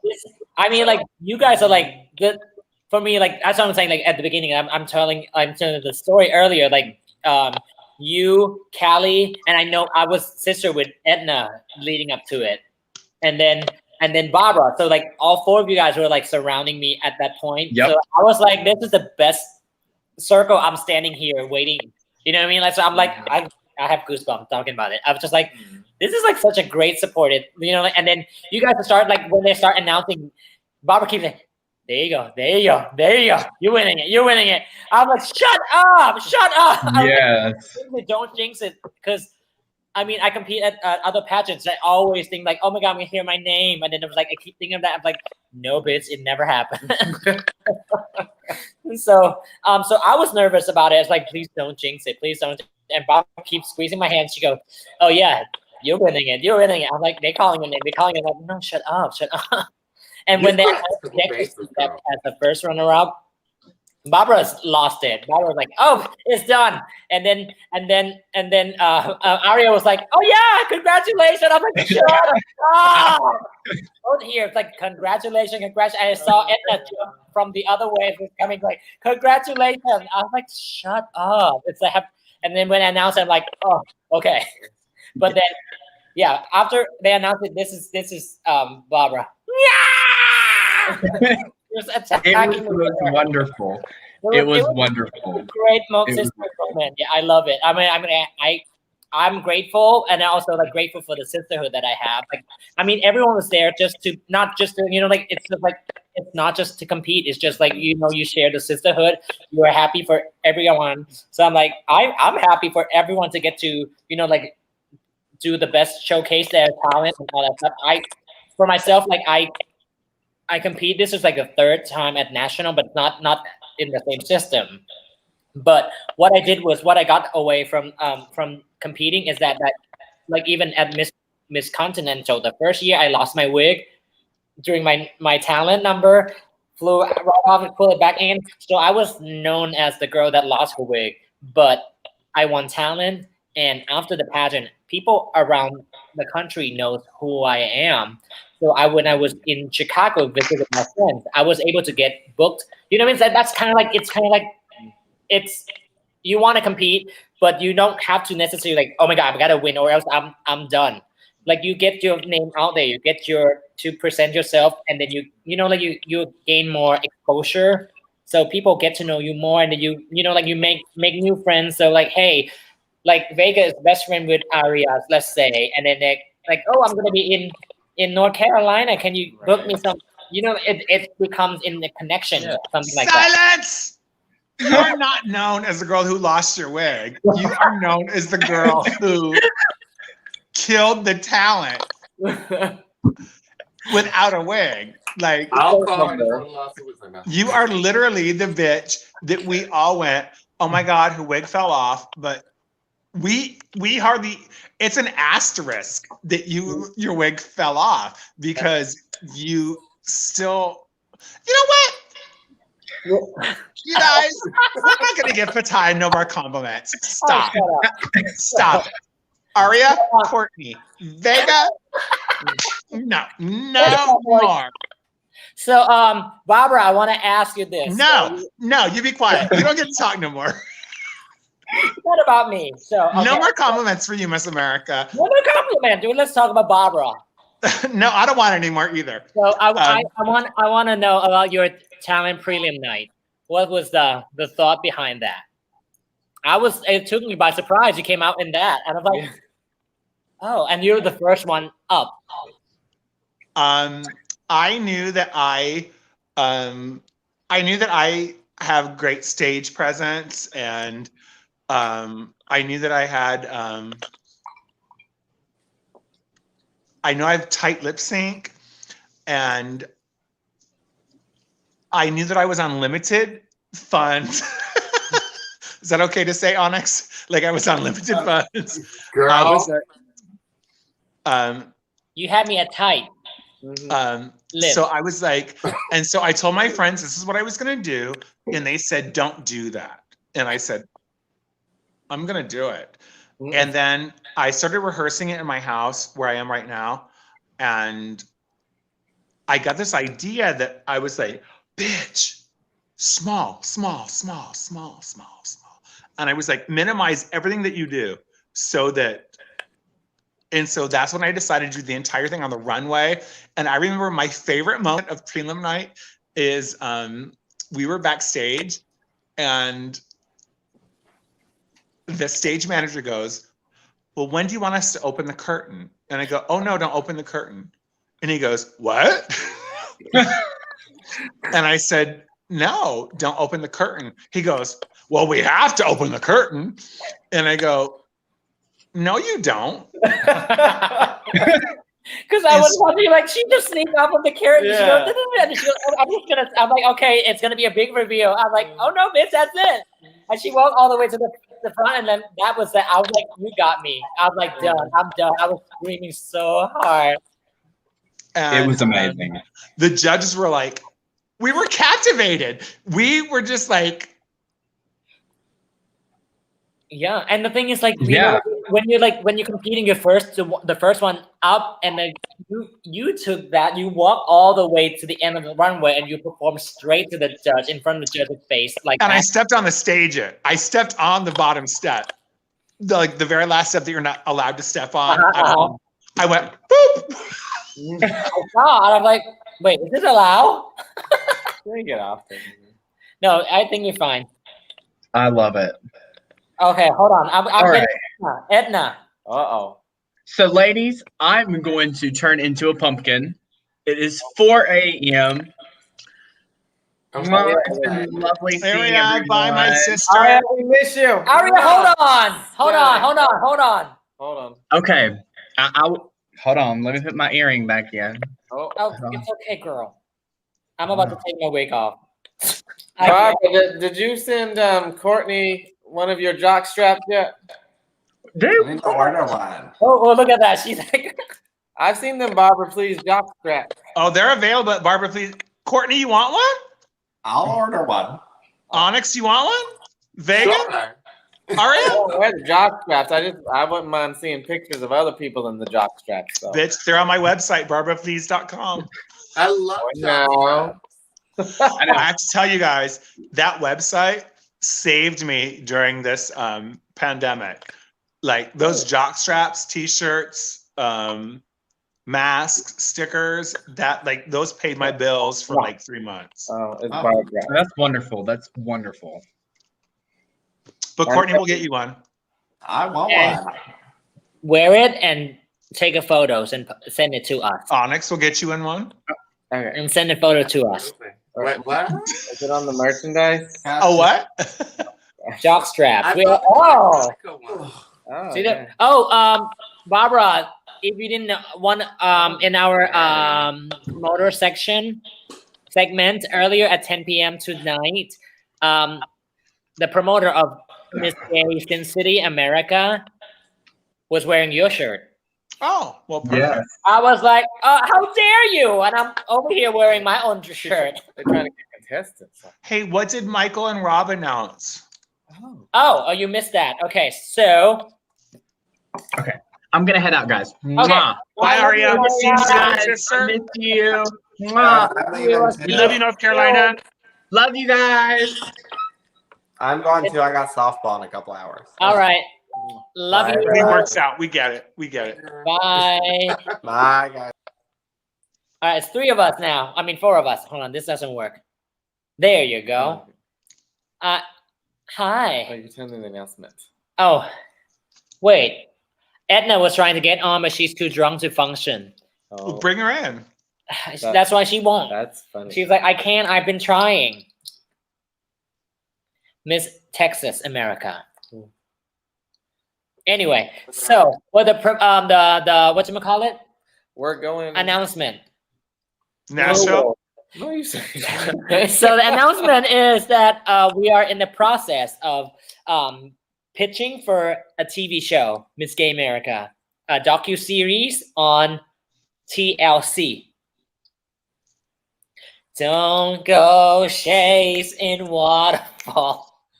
She's that early, Every so- time they keep saying that on that segment, I was doing this. But I can't say it because I can't interrupt them. I know. I didn't know why you were playing, but now I know. Uh-huh. I don't want no scrub. Scrub, do you know that TV show? That wasn't a TV show. I mean the Station. TV channel. Oh yeah. Yes. So we'll be doing. It's the same. Oh, lights went off. No. Enjoy. I'm trying to adjust it. I don't like the way my contour looks this light. Fix it, mama. Fix that contour. Fix the light. Right. So yeah, so they're in the process of getting pitching to the channel, the TV channel with Randy Finoli. Say yes to the dress. Who is whatchamacallit, resident at TLC. Oh, bitch. So there's a chance. Like, vice president in charge. So we're like keeping our fingers crossed for that, Sickening. because you guys gonna be on TV for next year. You're gonna get your own episode if you make it to final top 10.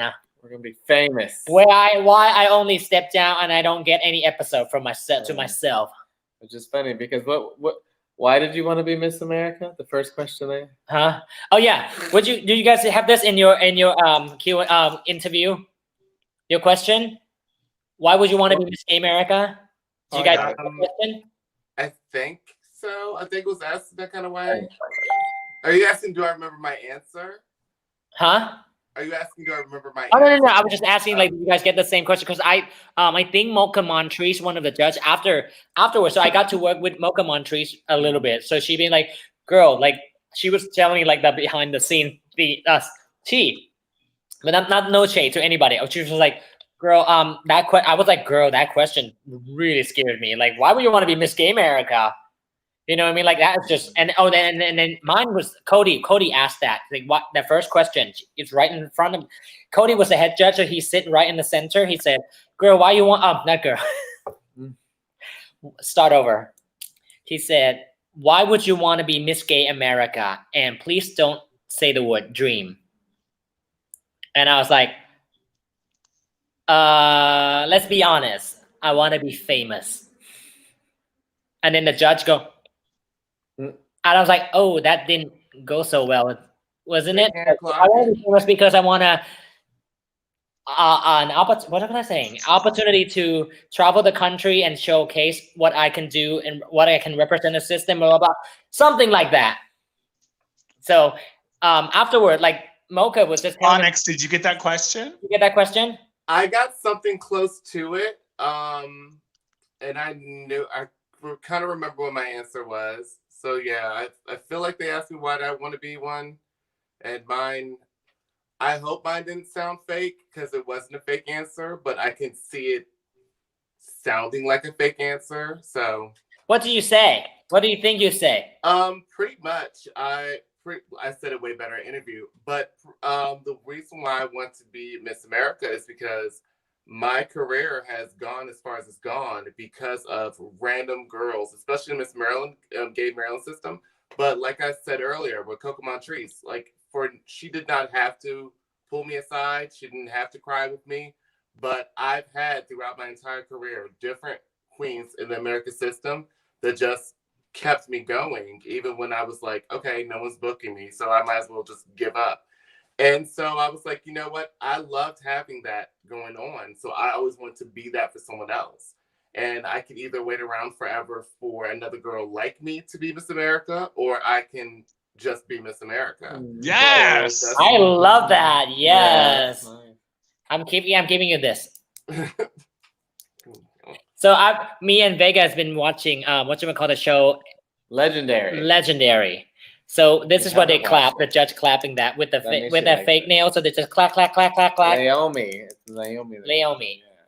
That's what I'm giving you that. That was sickening. I love it. Yeah. Got that question, get that question? And they said I felt very like when they're like, don't say dream, and I was like, and so I said, well, I feel like Miss America is not my dream. I feel like it's my reality. I feel like it's literally what I'm going to become, and it's shaped me, and it has helped me become what I am and how it will influence other people. And they did not like that answer. But that happens. It happens. Did you get that question? I did not get that. You didn't get that question. No. So what Mocha told me later on, like after like I've been performing with her, she go, girl, I was like, I'm okay with the question, but like what the word, but like and not say the word dream. I was like, that took me by surprise. They're like, okay, that just stopped me from trying to come up with the answer. You know what I mean? So that's why I went in like, okay, let's try to be comedic way. Then I was just trying to be like, and then she said, I mean, you're a contestant. What number are you on? And I was like 31. She go, yeah. And guess how many times we heard the word dreams? Not from me. I mean, like it might not be from the same No, I know. question. So yeah, people were like, "Oh, it's been my dream. It's my lifelong dream." It's a pageant answer. And I'm like, why didn't you come back every year then? Well, I mean, there are people who it is their dream, and there are people who can't afford to come back every year. But I like know, for stupid. Pataya, like Pataya can't roll up in there and go, "Oh, it's my dream," because No. it's her first time. And Right. she almost won Miss Continental. But I will say, I'm not mad that she won because her bona fides were so there. Her Hold on. What's bona fide mean? bona fide, like it's your skills, like your technical abilities. Thank you. Go on. You gave her another damn compliment. I also give her a compliment too. When you say bona fide, I thought it was 2 pieces and a biscuit, and I got start getting hungry. But I remember telling my friends, I said, "Oh, this girl, Stop with the no more compliments. compliments." Yeah. I was like, No. we're not doing that. Onyx, let's ignore her. Let's ignore her. How do we delete her? How do we move her out of the? I own this live stream. I know. No. Oh, it's her live stream. Yeah. I stand her the entire week. Like I think the moment I felt that you were gonna like win it though was gown. Like your presentation was everything, Pataya, but your gown, I was like, Which one? I was like, I'm moist. Okay. Oh. Like I'm sitting there in my little chair, like, okay, I could be very happy. I lost to like everyone's like, how are you doing? Right. How are you doing? I was like, do you see the bitches on stage? I can lose to that. It's not like some pageants where you lose and you're like, how the fuck did that do better than me? No, I could sit there gladly and drink my drink and go, Right? I did not do that. So that gown was a long history because I went to it's JD Martin from Dallas, Texas, the blue one, right, on final night. So well, as you know, like JD Martin, as some of you know, JD Martin it's very like what you call sought after. Sought after. So it was he only do certain gown for certain people. I mean, like for a certain amount of for a year. You know what I mean? So so it was, and I don't know him. I only know of his work. So it was hard to get him to do a gown whatever to make a gown for me. So this was Continental, my second year Miss Continental. So I got Brooklyn Heights to help me get in touch with JD. And then JD came back with like, okay, I see lime green gown on you. And I was like, huh? So it was back and forth a little while. It was like a lot of talkings and then a lot of convincing, like I want light blue or blue. And then he was like, I have this idea for you, blah, blah. It was amazing. I went out to Dallas to have many fittings with JD, and he treated me like family. It was amazing. And I was like, wow, I have family in Dallas. So it was a wonderful experience going out to, that's why I love Dallas, Texas too. Because like, I know I have like people who's like, what you call mean well for me and, look out for me, all that stuff. Yeah. That guy looked painted on you. And it was not, if someone said, what's an America gown? That would not have been my first thought for like an America gown, but that gown looked painted on. I love stuff like that. Thank you. It was art. I thought it was an America gown on her. Like that's what's also Exactly. like that was also a lot of concern. People that like my team, they could like, are you sure you're gonna wear this? Because this is America. This is not Continental. You want to be a woman. You want to look It looked like art, girl. It looked like both. It looks like something painted on me. It was just the fit of it is just so fitted that it looks like. No, Pataya, stop. No, No, we're not I'm- giving all those compliments. Onyx, I'm stop. not Tell her. complimenting myself No, because no, of the no, And it's no, like a lot of no. girls can learn from Don't this. let her. too. Vega, don't let her do it, bitch. So She's it's not- trying it. It's She's not trying all it. about. Sometimes it's not what you think America wants. You know what you think America. 100%. Yeah, so it's just like if you know that you know what I look sickening in this, and I can walk in it. Like sometimes you got an amazing gown, but you can't walk in it, and then what's the point, right? So you got to be able to walk in it and sell it, and then look sickening at the same time. Which we're gonna be talk more about gowns in the morning tomorrow at 10 a.m., which is 7 hours from now. Whew, with Randy Finoli, say yes to the gown. Yeah. I'm gonna head out. Yes. Oh, she's going to bed. Yeah, I Miss get Vega, good night. Good night, everybody. It's good to see you. Good night.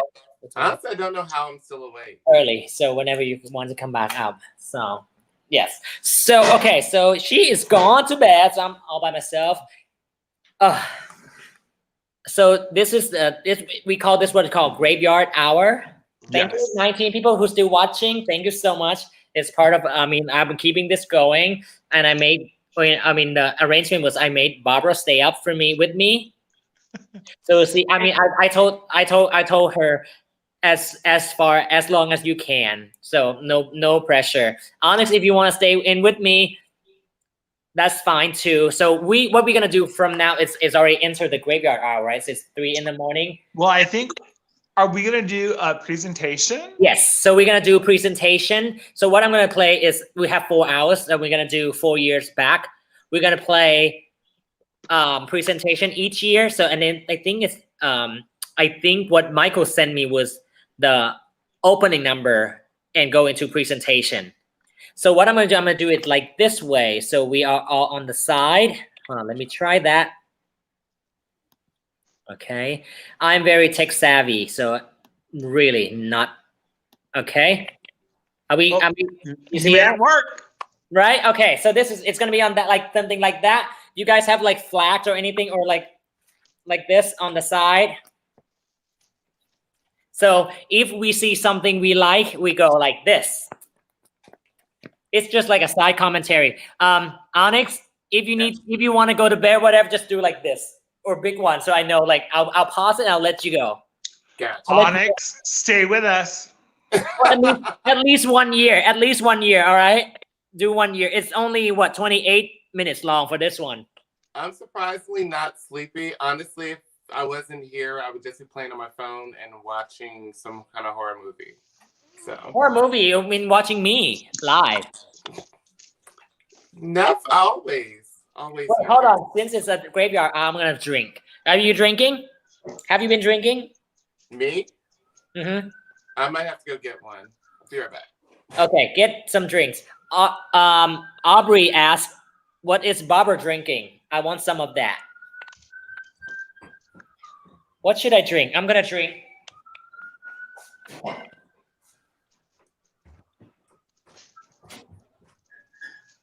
Okay. Hi everyone, I'm back. Okay, so what are we gonna do? I'm back. Yeah. So I'm drinking Angry Orchard Rosé. I'm doing it. I'm pacing myself. Look at the opener. Look at that. Cute, isn't it? All right. Are we ready? Oh, Onyx is getting a drink. Let's do it. Here's, Let's watch. Here's Barbara. What are you drinking, girl? I'm having a Michelob Ultra. What's that? Oh, beer. I had that too earlier. So, okay, cheers to you, cheers to me. Happy Miss Gay America 20. Oh, wait, hold on. We're gonna wait until she's Onyx back. Oh, wait. I think we can still go on for another hour and then we'll have to start over. Okay, Onyx back. What are you drinking, girl? What's your drink? What's your poison? I just got the Truly. I mostly had to pee though. Okay. It's fine. So if you see something you like, you go like this. Pataya, how do I find our thread on my phone? What thread? How do I find this? This? So you go to Miss Gay America Facebook page, and then it should be up. Found it. Okay, there you go. I'm using hashtag MGA21 Dragathon. I love it. Thank you. Thank you. All right, so if you have something, you just wave like that. If you see something you like, if you see something you don't like, just no comment. Okay. Yeah? Or if Got you see something you really like, you go slam it at the camera, and then we'll pause and we'll talk about it. Alrighty? Here we go. This is Miss Gay America 2017, the year that Susie Wong won. And this is the year that Miss Asia O'Hara stepped down. Alrighty? Here we go. Enjoy.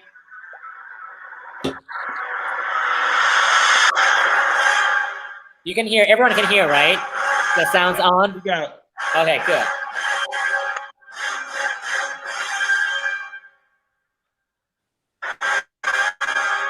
So many pom. So this is before they bring back Mr. Gay America. So notice the logo was still one angel. Nowadays it's both angels. Oh. This year the theme is, hold on. Oops. The opening theme is indigenous. What you call that? Indigenous. Indigenous. There you go. I played alone, I played on my own. I survived. Yeah, I wanted everything I never had. She is gorgeous. Like the love that comes with life.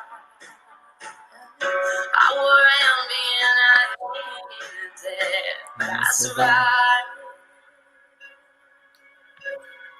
I don't want to get to the toothbrush while all the demons go. But the wind don't change, nothing on the ground can ever go. No, just lies me taught to cry in your pillow. But I'll survive. I'm still breathing. I'm still breathing. I'm still breathing. I'm still breathing. I'm alive.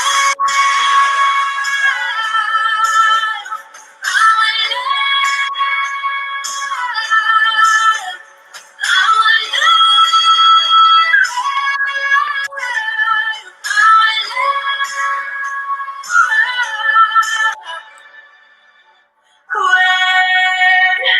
When the fire's at my feet again, and the vultures all start circling, Is this Katy Perry? they're whispering, you're out of time, but still I rise. This is no mistake, no accident. When you think the final, then is end. Think again. Don't be surprised, I will still rise. I must stay conscious. Madness and chaos. Work on my angels. They say, oh, yes, live faith. Down it, victory is in your veins. You know it, and you will not negotiate. Fight it, and be strong.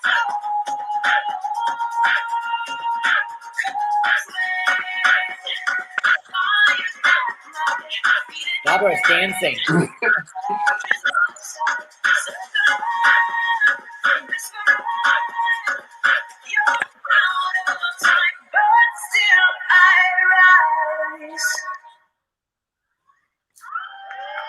Yes, that's the opening number. Yes. All right, here we go. Oh, this is the Farmers. This is Sally Sparkle. On point. Here we go. America 2013. She's on point. She's on point.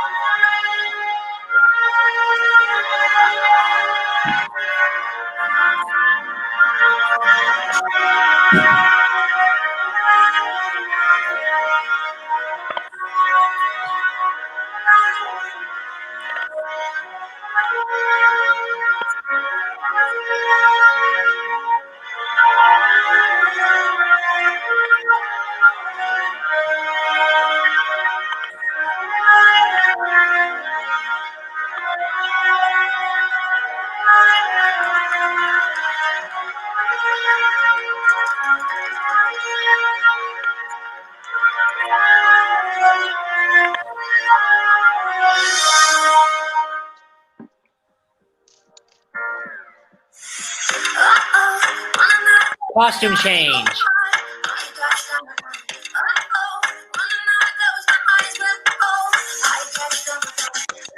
Yellow looks amazing on stage.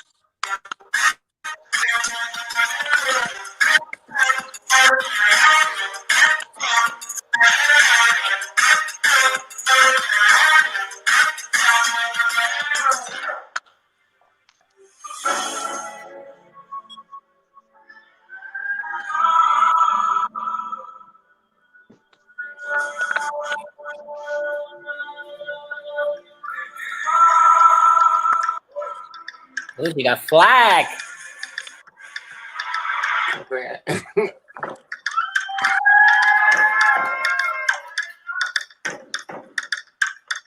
Work, bitch. Oh, work! In heels.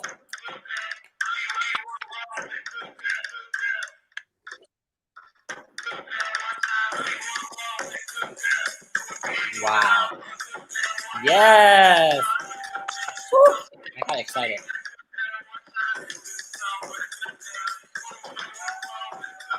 Oh my god. Oh my god. Oh, wow. Yes.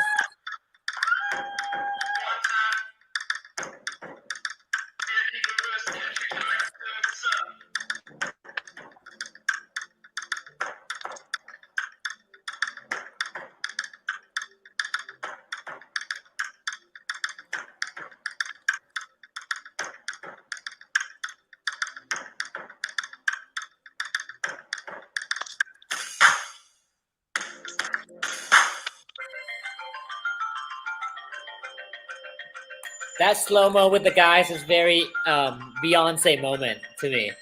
Very Beyonce music video. I bet I've never seen this before. You never seen it? I saw it only until the flag. I was watching it earlier when I was preparing this. Yeah. This is amazing. Oh wow.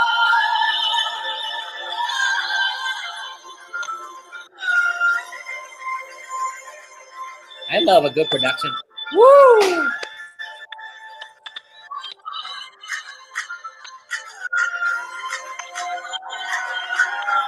Who's that?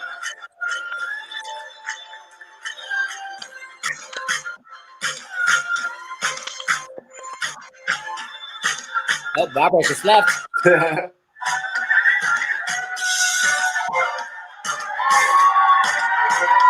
That's Dominique Sanchez, 2003.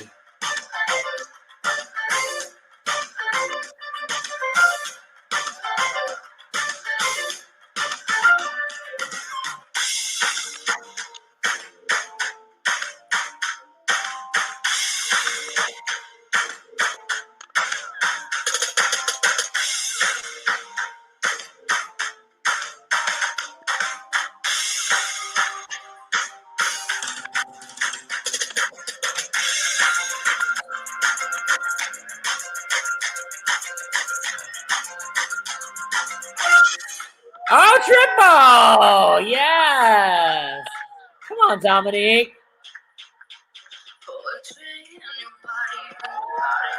That song! God. She looks singing with short hair. Always.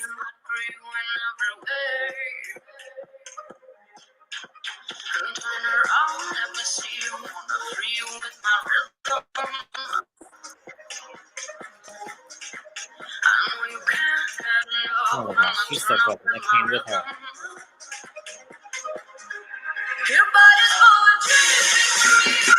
Hey, hey!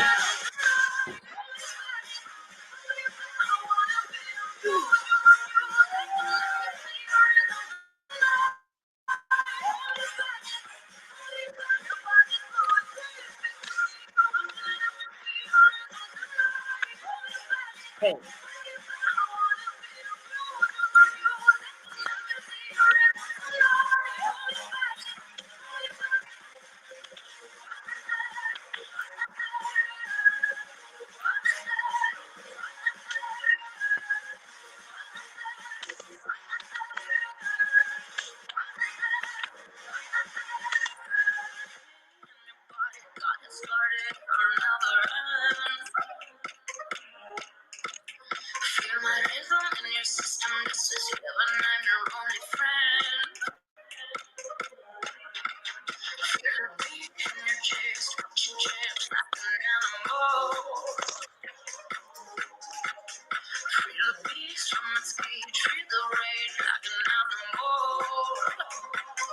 Five, 6, 7, 8.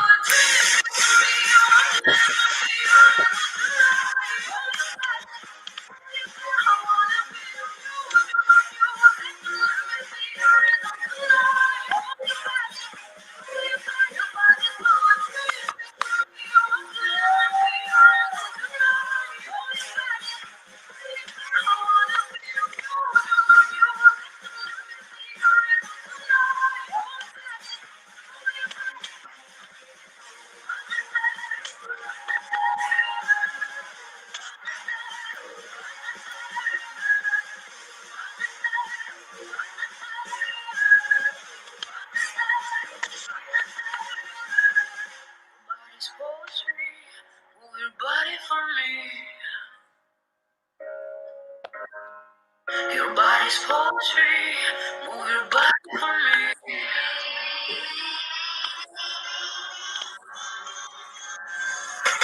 Your body's poetry. Hey.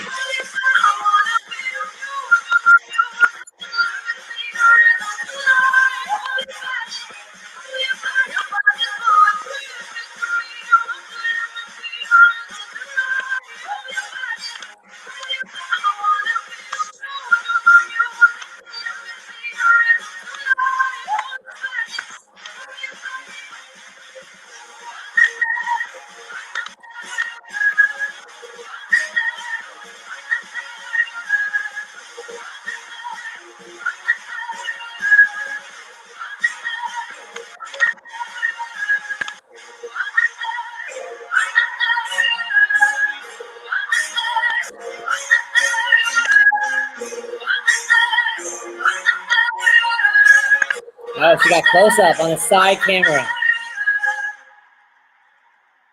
Yes. Okay, so that's the opening of Miss Gay America 2000. Oh, she was like, I'm leaving. Here we go. Contestant. Miss Gay America 2015, Blair Williams. Performers. Claire Williams, who we just had earlier. Miss Gay America 2014, Jessica J.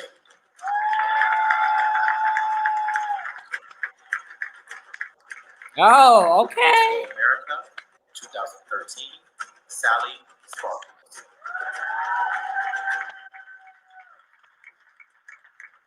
Miss Gay America 2012, Kirby Cole.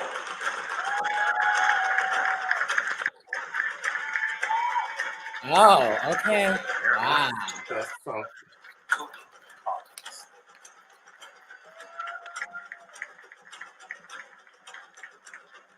Miss Gay America 2006. She's Russian. Nicole Oh. This Dubois. Okay. Here. Okay. Miss Gay America 2003, Dominique Sanchez.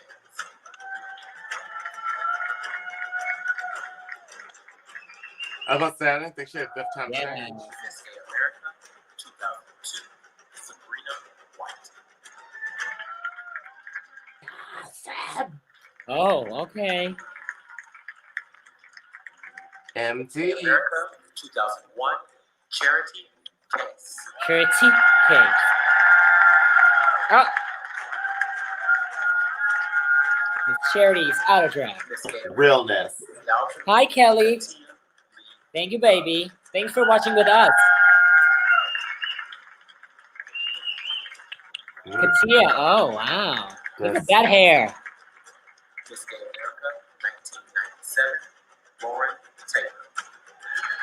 Lauren Taylor, 1997. Oh.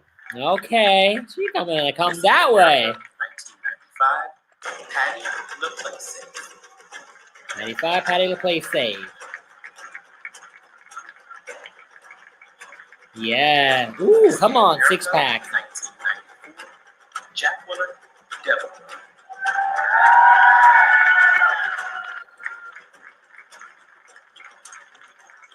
Miss Gay America 1973, Norma Christie. First Miss Gay America. Ladies and gentlemen, the forever Miss Yeah. Gay Americas. Aw, that was cool.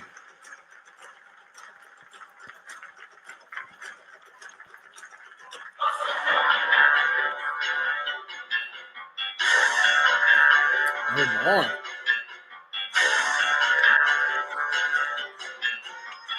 And here's some of the contestant. Oh, wait.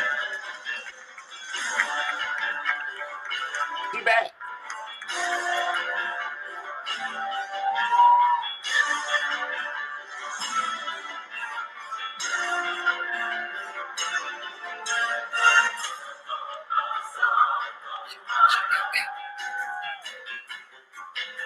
I have to wait my thing. Yes.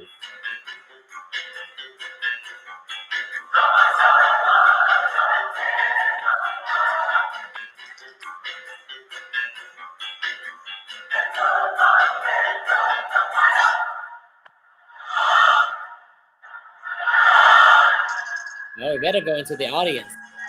Here you go. Susie won contestant number one. So very honored to be here to see Western States America, and my name is. I am Miss Oklahoma, Riley Hilton. Miss Gay North Carolina America, Chloe Cassidy. Good evening, members. Representing Miss Gay Tennessee America Regional First Alternate, Sasha Lee Chambers. I love that smile. My name is Of Miss yours. Trixie LaRue, and I am Miss Southern Elegance. Representing Miss Gay Maryland America, I am Rebecca Blackout. I am first alternate to Miss Gay Ohio America, and I am National Holiday. Oh, I love that drag name. Miss Gay Louisiana America, I Ooh. am Miss Imani Nye Black. First alternate to Miss Gay North Carolina America. First alternate to Miss Gay Arkansas America. My name is Michelle Victoria Foster. Good evening. I'm Krista Collins, first alternate to Miss Gay Heart of America. first alternate to Miss Gay Southern Elegance America, Lindsay Bryan. Yes. Good evening, America. My name is Oh! Barbara! That's why she went away. She was in this video. I am proud to say that I am the reigning Miss Gay Arizona America, and my name is Savannah Stevens. Yes. Representing Miss Gay Gulf States America, I am Aria B. Castro. Yes, bitch. Good evening, Memphis. My name is Sophia Anderson, Miss Gay Texas America. First alternate to Miss Gay Missouri, Miss Priscilla. Good evening, Memphis. I'm your reigning Gay Southern States America. Chantal. Yes. And the first alternate to Miss Gay Eastern Elegance. Hey, Patty. Buenas noches, America. I am Leticia Rodriguez, Miss Gay Eastern Rodriguez. Good evening, Memphis. I'm Peter D'Angelo. I'm the reigning Miss Gay Southwest America. Hey. Miss Gay Heart of America, I am Kelly Ray. That's a cute outfit. First alternate to Miss Gay Texas America, Tara St. Stone. I am the reigning Miss Gay Mid-America 2016. Mary Nolan, Miss Gay Ohio America. Yes, ma'am. I'm Brittany Alexander, Miss Gay Louisiana America representative. Yes. First alternate to Miss Gay Southern States America, and I am Stephanie Lane. Yes, baby. You recognize all this familiar face? Southeast America. Gay in there somewhere. Miss Gay Southeast America. Yes. First alternate to Miss Gay Oklahoma America, Giselle Monet. Miss Gay Tennessee Regional, I am.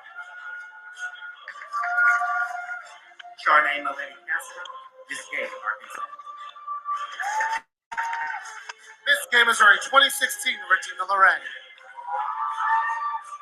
Colgate Smiles representing Love the drag name. Colgate Smiles. Mid-America, first alternate, Devastation. Ah, okay. First alternate, Miss Gay Southeast America, Paris Nicole Brooks Jonet. Yes, come on, phone names. You know. Pennsylvania America, Aida Stress. I love the black bitch What's at this the stuff? names. Miss Gay Arizona America, first alternate, Young Soleil. First alternate to Miss Gay Southwest America, Giselle Vaughn. Yes. Ladies and gentlemen, Miss Gay America 2016, Asia O'Hara.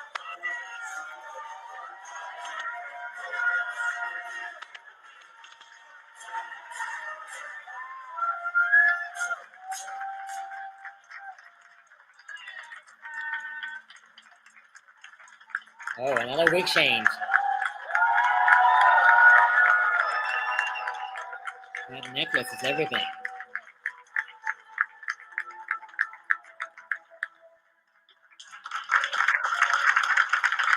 For those of you who don't know us, I'm Michael Dutzer, and this is my husband, Rob Matchman, and we are the new owners of Miss Gay America as of February this year. This is their first year owning Miss Gay America. I remember my sister competed for Maryland that year. We really put our hearts into this year, and it's been an amazing year for us, and we can't thank everybody enough for supporting the system, you know, for all these years and continuing to support it when we join the family. I'm really nervous. And so we're going to go ahead and announce the top 10. Just so that you know, these are in absolutely no particular order. They're 100% completely random, but we will get started. I know these ladies are probably more nervous than I am. The first contestant joining the top 10. Contestant number 17, Sophia Anderson, Miss Gay Texas America. It's Texas. That's Edna Anderson's drag mother. Gorgeous.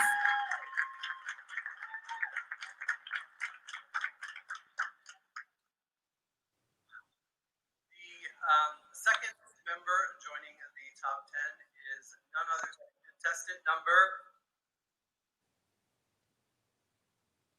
26, Dextasy. The 26. 26. Ecstasy, yes.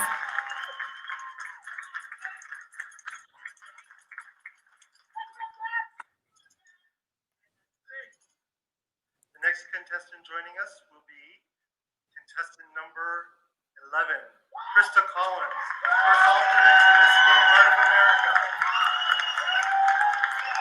Yes, Krista. Oh, there's fox fur. I mean, foxtail. Mm-hmm. All right. The fourth person being named to our top 10 is contestant number 24, Kelly Ray, Miss Gay Heart of America. Such a long pause. My heart stopped. Yeah. Kelly Ray Shelton. Oh my God, this outfit is everything. Oh my God, detail. Bitch. Oh my God. That's my favorite. There you go. Contestant number 1, Susie Wong. Susie! States America. Oh, we know she won. There she is. She did that. Kapun ka. All right, so now that we have our first 5, the sixth person joining them will be contestant number 36, Devastation, first alternate to Miss Gay America. It's like sport, right? Like everyone's like, ugh, ugh. Oh, where she went? Oh, Gianna. let's see. She went to Seventh Dex. person joining the top 10, 6 now. contestant number 5, Trixie LaRue. Yes, Trixie.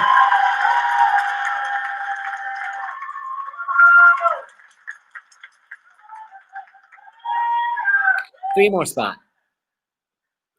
All right, the eighth person joining the top 10, contestant number 32, Monica Moore, Miss Gay, Tennessee Regional America. This long pause kills me. I was like, you are. Suspend. The ninth contestant joining us is contestant number 27, Mary Nolan, Miss Gay, Ohio. Oh, Mary Nolan!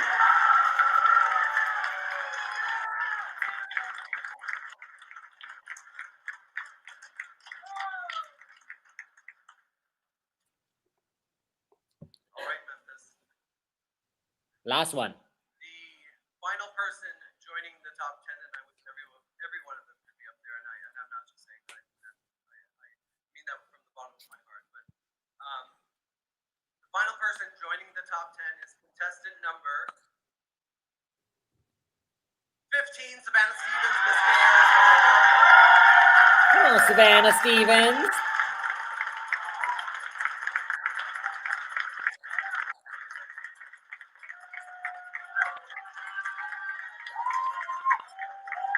Oh, can't stand. Oh, so precious. That would probably be me if I was the last one. She was like, when you're like, oh my God, right? Congratulations, ladies. That's your top 10. Kelly Ray is my favorite for tonight. One That of them will be your very costume. new Miss Gay That's America sick. 2017. 17. And we'd like to congratulate all the contestants this year for bringing everything they have to this competition. It's been amazing. Yes. So what do you think? I own nothing that expensive. Oh, shush. That's just it. No. A lot of my shit is very humdrum. Yeah. I don't know what I would have loved that category, actually. My prelim and the theme for us was pretty much the same one. Both were like outer space, but Miss Marion was out of space too. Although we didn't technically have to dress up, it was like you just needed a Because it's not a sport. black gown because it wasn't judged. So I have this one gown that's like the fabric is like little square mirrors all over it. So literally it's just this entirely silver mirrored gown all the way down. I could not. Oh my gosh! Like I borrowed my presentation costume for this year. I could not imagine spending as much money as those bitches did or like which as much money as you did, and be like, did. if I don't make top 10, I'm burning somebody's house down. I mean, I think the thing about like presentation is that I look at it as in like if I want to win, right? So I'm like, you know what? Like I know that I'm That's what you can. Q&A. Like my history is like I always messed up Q&A. So that's 50 points per judges. That's 250 total. So I'm like, that's the point that anything can happen. You know what I mean? Like you never know at that stage of the time that you might be too nervous and you just like can't talk, whatever. That's how I messed up at my prelim because I messed up Q&A, but I won every other category, so I was like I was able to place first runner up. So I was like, okay, I've been practicing. I've been studying. I've been like practicing really hard. I studied with like Lawana Jackson. Was practicing with Susie Wong. I did a couple of phone calls with other continental judges, and you know, like I get my practice. I've been like practicing. I was the first prelim, so I was the first. Literally, I was the first girl to get qualified for national because they announced first runner up first. So you were. So I was the first one to qualify. Yeah, so I was like, that's my pride. So I had the longest time to prepare, and also I know I want to go in like with presentation. Like that's an extra 100. That's AKA 500 points from 5 judges. So like, you know what? I want to win. I mean, at least score really high on that. So just like in case I felt whatever something, and that's something like yeah. So and also I always love dressing up. You know, like costume, Halloween and stuff. So obviously. Yeah, I mean, you do cosplays. I'm like, I got you. You are my girl. So I love stuff like that. Like honestly, if I really would, like I said, I really wish I had known way before I ran for anything that I was going to go to America. Because yes, I had from Miss Maryland was in I want to say April, so I did have from like April to Miss America, but literally I competed for a pageant that was the week of Valentine's Day. It was a bar title, and they're like, "Girl, you need to compete for the city prelim," which was the 1st of March. So I had like 3 weeks to get ready for the city prelim. Won the city prelim, and then like, girl, yeah, it's the first week of April. So I had a month to get ready for. So I like I almost won 3 crowns back to back. 3 crowns in 3 months. But I get first. So you were busy. You were like investing in pageant. It did not stop. Like I was literally until America was done. Once America was done, it was the first time that entire year I was not prepping for a pageant. And then as soon as that was done, they wanted me to compete for the city prelim that was, I think, like 2 or 3 weeks after Miss America. And I was like, I'm coming back, but I need at least a month or so to get my. Yeah, I hear you. Like pageant's it's not cheap. Pageant is expensive. We call it expensive hobbies, right? It is a hobby. Like it's not. I mean, outside of like we are doing drag, we are performing, we're doing drag. That's our career. Whatever. If other people does other stuff in life, yeah. I'm a dance teacher, so I'm like drag has become a hobby that turned into a career because I've become more. I get more work, make more money in drag than my boy job. So I'm like, yeah, but pageant is not. It's extra. Like, how am I gonna wear any of these costumes anywhere else? I didn't realize how much I relied on Onyx until the COVID hit. Also, last year, Last year was honestly one of the best years where I finally learned a lesson, because I'm one of those girls where if you had come to me before last year and said, if you need help, girl, let me know. I would never talk. I always felt that because of especially because, like I said, in Maryland, we have so many amazing Miss Marylands that I was like, I had this idea that if I was not already at their level, then I shouldn't compete. So I kept holding off. And then finally they're like, bitch, we all helped each other get there. So and then I finally accepted everyone's help. They're like, why aren't you competing? And I was like, because I don't have a gown. They helped me get gown. They we raised so much money leading up to America. I had everything paid off, including a brand new gown and everything. Everything was completely paid off by the time I touched down in St. Louis last year. That's amazing. So, like, I raised so much money to where some of the money I still had saved up that I raised for America last year that I was going to spend for Miss Maryland is what helped me get through COVID. Because, like, obviously I wasn't performing. So, last year was an eye-opener for me. That's amazing that you have like a great support system. That's pretty much all we do. Like, even because you went with Truly, because Truly was your Miss New York. Yeah.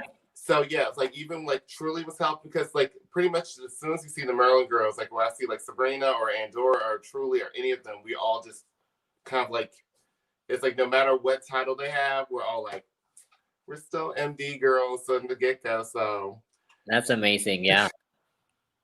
You did that, girl. I mean, can't wait for you to come back. And then, like, I mean, now you have a whole year you can plan with me. I'm all about like, you know, helping any contestant, potential, anyone wants to do it. Just reach out to me. You know what I mean? Like this is my passion. Like I love, you know, like helping people with, like inspiring people, like encouraging people. Like I'm not even saying see, I hate the word say like I'm helping people because I'm like, no, I'm not doing anything. I'm just here to like, you know, like encourage you to be your best. So that's, you know, and they made the best woman win, you know, that's what it is. So I can help you as much as I can, as possibly can. And what you do on that stage is all you. I have nothing to do with it. You know what I mean? it was weird. Hold on one second. Eric said he's been here since 7 p.m. Oh, thank you so much for started. Yes. Let's go to bed and wait until Randy and Blair and Susie return. So have a good night. Thanks for watching, and I'll see you in like 3 hours. Yes. Michelle James said, I'm still here. I'm Veronica Versace mom. Hi, where is Veronica? She's supposed to join us. Anyways, okay, go continue. Sorry. Oh no, it was weird because I think I blew up. Another reason why I liked America so much was I feel like I blew it up so much in my head that when I got there, everyone's like, well, how are you feeling? How are you doing? I was like, bitch, I felt like a fish that went to like a fish to water. It was on a bigger scale than anything I had done before. I had never gone to nationals before. Like I said, I've been doing drag for a long time, but I stopped competing for a lot of years. It became one of those things where I was like, I like performing, but I love competing, but I'm so competitive and I'm so picky about what I do that when I lose, I get pissed off at myself. I never sit there and go, oh, the judges screwed me over. I'm going to sit there and go like, I should have done this. I should have done that. I'm going to sit there and rip myself apart for like ever. So whenever I do compete, it takes a lot out of me. I hear you. I mean, like we all like when we're passionate about our craft, you know what I mean? Like that's when when it hurts when you don't win. Like I mean, trust me, I've been to Miss Continental twice, and then I mean other pageants too. And when I don't win, I'm like it hurt, but you know what? Like you learn something out of it. You know, you grew from it. So when the next time you do something, you're like, okay, I did that last time. Make sure I pin this hair down, or something like that.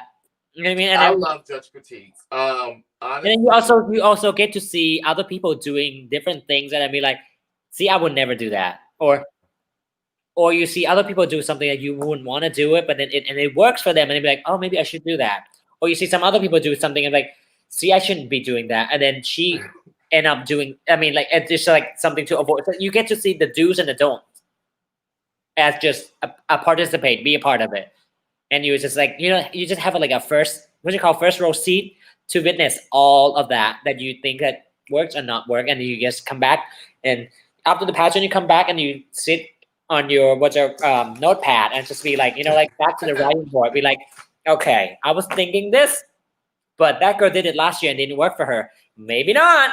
Something like that. I think the worst thing that could ever happen for me after a pageant that I don't win is if I don't get a lot of negative critiques from the judges where I'm like, okay, I need to know what to fix though. That's one of the reasons why I was a little nervous going into it last year, was because my negative critiques of my prelim were weird negative critiques where I was like, it's not like stand out that you'd be like, okay, you fix this, fix this, fix it. Yeah, they were like very interesting to say the least, because I was like, okay, I'll try to avoid that, but I don't feel like that's like I hear you. a good, like, okay, wow, I didn't know I was doing that wrong. Which honestly is one of the things I love about America, because when I first started, I did my first America prelim when I've been doing drag for about a year and a half.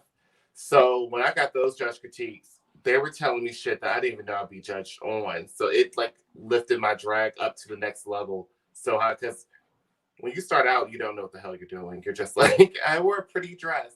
And I hear you. I hear you. Yeah, I mean, like, well, the thing is, like, I consider this, it's my first time at America, but to me, I treat it as it's another big platform that I'm competing. So I'm taking all the experience that I gained from Continental 2 years in a row, and then applying to it. And I'm like, being at Continental, I get to see the people that, well, like the first year Chantel DeMarco won, 2017. And I was literally 2 numbers behind her, actually. So I saw her every single step she did. And I was like, this bitch already knows she won. So she walked in and she's like, you know what? I'm just gonna be nice to everyone and just show up and just collect the crown. That's what I told you too, right? I was like, you know what? I'm just gonna do this. I'm gonna keep that way you don't get crazy with people. You know what I mean? Sometimes you get like very in that mindset, like, oh my God, it's competition. I'm not here to make friend. Or like, oh, that's person doing that, or that person, you know, like in that rehearsal, like for me, I'd be like, everyone's here to do their best. So whoever pleases the judges the best, you know, that's good. Oh, Simba's here. Simba. Oh, Harmony Knight's here too. Simba, you want to pop back onto the chat and watch our pageant with us? Simba Hall, I'm gonna send you the link. We're gonna watch one more year and then we're gonna take a break, and then we're not gonna take a break. We're gonna start over the new one. Gotcha. Hold on, let me find Simba. Simba, are you working? My king. Onyx, have you met Simba? In passing last year, like I don't feel like we ever got a chance to. I don't feel like I had a chance to have a real conversation with anybody who wasn't contestant last year. Okay. I'm sending this, Simba. I'm sending you the new link, so it goes here. Simba Hall. Come on. Wait. How many night? Why are you still up this late? I'm gonna send it to you. Okay. Oh, he is naked. Get on here right now. Yes. Okay. Mr. Gay America is naked. I'm gonna get undressed too. I got really hot. I got really cold earlier, and now I'm sweating. So I'm like, this is my costume change. Go. Oh, thank you. I can't. I should have had Vega undress, unhook and unzip me from this before she goes to bed, and now I'm stuck in this. So choices. I'm gonna leave it here. You're Miss America. Hello. You take that off. Oh, Harmony Night just got home from a gig. Where were you? What gig were you? Where are you? Where do you live? I thought you. So Miss Harmony Night, she's a dancer as well. Mm-hmm. I know her. How do we know each other? I forgot something. Somewhere, but she did US of A newcomer. Okay. So we've been talking. Yeah, we've been talking on about pageant talk and all that stuff as well. She's a dancer, and we met at Continental after we already know each other for years. So that's that. All right, I'm gonna wait for Simba to come on, and then I'm gonna turn on the new. You're in Oklahoma City. Oh my God, you're in Oklahoma. Make sure you come out to Miss Gay Oklahoma, America, November 18 and November 19. I'll be there in Oklahoma for November. Oklahoma, America. Huh? I said their prelims in November. So tonight we did the promoter segment, at 10 p.m. So John Sanchez from Oklahoma. So they said, "Hi Simba, hi my king." Hey, how are you? Good, I'm still in drag. Well, the last time you saw me, I was a boy, so now I'm in a woman mode. Turn it. That's my Yeah. queen. That's my queen. Mhm. Love it. What's Have you going met on? What are we Onyx? talking about? Have you met Onyx? Hey, Onyx, how are you? I'm good, sweetie. You're She looking beautiful. She was Thank first you. alternate of Miss Maryland. Yes. Oh, you are killing it, queen. Like killing it. Oh, Killing it. girl, you know it. It's like this. Killing it. So we got, wait, hold on. We got 12 more hours to go. This is 4 a.m. So I'm going on till 4 p.m. So at least I'm 9 hours done. That's what I said. I'll keep that night oil running for you. It's only 2:05 here in Vegas. Oh, you're in Vegas. I'm in Vegas. Mm. The show was phenomenal. We had an absolutely wonderful time. A lot of Broadway people were there.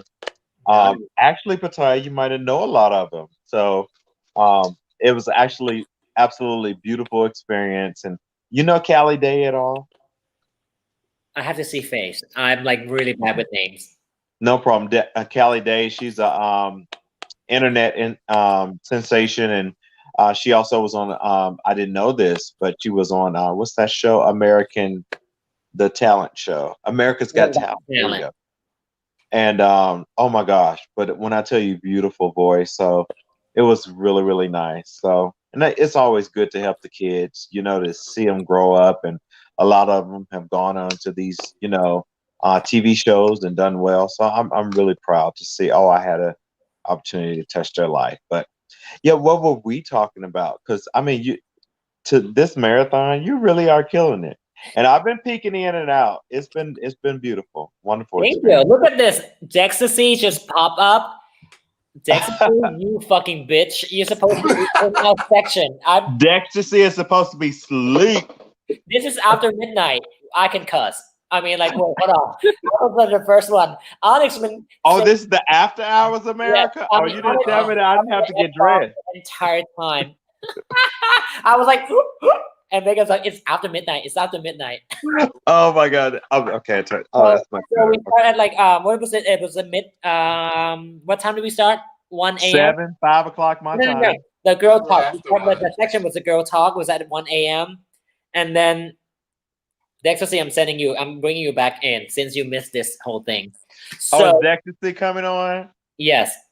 Oh, you know what? Good nap. You missed the entire section where we were supposed to vote for our miscongeniality, and we end up with no winner because we can't make decision to anonymous.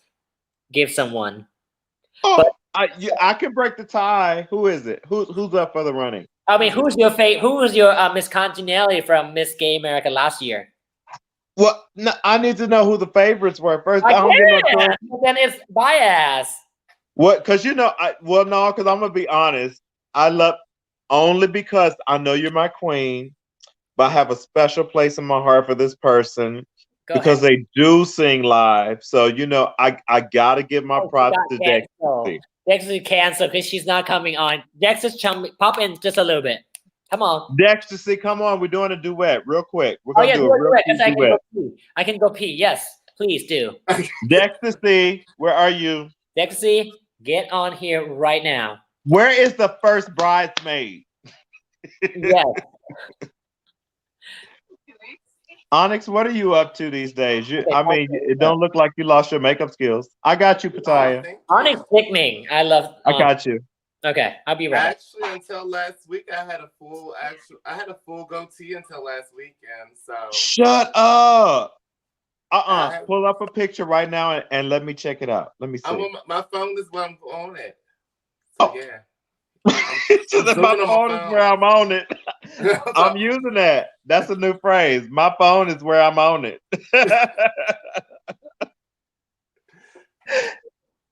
No, everything around here is starting to open up, but it's so. Where are you? Weird. Where am I? I'm mostly perform in Baltimore, but I'm in Maryland. I must perform You in the Maryland, Baltimore. Baltimore? You know what? So I'm gonna ask you this question. This is after hours, so we can go on with the truth. Okay. I've always wondered. Maryland and DC are so close. Why is it when I say, "Oh, I'm heading to DC and I'm in Maryland," I get to, and vice versa? DC is its own baby. DC is its own thing. It's They own things up there. It's like you have Maryland, DC, Virginia. Hey, I'm back. Shut up! Come on, Queen. Oh, a secret. This is something a lot of people don't know. I was in Charlottesville for like a year and a half, and I didn't know the diamonds and the golds and the jackpots I was sitting on being in that city. I love me some Charlottesville. And I don't know if anybody knows, this is probably before a lot of people's time. See, people should be up late because they're getting the tea. But anybody know what BGC was? Anybody remember BGC? Okay, well, there was a site called BGC. And yeah, it's like a dating site. And so anyway, I was enrolled, and what I don't know. I'm so lost these days. I've been married for 2.5 years. Well, dating and off the market for 2.5 years. So the last thing I remember is Jacked. I think Jacked or whatever. BGC was kind of like that, but BGC was before the time. Now, what BGC did, what I thought was cute, they had a man of the week and man of the month. So I happened to get man of the week. This was back in my old days when that body was right. I was chiseled. That was continental back then, baby. And anyway, so they had man of the week. I won man of the week, and then they had man of the month, and I happened to go on and win man of the month. When I tell you, I was getting 100 to 200, a day. Charlottesville, I say, will never be the same for me, baby. And I moved from Charlottesville all the way up DC, baby. Oh, am I froze? No, you're not. You're good. You're good.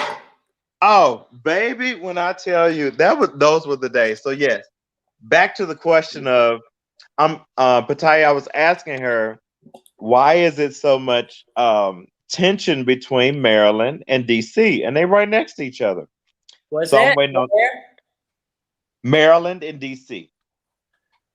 So it's not necessarily tension. It's pretty much just like how other states are. They don't consider themselves Maryland. Now you going. He's gone. Oh. Okay. Simba is disappear. No, can you hear me? Oh, this is better lighting. I can hear you, but I can't see you. Oh well, yeah, it's froze. It's been froze on my end. That showed you. Somebody on this screen is cold. Oh, Pataya, I'm gonna try to exit out and then come back. Yes, do that. Okay. All right. I like your hair, girl. I slip on something. Something. It's still painful. I'm like my head scream. Is your head okay? How's your head? Never had any complaints. I have no complaints. All teeth. This wig is interesting because this wig was literally made for just this character. And it's like a weird dark, I don't know if you could tell it's dark blue, but like the way it's sitting is weird for me. So was that the size of your boy hair? I don't know. Like I'm looking. Oh no, I don't really. No, never mind. Yeah, but it's fine. No, that's good. Also, I've gone. So you probably don't. I don't think you remember from nationals, but during nationals and like pretty much for the last like 10 years, I've had my hair relaxed. So I've had my hair like chemically straightened, and ever since like today, I want to say March, I have not done anything, and I cut off all the chemically straight. So now my hair is naturally just an afro again, which is weird. I don't know how I feel about that. So now I have to try to fit it underneath wigs again. That's weird because I'm used to being able to snatch my hair back and do my little Black America updos and shit like that. But now it's not the same. Once you get to my age, you're just bald. You never said how old you were. I said I was born in 1982. Oh my gosh. What? I didn't realize you were so young. Young? You give me old school. You give me real good old school. I mean, like I'm old. I look old. You don't, but you look so beautiful. You do. Like, But he had to say it because he's my king. So, well, I've been known to tell the truth now. hey, I only speak the truth. Well, I just make Vega watch Moulin Rouge the other day, and me over here. That's one of my favorite I musicals. love that movie. Really? You like Moulin Rouge too? Oh my god, that was like Wow. everything. I It was was. so upset when they didn't win the Oscar for Oh all. wow, yeah.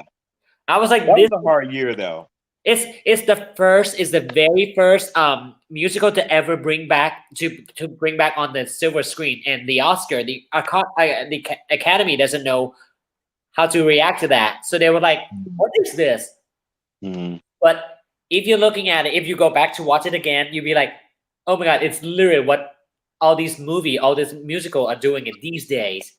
Mhm. It was like how the Greatest Showman's dancing onto the fog, the cloud, whatever. They did that back in 2000 something. Yeah. It's all that, and then like Greatest Showman got praised so much, but like, how about the Moulin Rouge that start off every single thing that we've been doing these days? So like, that's why I'm trying to get you to do Moulin Rouge with me. Oh, no, you don't have to try. We skipped at that, but you know we got November coming up, so There we you can go. do So it November. Or I'm so looking forward to Rich's pageant, or I'm sorry, Monica in Atlanta. Oh, that's going to be a ball in February. February 13th on Valentine's weekend. We're gonna have a ball. Onyx, well, you going to Oklahoma too? Yeah, I'll see you in Oklahoma. So, That's yeah. why I said we can do it in November or February. I'm I got ready. my costume ready. So, I'm ready. Onyx girl, if you are looking for prelim, here's the two open. Well, Oklahoma is not open, but Atlanta is open with Monica Mitchell.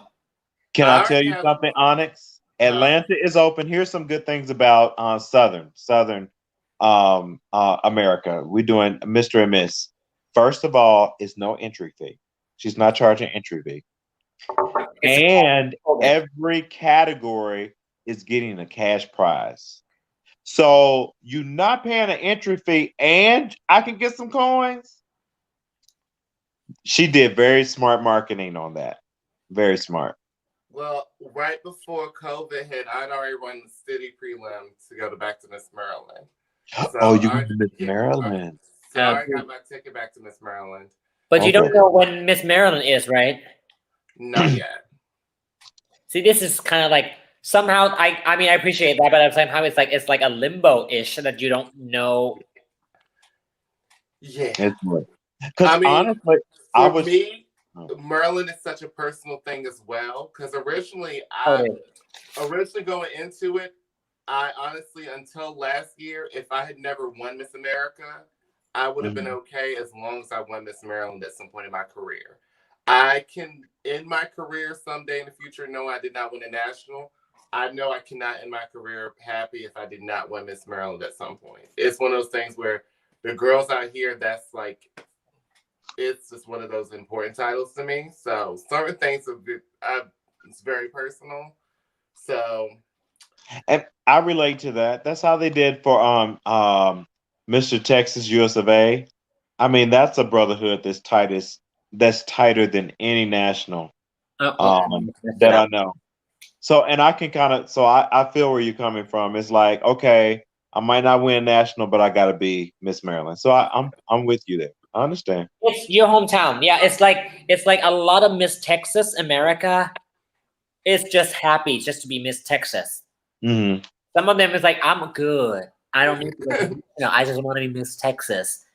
And then I mean, like, that's fine, but I'm like, for me, I feel like you should have you're already there. Like, why not step up and keep going?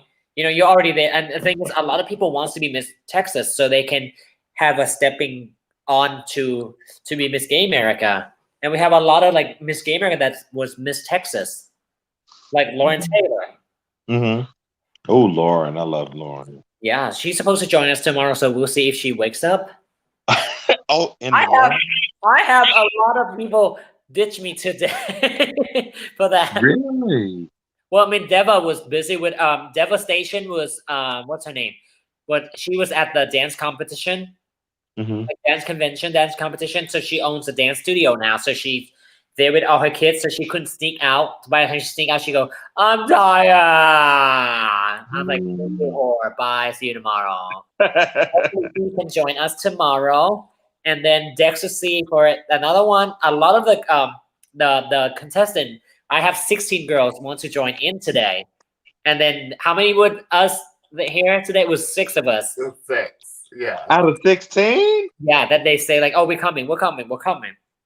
Oh. So, Oh, I mean, geez. it's fine. It's just, I mean, I'm just here hanging out for 21 hours. No big deal. I just like, you know what? Hey, come hang out with me and we talk about all that stuff. And I appreciate every girl that show up, and especially the one that paint their faces, just like Onyx. Look, and she's still here with me. Look, it's 4 in the fucking morning. Yeah. Yeah.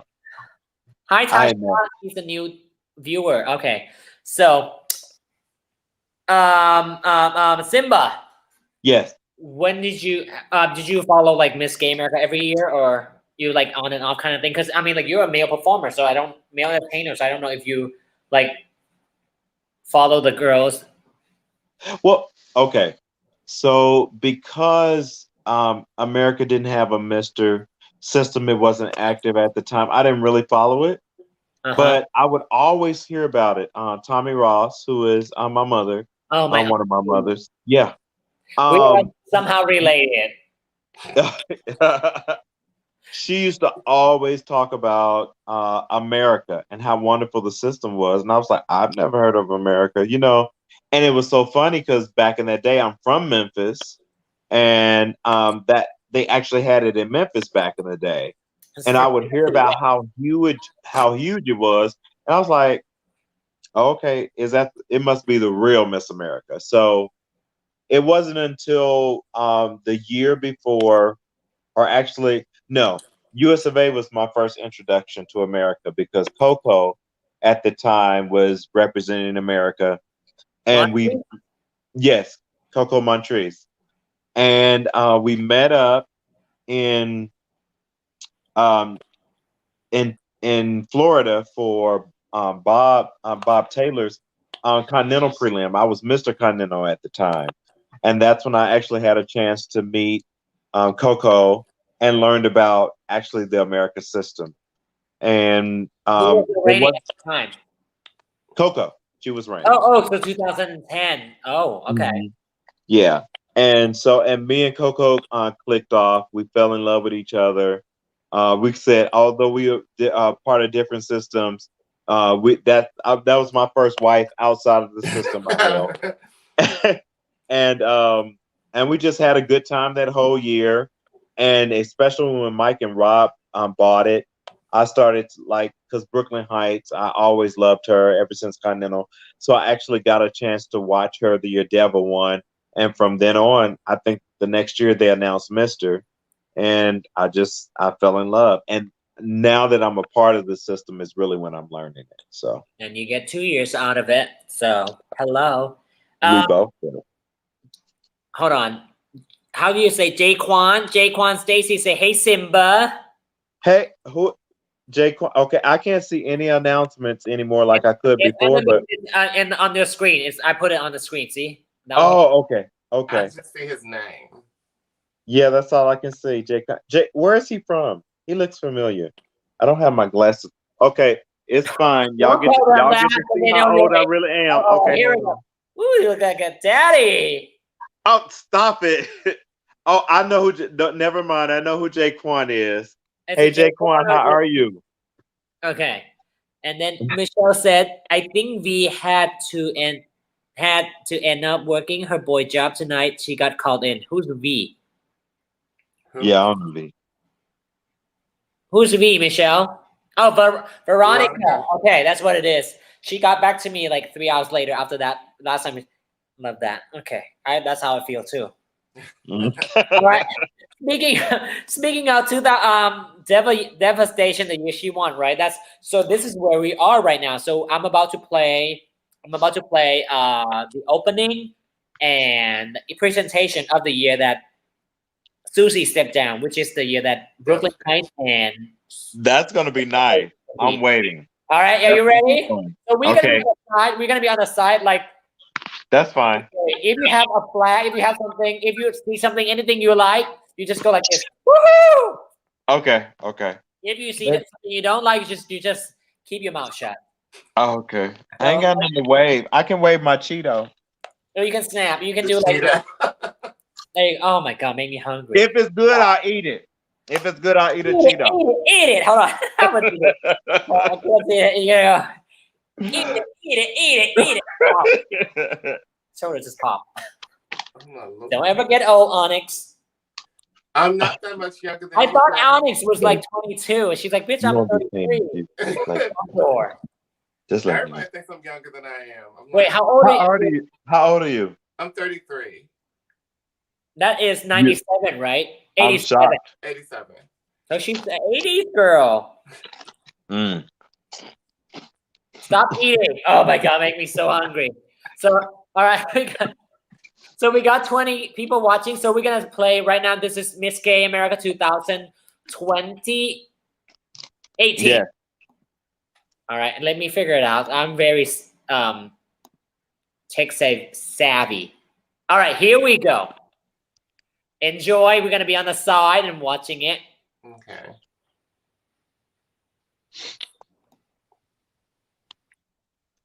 Oh, this is long. Okay, this is the opening and the presentation. So we watch it.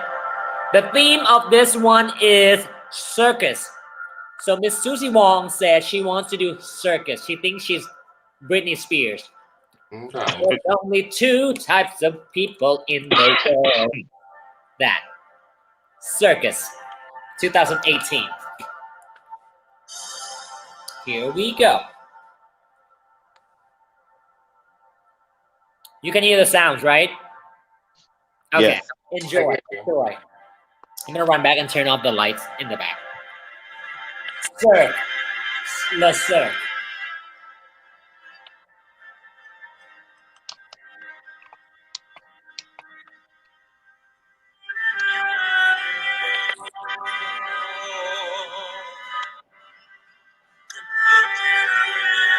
That is Charity Case come out to sing out Louise.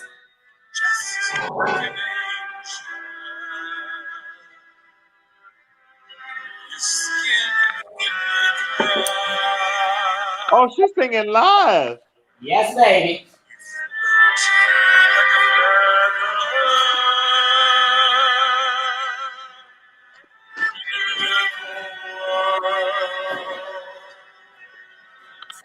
So very special. I wish I were special. That I'm all free. I'm all freedom. What the hell am I doing here? I just belong here.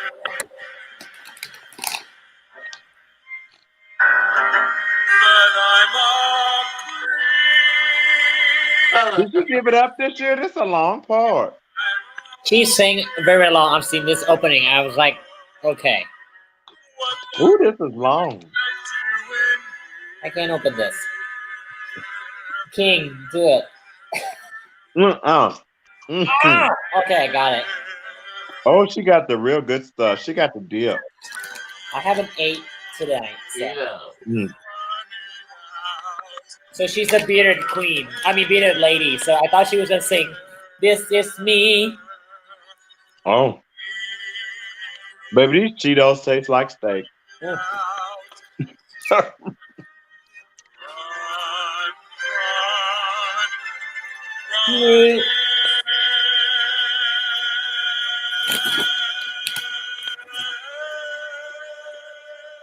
Maybe I should just roll. Wow.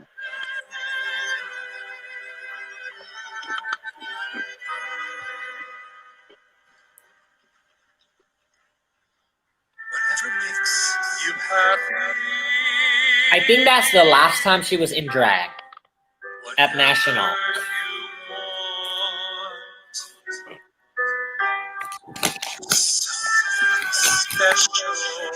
And this is the opening, right? This is the opening, yes. So each year,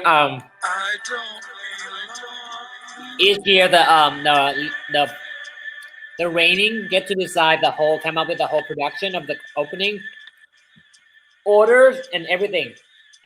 This is Hibiscus, who actually was my dresser. Hibiscus is Endor's drag daughter. This little Wow. I remember him.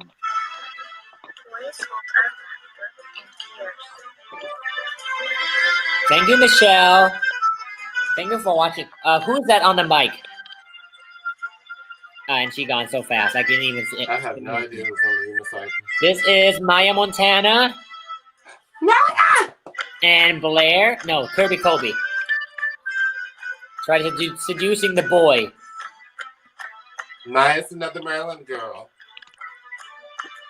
So like that's she incorporate like farmers into the opening.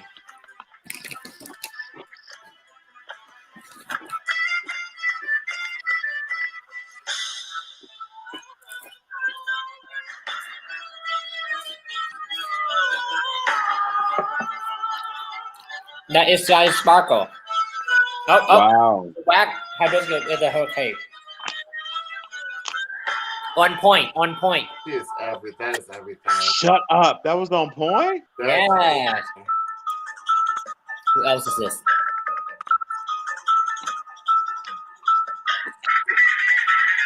Okay, flag. I love a flag every year. Last year we have a flag as well. I was about to be like, is that Asia? Asia O'Hara was doing flag last year.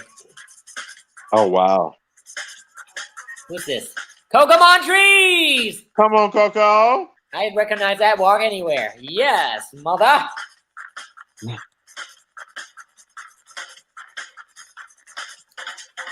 Sha.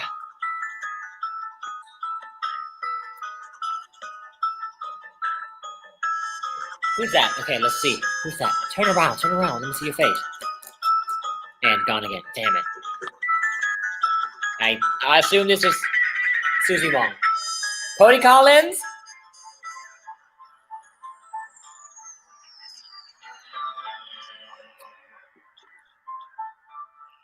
Oh, nice.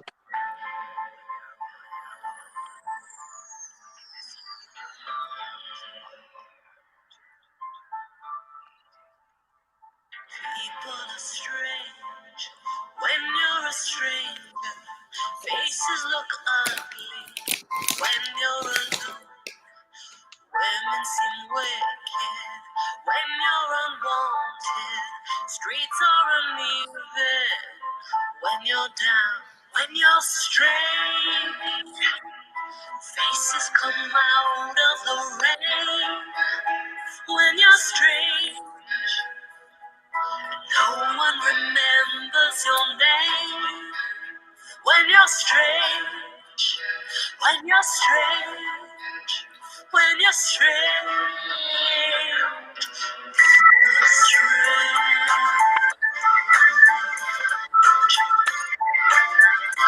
That's Katia. Wow. I'm like doing like this with my guitar. Especially when these costumes are, you're like.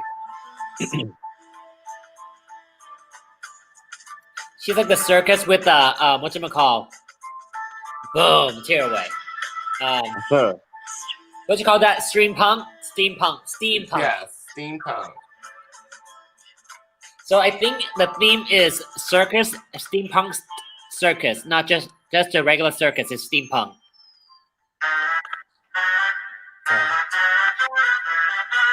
With a pink panther.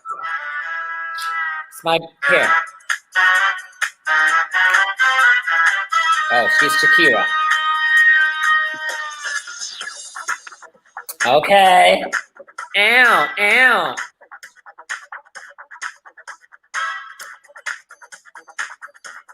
Shot. Oh, para shot. That's a jump. It's a ballet jump. Get it. Hey, hey. People underestimated Susie. She danced. Oh, come on, Susie. Uh-huh. The bitch can dance. Uh-huh. Cha cha da.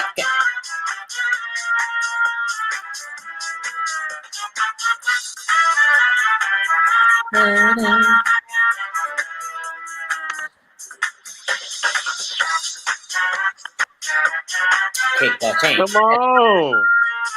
5, 6, 7. Hey. It's like, okay, what are they supposed to be? Like horse?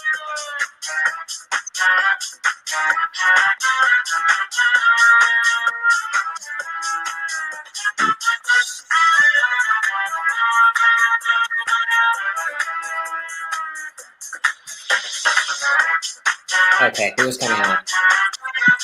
Ladies and Oh. gentlemen, on behalf of Manning Entertainment, welcome to Let's Serve Miss Gay America 2018. Are you ready to meet some of the forever? I love that they bring the older owner back. Ladies and gentlemen, welcome to the stage, Miss Gay America 1992, Tiffany Bonet. Woohoo! Who did Come show on, Tiffany. up? Tiffany Bonet. Oh, come on, Tiffany. Miss Gay America 2000, Katia Lee Love. Yeah. Come on, Katia. Oh, Katia got shade. Yeah. That shoulders Miss gorgeous. America 2001, Charity Case. Hi, Buckley. Hey, Mama Gay.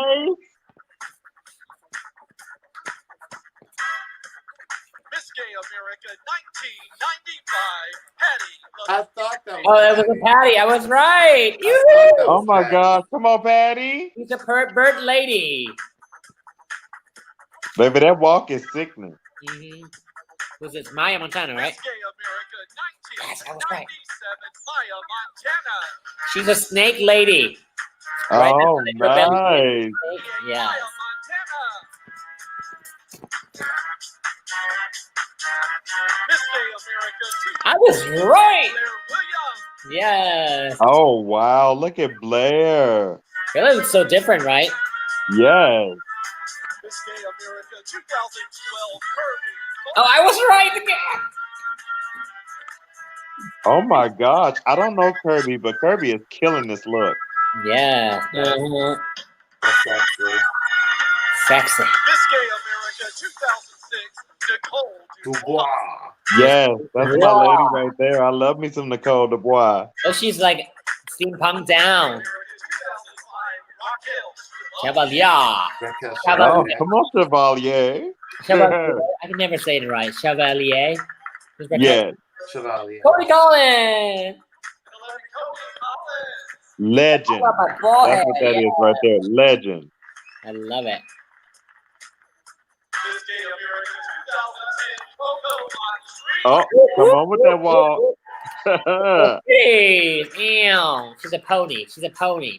Jump Yeah. on it. Miss Gay America 2013, Sally Sparkle. On point. There you go. Oh, wow. Yeah. She was on here earlier too. Oh, I missed it. Oh, that was Kyle. That was the first Oh, we got back. yes, You are the third Mr. Gay America, right? yes, correct. Swadika! Swadika! Susie, that opening was cute. Okay, now Tiffany is hosting. All right, here we go. Okay. So we got to sway. Little We presentation. like it. Here we go.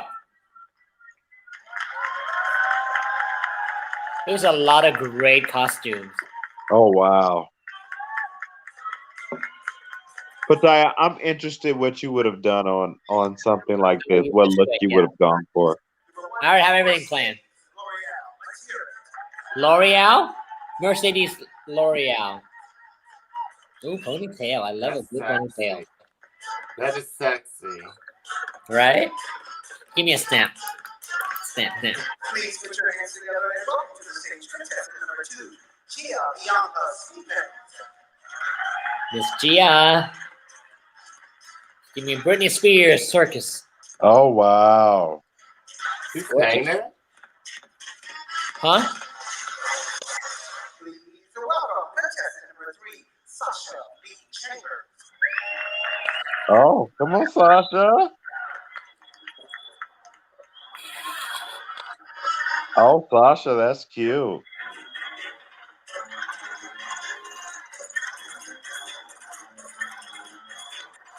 I love a little hip train action. Umbrella. Very nice. It's raining, Mama. It's raining. Rain on me. Oh, drama. I love the Come yellow. on, Claudia. Yellow hair and the glasses.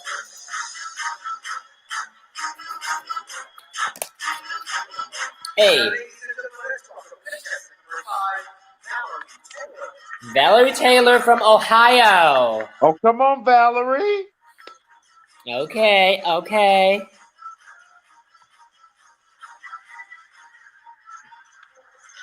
Oh, they weren't playing this year. That's cute. Please welcome to the stage contestant number 6, Araya Sparks. Araya Spark. I enjoy all these names so much. I was like, amazing. That's a Maryland girl.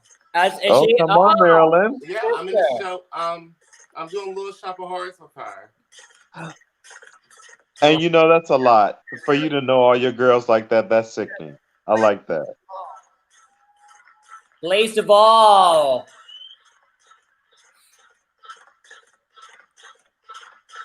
I love the hair.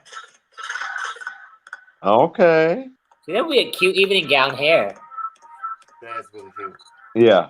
Ladies and gentlemen, please welcome to the stage Very evening gown. Cherry Poppins. Sherry Poppins. Oh, come on, Cherry.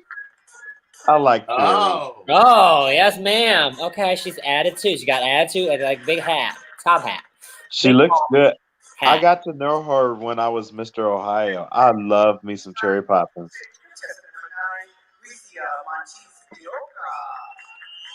Ah, yeah, she is qualified for Miss Texas this year already. Okay. Oh, nice. Gorgeous, gorgeous. Do you know when Miss Texas is going to be yet? Not yet.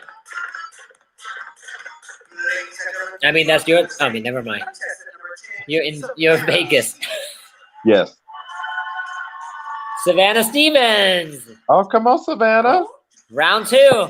She was there last year. Oh, the shoes. Sickening. I remember her. Okay. Oh. A little tease. Jessica Devereaux. Oh, nice. I'm amazed by how many girls I actually do know. Wow.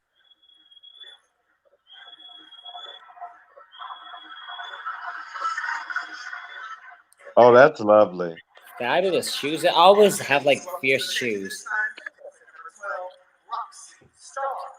Roxy Star. Ooh, the hair. Oh, wow. I'm into this. I'm into a Hold whole. on, I'm gonna wait this. Hold on. Ow, ow. I'm into a Harlequin fan. This hair is sickening. Oh, yeah. See how she's like, you know what? My hair's already severe. I'm gonna keep it simple for my body. And Like, it's different. like, Deva. oh. Oh, come on, Deva. Oh, okay, Devastation with a side bob.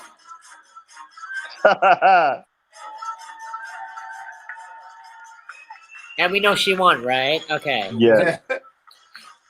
Why you give it away? Sorry. Spoiler. Spoiler alert. She won. This is sickening. This bitch is sickening. Look. Oh, wow. She made the entire costume herself. And she has a whole carousel running. Oh, wow. That is everything. That bitch. See, if I show you something like that and I go in, I'm working my way up and down. Sickening. Wow. Did she win presentation? I hope she so. did. Ooh, I Oh wow. love the makeup and the haircut. Oh my god, it's match me! What? Sparkle Iman. It's cute. It gave me a little McDonald with the color. Makes me want French fry real bad. Morgan Nicole. Ooh. Oh, I like. I love the hair. I like that Even suit now. of armor. Let's welcome to the stage at this time, contestant number 17, Mulan! Look at that bitch. On her knee. On her knee. On Oh her Oh my no. god. knee. Come on, Mulan. Dead. Dead. Dead. Oh my god. Speaking of That is- creativity. oh my god. Wow.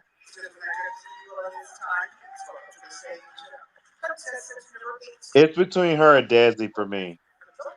So far. Sandra Lopez. Oh wow. Come on, Sandra. I love this. I love her. It's a full look. That bitch, she can't give anything but. She don't play. She She don't. never plays. Like, oh my god, that bitch And never she's plays. she's a what you call like a queen with the hair too. So like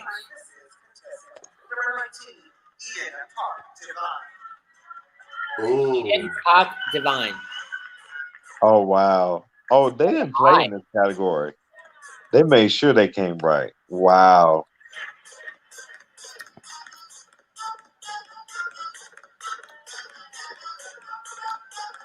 They didn't have to light up like we did. Okay, April just joined us. Thank you, April. She said Desi won. This is Ivy Drip. I didn't know Ivy did it. I didn't either. Ivy is not playing. Wow. That's Still- your top 5, right? One of your top 5. Yeah, she's a Third? second runner-up, third place. Second. Okay. Second runner-up, yeah. I thought it was her first year, but like apparently she competed before. Lindsey Bryan from Missouri. Wow. Right? I think so. Okay, thank you. Thank you. Oh my god, Dexter's mom's watching and Dexter's not even here anymore. Oh wow. Wake her up. Exactly. Wake her up. Come on, Mary. I love me some Mary I love Nolan. Mary Nolan. Oh, After she lost her I arms. watched the pageant, like I went, look, she has a whole trapeze hanging from her arm. And her hands came Wow. off. And Mary is a very sexy muscle boy. I was like, I'm a fan. Stop it. Okay, thank you. Oh, Jack is here too. Hi, Jack. Who's this? Olivia Gardens. Jack who? Oh my God, like Olive Garden. I got it. I got it.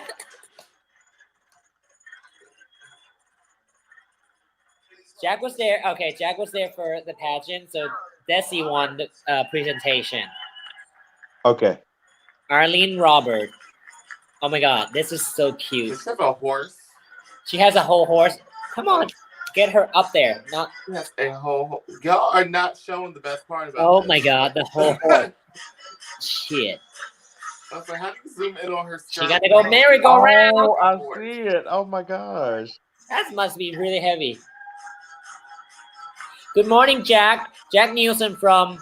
Jack, where are you from? Chicago. Chicago. Tell Jack, hey. Who's this one? Sorry. Tabby Cat. Tabby Cat? Oh, that's beautiful. I like that. I did. That was very cute. Brittany O'Brien. Yay, yay, yay.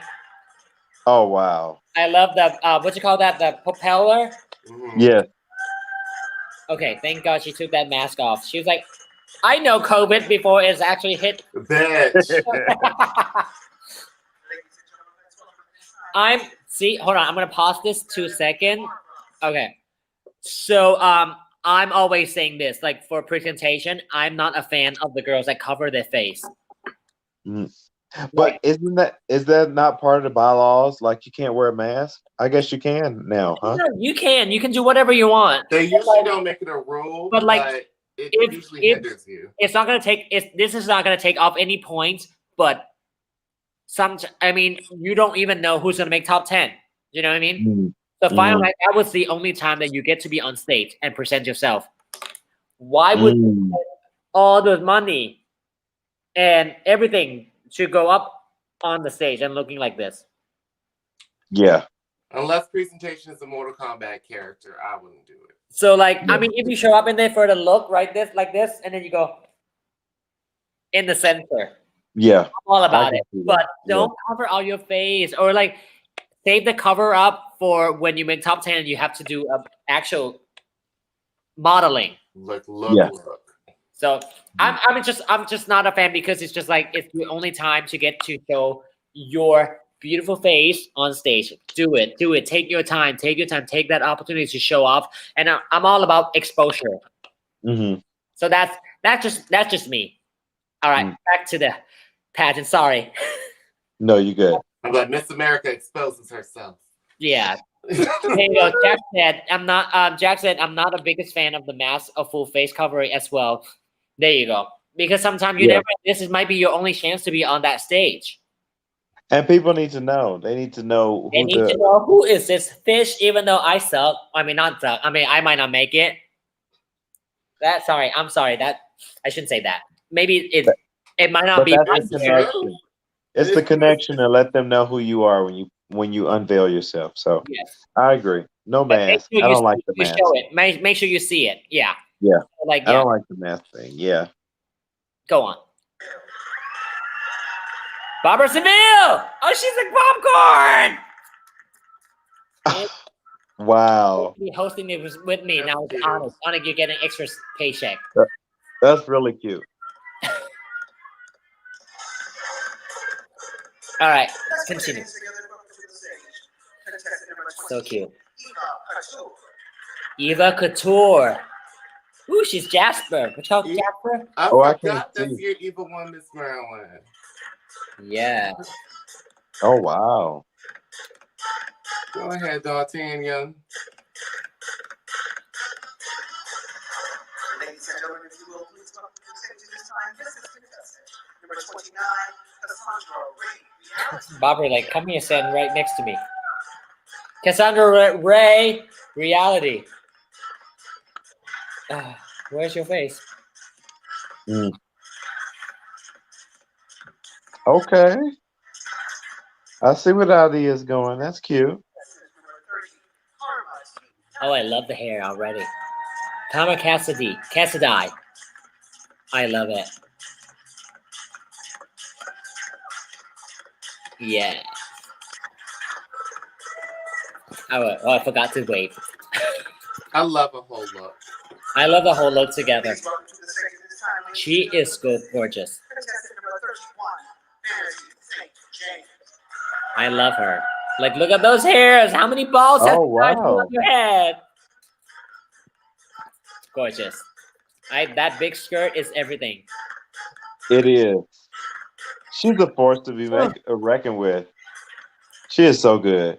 Yeah, she did play instrumental on stage. I remember that. Yeah. She was a former Miss US of A, a newcomer as well. Good. Aisha Paris. Okay. Ooh. Okay. Come on now. What is that fabric? That is sickening. I live. Hold on. Oh, she did it! Aria. This is where I saw her. Yes. I'm like, this bitch is here. She's a strong woman. Oh, wow. She's a strong woman. Good people this year.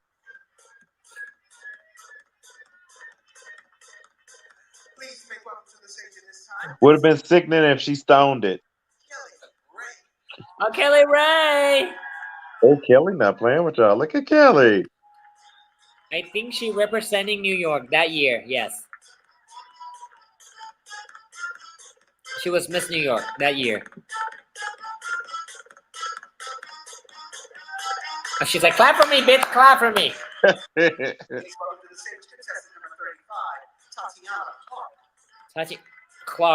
Tatiana Clark.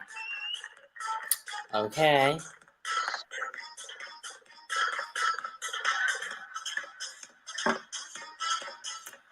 Ladies and gentlemen, let's hear it for contestant number 36, Desi Minaj. Desi Minaj. Oh, she's a white girl. Sorry. She's from here too. She's what? She's the first alt that year for Maryland. Ah.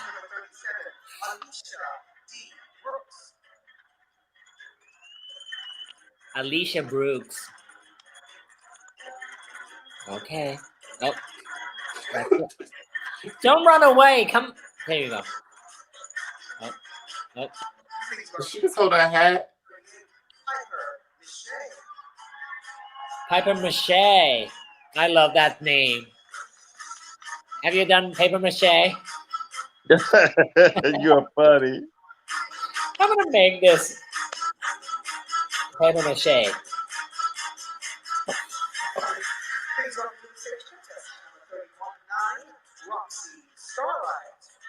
Roxy Starlight. What's she doing? Oh, she's Gypsy. She's a Gypsy. I see you. Is that a wig she wore on her corset? She's Thomas John. I can see your future. That's my promoter, by the way. Violet Blue. I love her. She's Miss Texas. Look at that. Oh, this bitch is so cute.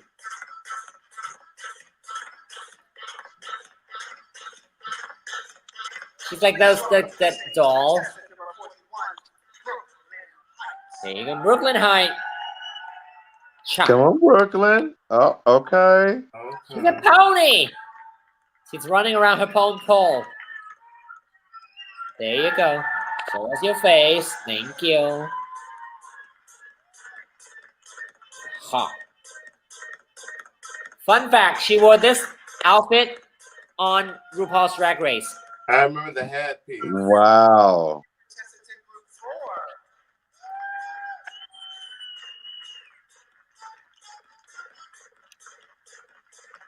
So that was. She was the last contestant too. Wow. There were 41 contestants that year. Here you go. Singing ladies, yeah. That was beautiful. That was beautiful.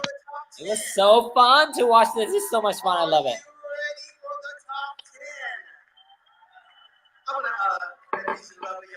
I hope David Oh made my it. gosh, they I look hope so David cute made in their tuxedos. So adorable. This is their second year. First, I'd like to say thank you to everybody for accommodating our crazy schedule this week. This all changed unexpectedly. I know we had some seating problems because the seating was supposed to change for tomorrow. So thank you. Oh, this is the year with the hurricane. Oh So yeah. they're moving the final night onto the first the review night, the review show. Oh wow. So instead of 4 days, they do it 3 days instead. Good. And then guess what? Hurricane never show up. Shut up. Wow. Got them out a day earlier. Number 34, Kelly Ray. New York, New York, New York. I love the mix of the pattern. The top 10 this evening is contestant number 14, Desi Love. She better made it with that outfit, girl. Baby, that outfit was everything.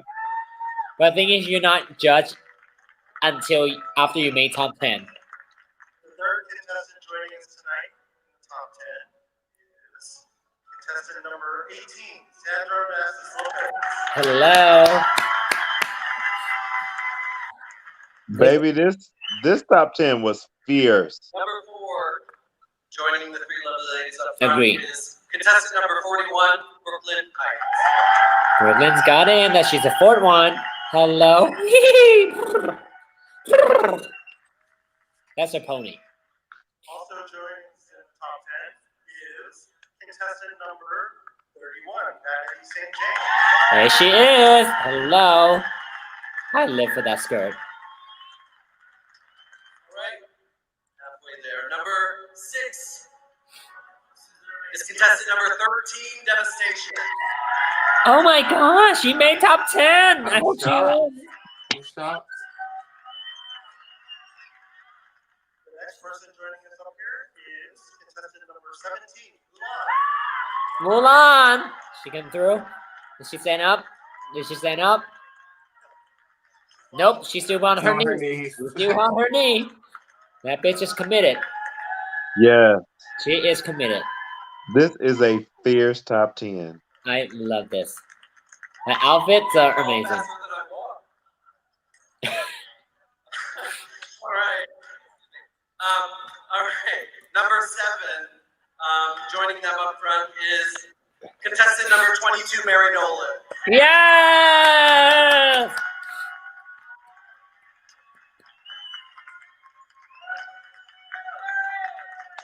Come on, let me hang on your trapeze. Oh my god, her arms got cut off. Look at that. Contestant joining us is contestant number 10, Savannah Stevens. Savannah Steven. Oh my god, I think I've seen this year before, and it's still like rooting for everyone. Before I announce the last and final contestant in the top 10, we're also at the end of that, we're going to announce the America's always had the history of announcing the best non-qualifying finalists, and this year there was a 3-way tie for it. So Oh wow! very close. All right, so the last person joining these 9 up front is contestant number 27, Barbara Seville. Oh, Barbara! She kept leaving us, so that's why she made it here. Come on, Barbara. I love this outfit.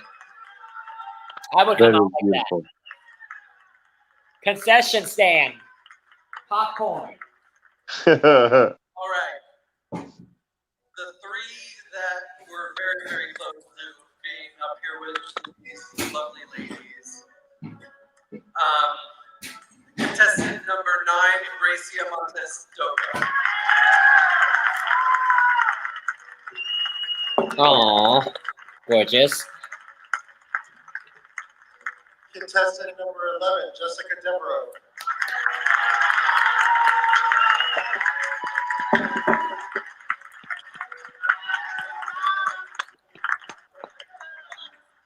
And then the third rounding off the 3-way tie, contestant number 23, Olivia Garden. Olive Garden. Oh, that makes me hungry. I know. I'm like, my mouth just started watering. I'm like, I want salad. I want salad bar. Gorgeous. Ladies and gentlemen, moving right along in our talent competition. Okay, we're not watching talent. That was Miss Gay 2018. You're not doing talent? Oh my gosh, that was a fierce year. That was, I mean, I knew all of those top 10 had a name for themselves, and I know every one of them. That's deep. Wow. Sandra and I go way back. I mean, not way back, but yeah. So Sandra love Lopez Sandra. and I competed at Miss America in Atlantic City, Really? 2015. Oh wow. And then we become like this close, like tight, because She's real. She's gonna always tell you the truth, whether she's you like like, it or not. Those type of people. What Type you're of not people you gonna want do in your corner. is- She will not mince words. She will not. I'm very happy to not be ever been on her bad side. So yeah. Right. Amen. Hey, she tell you like it is, and Mhm. and then some more, and you know that, And some more. and she knows that. I told her that too. So She should come back. That would be really good. I would love her to see her back. She just stepped down from Omega Goddess at Large. Yes, and she did a phenomenal job there. Yes, I mean, Yeah. I was watching when she won. I was screaming on my screen. I'm like, yeah! Yeah. Yeah. And then, Yeah. well, I remember I watched this year, 2018, when she did Liza for her talent at America. At Oh first, yeah. start off when it's like it was Sandra.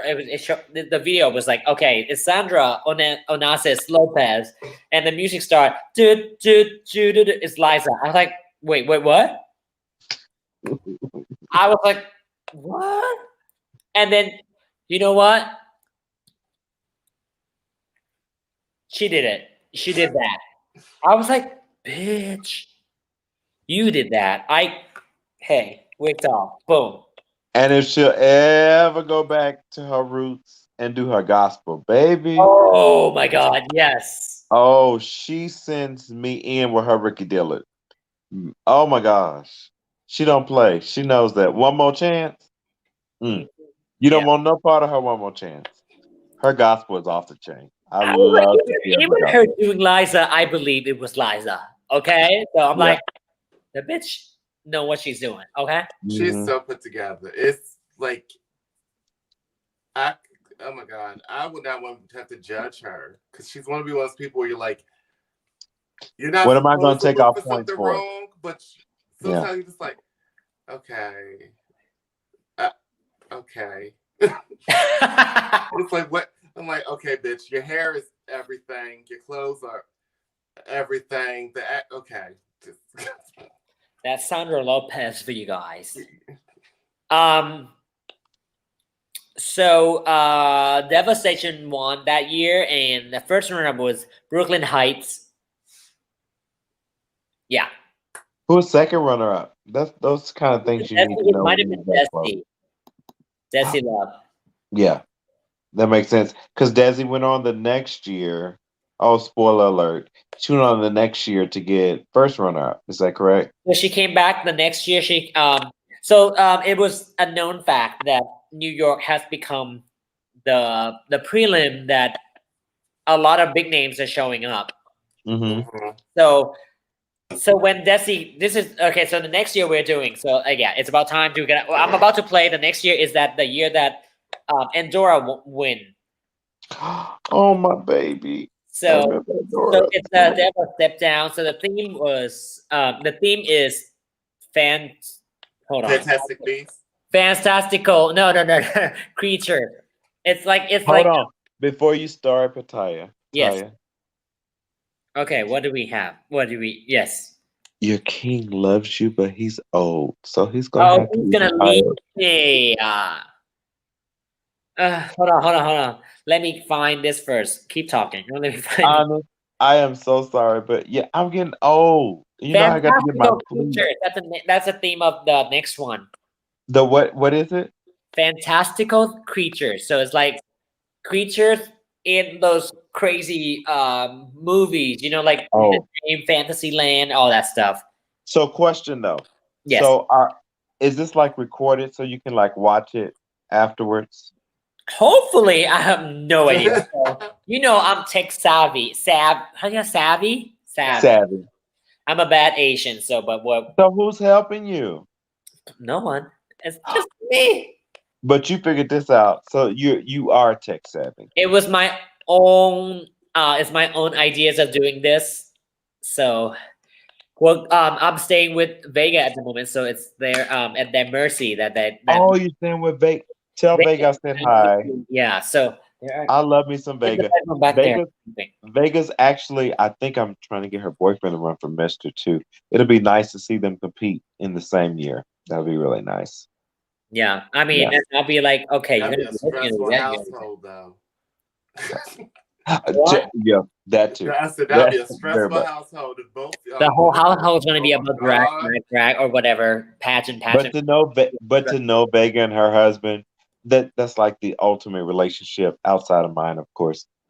Where you have two people actually in the field, and they keep it together. It's like you see them; they don't even look like the type that would argue. That's a successful a day job, so that's why they are like they have their 9 to 5 life, and then this is like drag is just their like pastime hobby, which is like they are both doing really well. Ryan's really supportive of Vega. Yeah, it's a very sweet relationship in this household, and I feel really blessed that they're like so kind, and they were like they take me in as like one of their own. and they were like so nice, and they were very welcome, and they were so sweet, and yeah. So like, if you can get him to do it, I'll help. You know what I mean? Like like I say, I'm not just helping the female contestant. I can help the boys too. So like at the Mr. Gay New York America, one of the contestants booked me to choreograph for his talent. And guess what? We won talent. And it was very good too. It really was. Yeah. So that was So Javon Cadine from Boston. So I said, we got to work. We got a lot of work to do. So you make sure you win talent again at national. I'm doing something very soon. They don't know this yet, but I'm doing something very soon. I actually have 12 guys already qualified. We were on our way to 40. I think we still might get 30 qualified by April. But yeah, I mean, the 12 guys that we already have qualified, they're phenomenal already. So I can only imagine. Now, you got a little more time than I do. I end in April. But I'm gonna do my best. I think I want to like what you're doing now, but have a marathon on the road. So hopefully we can get all of my prelims, depending on what Miss Corona decides she wants to do. Yeah. Hopefully I can get all mine qualified between February and March, except for of course Oklahoma this year. That's the last one for this year. But February and March be a marathon, and then we do nationals in April. So where's your nationals gonna be? It's still gonna be at the roast room? Hopefully, God willing. That's the plans thus far. I think Mike say he spoke to them. It's been within the last month, and everything was still on. So we'll see. Has the roast room been open? I think so, right? Because I saw no. It has not. No. Oh, because I keep seeing Calexis and Layla LaRue like posting photos. Are they back open? Somewhere else, maybe. But I really hope they open soon because I miss Texas. I'm definitely gonna be there for the whole week because I'm gonna hit up JD Martin. I'm gonna hit up Dragon Lady. I'm gonna hit up Asia O'Hara and everyone else. I'm gonna go hang out. That's gonna be a ball for you. I love Texas. Okay. Yeah. Well, I love you, Onyx. It was always good seeing you. You too. Stay looking youthful and keep that glow around you. Queen, I'm gonna try. Queen, what time do you end? 4 p.m. tomorrow, my time. So that's 2 p.m. your time. I'm going to be back up. I'm going to make myself get back up and catch at least 2 or 3 more hours of you. Yes, this is phenomenal. You're killing it. Thank you are killing it. I might change a little new hairs here and there. Or if Vega's up to get me out of the stress, I can do another costume change. I have like 8 costumes laying on my bed. So I'm like, let's get it. But I can't zip myself up because I'm what? Fat. Well, I love you. Y'all have a great time. I love you too. Thank you for joining us. Be good. Be good. Bye-bye. See you soon. Bye-bye. All right. So, Onyx, are you sleepy yet? Surprisingly, no. Okay, so I didn't do shit today except woke up at like 2 to go buy stuff for a costume. And then I started making a collection. So that's about it. Oh, work, bitch. All right, April Rition. How do you pronounce it? Rition, right? April is one of the fierce sickening queen from Dallas, Texas. So she is currently competing in the US of A system, which is amazing because I was there watching them. I mean, watching her. She's fierce. I just want her to over here, just America, spice things up. Richen. Oh, Richen. America's the only. Ooh, I almost lied. Huh? Not the only. I was like, America's the only system I ever competed for, and then I almost lied. I did do one EOI prelim. I did DC EOI, but that was against Christina Kelly and Dolores Van Cartier. Yeah. So, once again, it was one of those things where I came. It was like everyone's like, "Are you okay?" And I'm like, "I'm good. I can lose against somebody like Christina Kelly and be okay." Of course. All right, so you ready for the next one? I'm ready. Okay, so this year is Devastation. Step down is Miss Gay America 2019. Fantastic. Oh, she is currently Texas EOY. Thank you very much. Miss Tang. Oh, she's doing EOY now. She's not US of A. Okay. She was what was your fourth runner up at Miss US of A, Miss Gay US of A last year, right? She wore like this is her evening gown, just like this. It's like a corset up. Mhm. Hers are more sickening. It was like all flame, all that. Yes. Mine is just a walk around dress, but I feel relevant. Just having a little corset. Have a little. Yes, there you go. Fifth place, fourth runner up. It was sickening. It was such a fierce competition that year too. One of my sister. Ivy League was second runner up, right? US of A. US of A, yes, last year. That's my girl. Ivy League with one of my sister that we did Continental together in 2017, and we become like super close because that was like I have like 3 friends, so I'm like, yeah, Ivy was one of those girls in my circle. All right, are we ready? So this is the year that Andorra won. Miss Andorra Tete. Okay, yes, she was second runner-up. All right, so you ready to watch this? You guys ready? Thank you for still watching with me, all 20 of you guys. Thank you so much. I think after this, after that, I think we might get cut off at like 8 hours or something. But yeah, we'll keep watching. So this is the year that Andorra won. The theme is Devastation Step Down. The theme is Fantastical Creator. So it's not. So this is from what I talked to the judges and whatever. Devastation as well. She said it's about creativity. So she more whatchamacall accent on did she briefed the judges about like I want to see something new, creative. So that's how the score reflects. Andorra won presentation on this one. All right, so we're gonna see it. Oh, I haven't shared it yet. Here we go. Hold on one second. Tech savvy. There we go. And Miss Gay America 2019.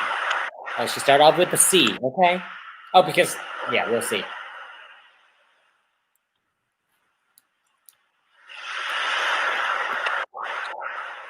You all seeing it? Okay, cool.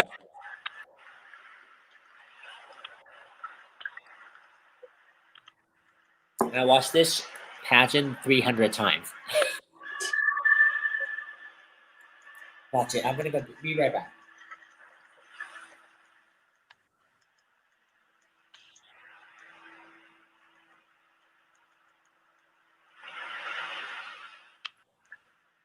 If I was myself and you were someone else, I'd say so much to you, and I would tell the truth, 'cause I can hardly breathe when your hands let go of me. The ice is thinning out, and my feet race south. I'm there. So Deva is an octopusy creature. Still looking for ya. I'm there in the water. Can't you see? Can't you That's see? Courtney Kenley in the back. The first one walked past her. Gotcha. Fun fact, all the girls are all her dancers, her dance students. All the girls dancer are her dance students. I need to teach a dance class. You should. I teach online. Come on.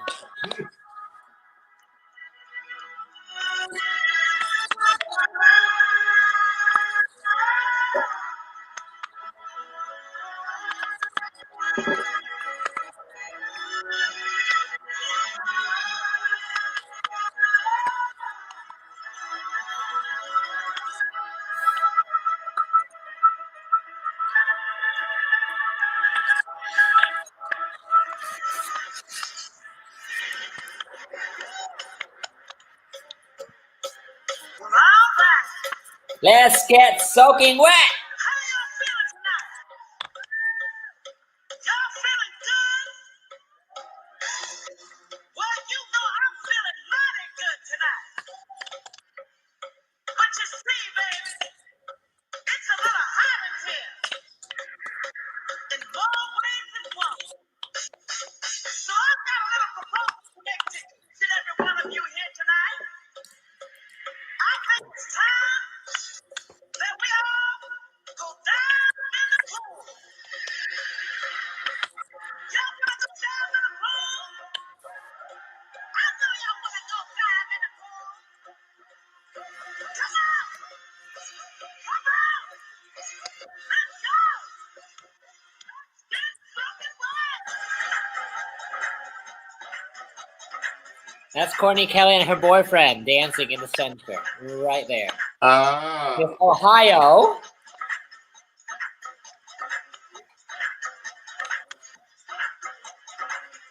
Okay.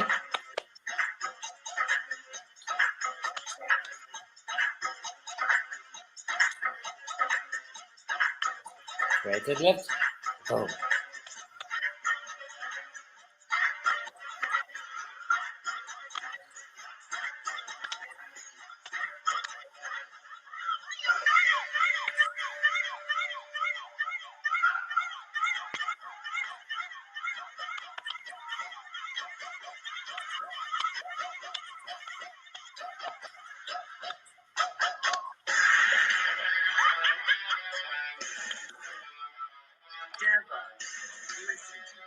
This is Judas Elliott, Mr. Gay America 2019. When I competed for the EOY, he was competing for the Mr. EOY that same year. He's feeling his under the sea fantasy.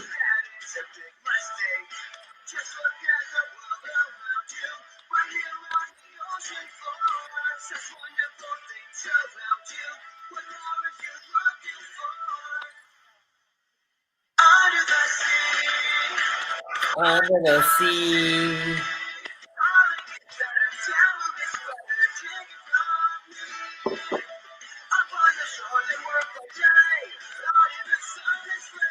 My favorite song from Little Mermaid. I want to be Sebastian. I don't want to be Ariel. Is it bad?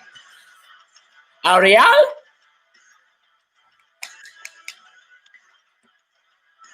I wish I could be that naked in drag. You want to be naked in drag? Yes. Because I love my hip pads. Contestant. Here we go. Oh wait, performers. Noma Christie, first Miss Gay America.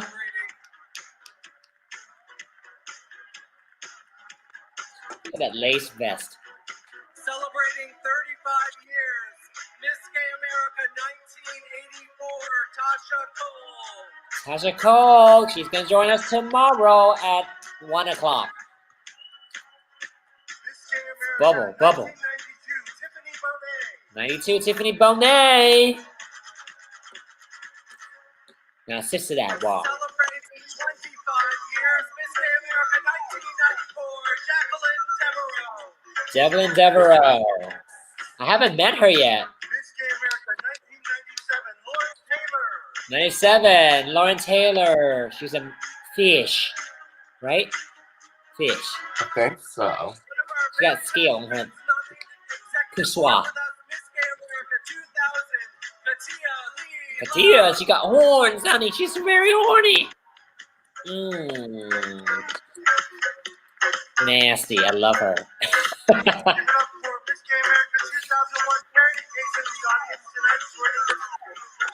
Shirley Case. I mean, she probably on the judge panel. 2002, Sabrina White. Yes. Sabrina's also horny. There you go. I love this. Miss Gay America 2003, Yes, honey. She's a she-devil. celebrating 10 years, Miss Gay America 2009, Victoria DePaula. Oh, yes. How many chicken has to die? Miss Gay America 2013, Sally Sparkle. Miss Sally Sparkle. The slit is really high. Jessica Jade. Sexy. Nasty Phoenix. Miss Gay America 2015, Blair Williams. Blair Williams. That hair is everything. Back here. 2017, Miss Gay America, Susie Wong. This, hold on. I'm gonna stop this right now. So Susie Wong, her mother passed away the day before the final night. Oh. So she was supposed to be here, but then it was just like her mother passed away. So I was like, so sad. Yeah. And I didn't get to meet her, but I think I've had some like video call with her. Like while I was talking, she was like, like this is Thai, another Thai girl. So she showed it to her mother. So her mother is Thai. I did not know that. So that was it. That's why she wasn't there. But I think she flew out the next day just to be there, just in supportive. Yeah. Continue. Sorry. No.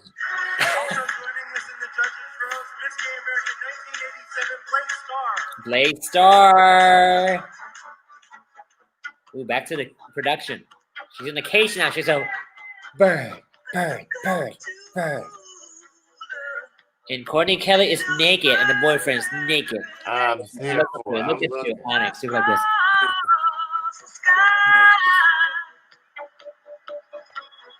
Oh, that's sick.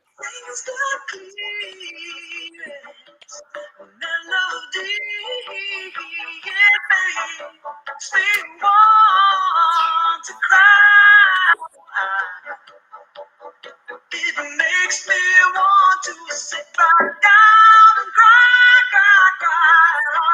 yeah. Good longer. City streets so dark with rain.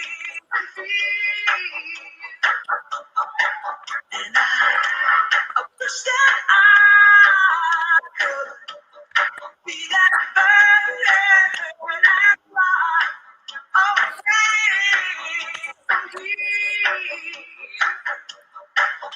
I wish I had the wings to fly away from here. Come on, yes. And Jate, yes.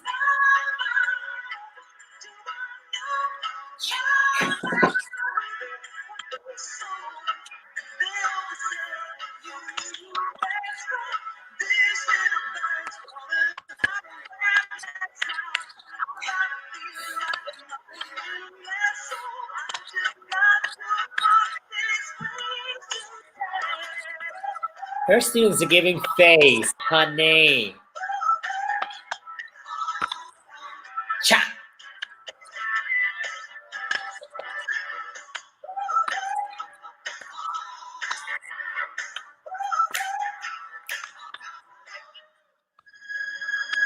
Contestant, here we go. This would have been Nicole and Jasmine. Chloe Knox. Chloe. I love this. Look. Look at that. That's quick. I forgot she went that year.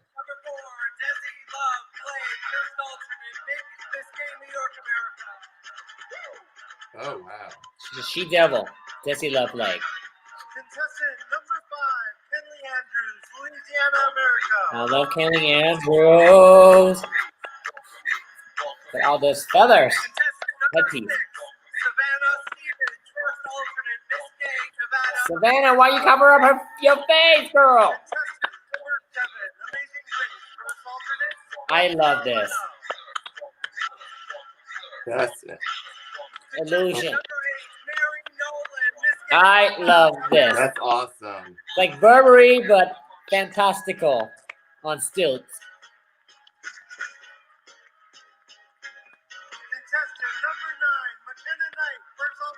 McKenna Knight, she's the Lion Queen.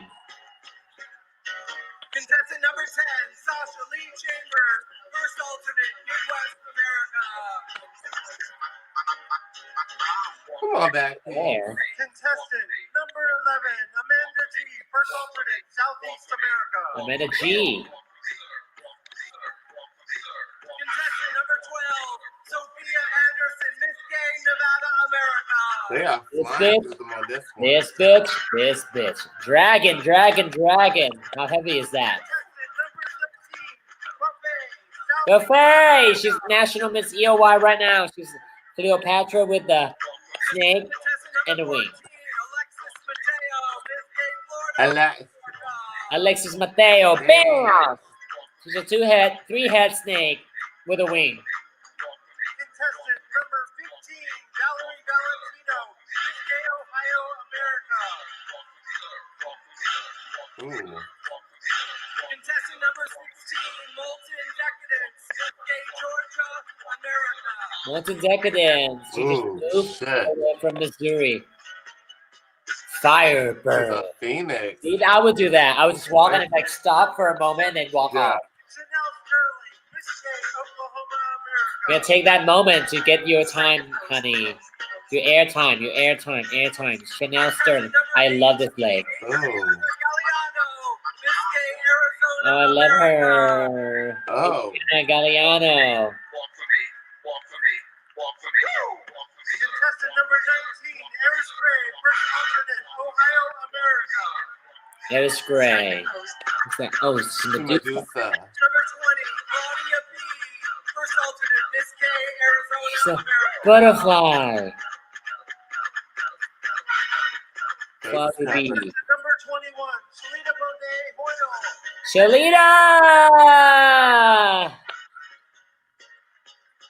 Contestant 22, Raya Sinclair, first alternate, Miss Gay, Louisiana, America. Maria Sinclair. She's corny. Ew. Number 23, Taylor Madison Monroe, Miss Gay, I guess for this one. Can't. Look. That is sexy. Come on. This is like old school, like that Greek mythology movie. first alternate, Miss Gay, Florida, America. Imani Valentino. Contestant number 25, Athena Boucher, Miss Gateway Elegance, America. Athena Boucher. Hoo-hoo. She's a plant. Aya Stratton. She's a little deer in the headlight. That is so cute. So cute. Right there, little book. That's my drag mother. Jasmine Diamond. That's my mother. Contestant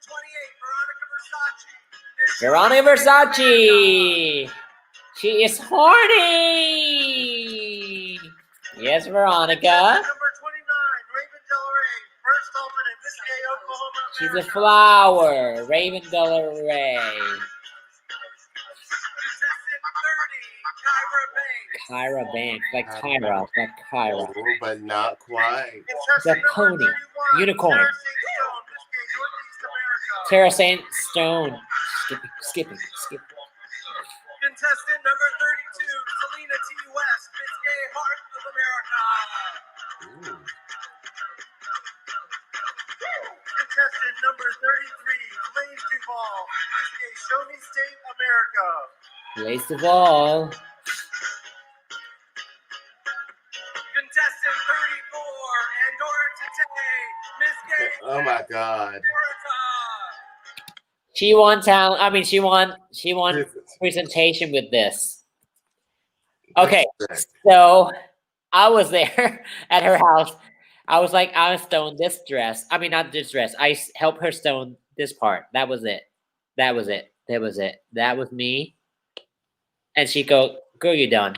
I got this. So she made the entire thing herself. So, hello, this bitch at home. Strike a pose. Miss Gay, Midwest America, contestant Nina D'Angelo! She's Swan Lake. Sickening. It's my another favorite gown. I mean costume.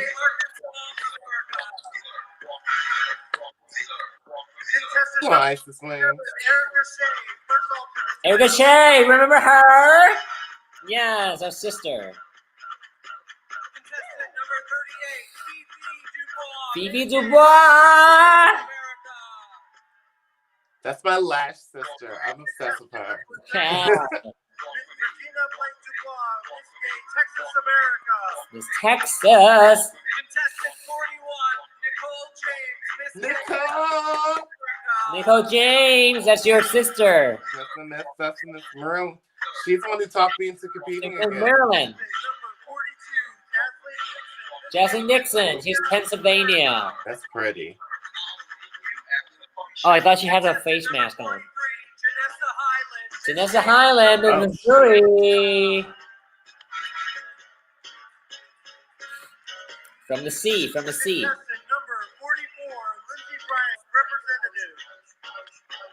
Missouri as well, I think. I hope, because she's from here. So that's 44 contestants. Are pretty amazing, aren't they? That's a lot. I know 2 of the top 10. Here we go, top 10. Okay, so they get to see every one of you. You guys have gone over and the above anything we could have ever done. whatchamacallit, Thank you the so much. walk, the runway, the modeling These are too. in completely random order. They're not in any numerical order. The first contestant in our top 10, Fifi Dubois.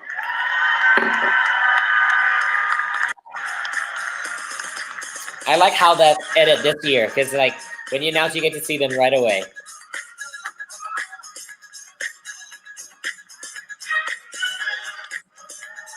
Yeah, Fifi.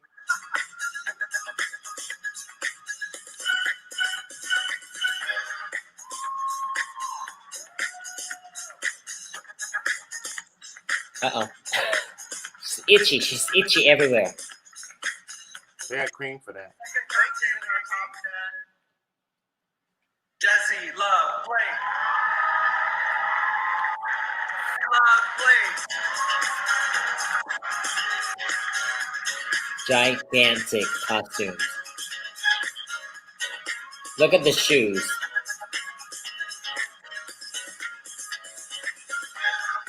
Oh, bitch, she got wings. This is sickening. The bodysuit is so sickening.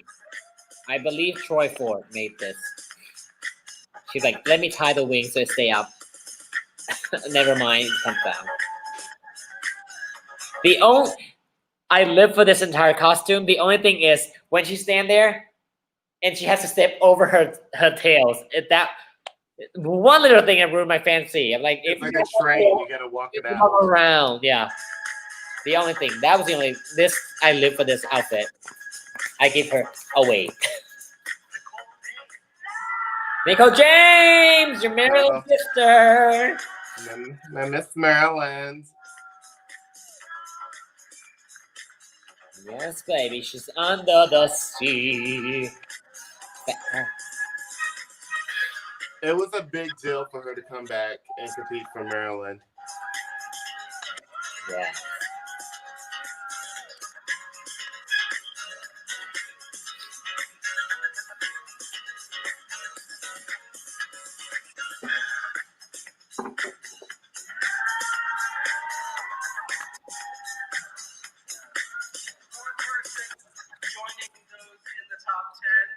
Miss Sophia Anderson. Oh, bitch. She was Las Vegas this year. She's representing Vegas, which is from Texas. Look at this bitch. That backpack is so gigantic. Head and back. Look how heavy it is. You wouldn't even get a smile on me. I just be like, oh no, she's so heavy. She was like, and she has a gigantic earrings too. So I'm like, girl, and boot and breastplate. That's a lot. I'm like, hello, bow down, bow down, everything. Selena T. West. And I was like, you know what? I can't complain about my outfit, my robot outfit that almost choked me to death at all, because people are wearing heavy ass thing on that stage.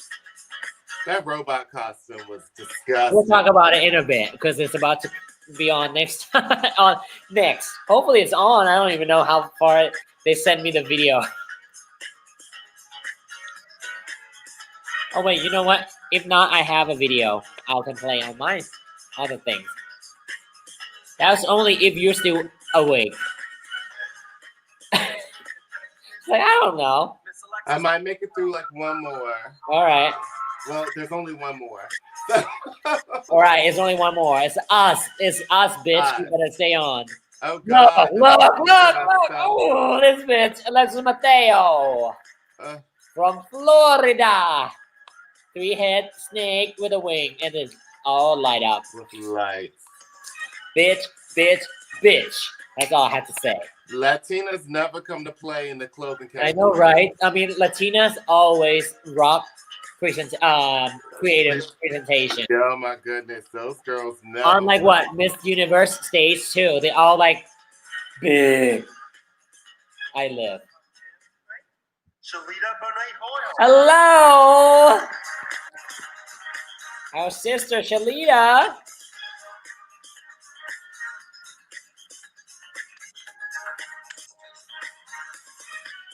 I don't know how she get her makeup, her fixture makeup after this. You know? That shit makes me nervous all the time when girls have completely different makeup just for presentation. I'm like, and like, could you imagine if you're like the first one to go back on?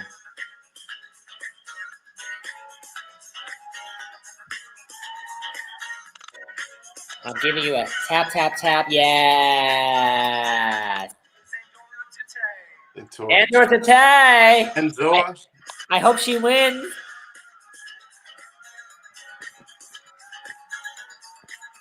Bitch. That whole headpiece was glasses. Laser cut glasses. Oh shit. I dropped my flag.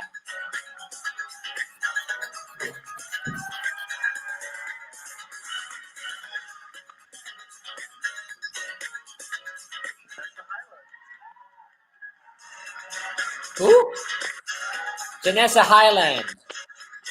Janessa. That's an interesting name.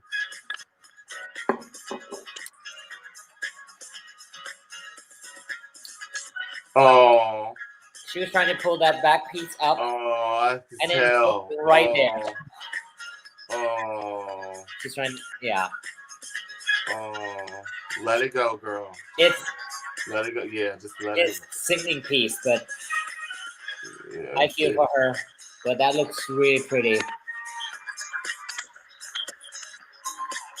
She worked it though. She's like, you know what? I was like, if it don't work, just let it Let's go. do it. Let's keep it going. Ecstasy. Professional. Ecstasy.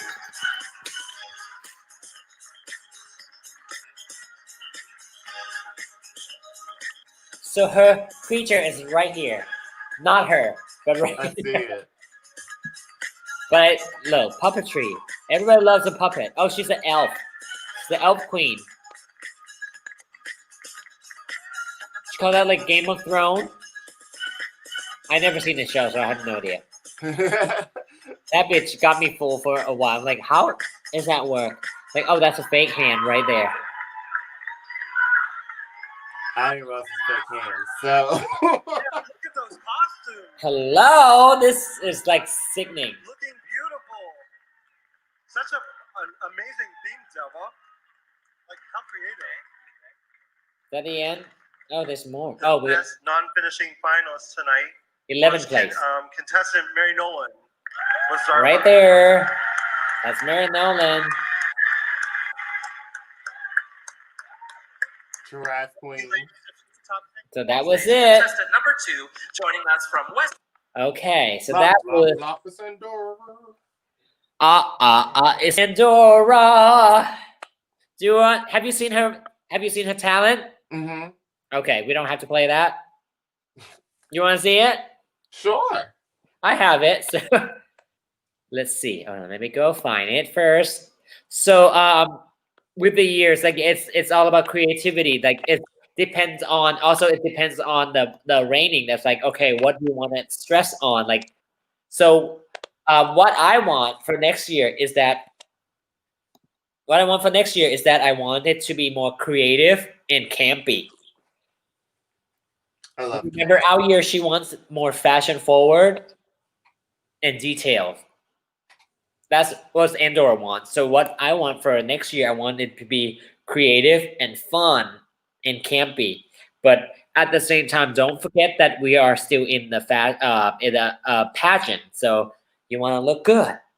That's why I always get nervous because initially when she said her theme, I always get nervous when certain pageants say couture because I'm like, okay, are you looking for a costume or are you looking for fashion? Because some pageants, they are looking for costumes and they just use the word couture. And I'm like, if you're looking for fashion, that's different than the whole.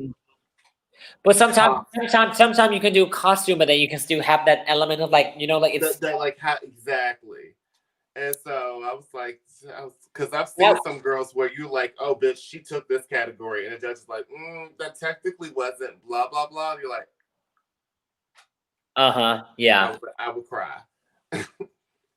Okay, so this is Andorra's. Am I doing it right? Hold on.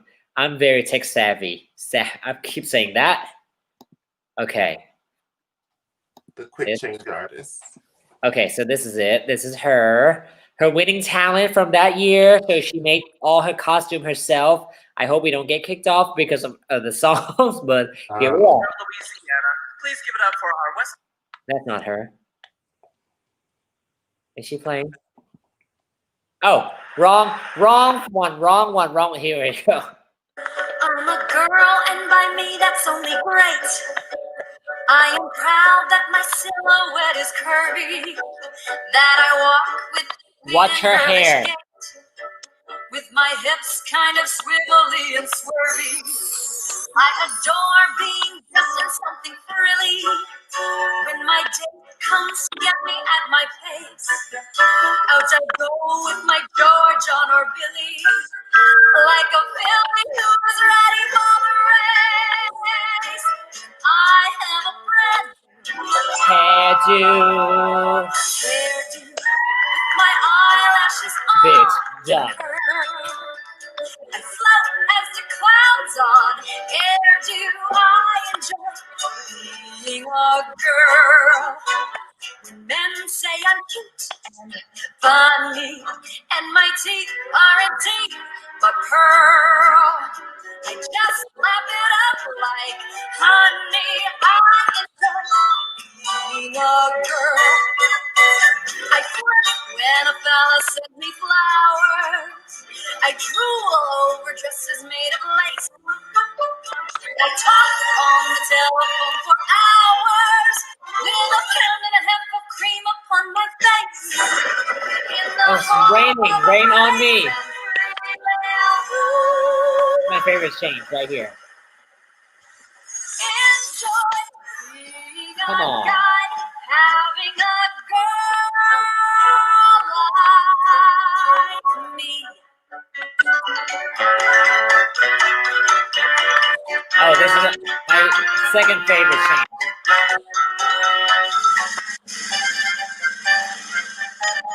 Bitch. I love seeing it from the front. I enjoy being a girl.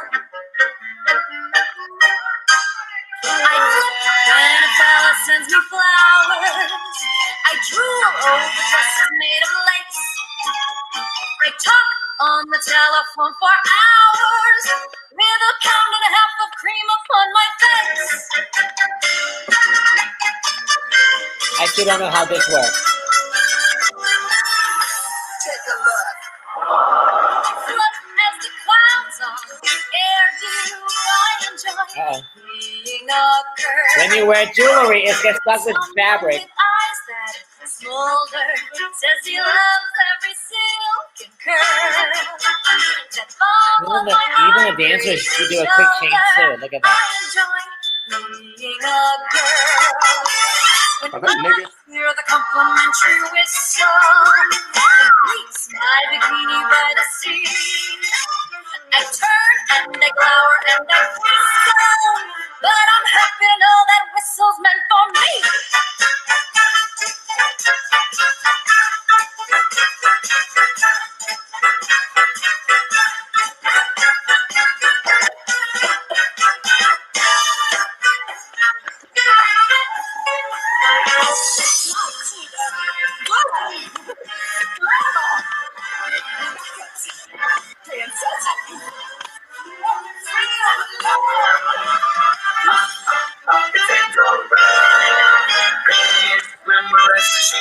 What's her own music? God damn it.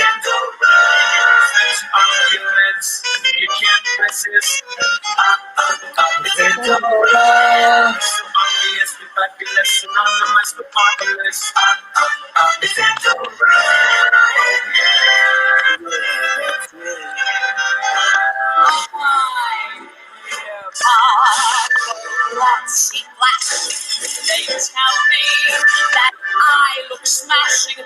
My Tiffany necklace is free. Miss Spectacular.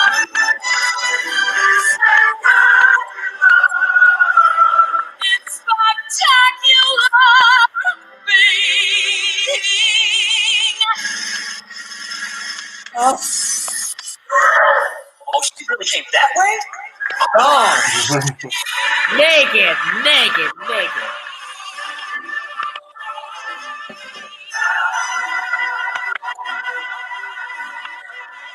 Oh, she really came that way?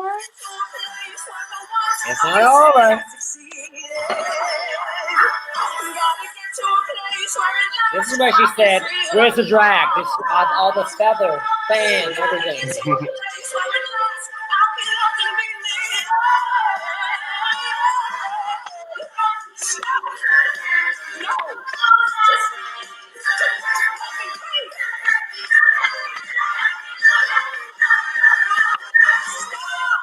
I don't wanna show.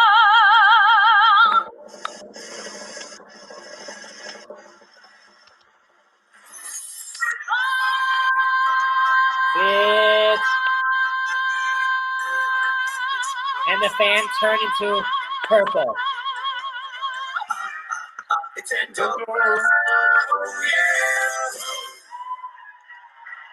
Bitch, How bitch. bad was she sweating?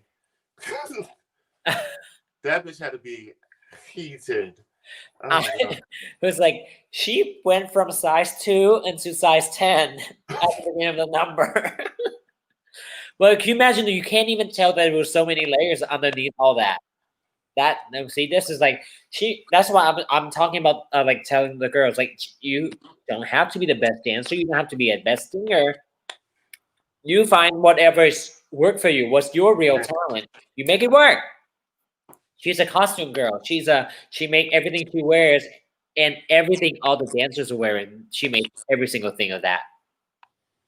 So like the whole costume, she came up with every single thing, and I was helping rhinestoning her purple. That last outfit, I was stoning it, and she go, "You suck at this. Go home."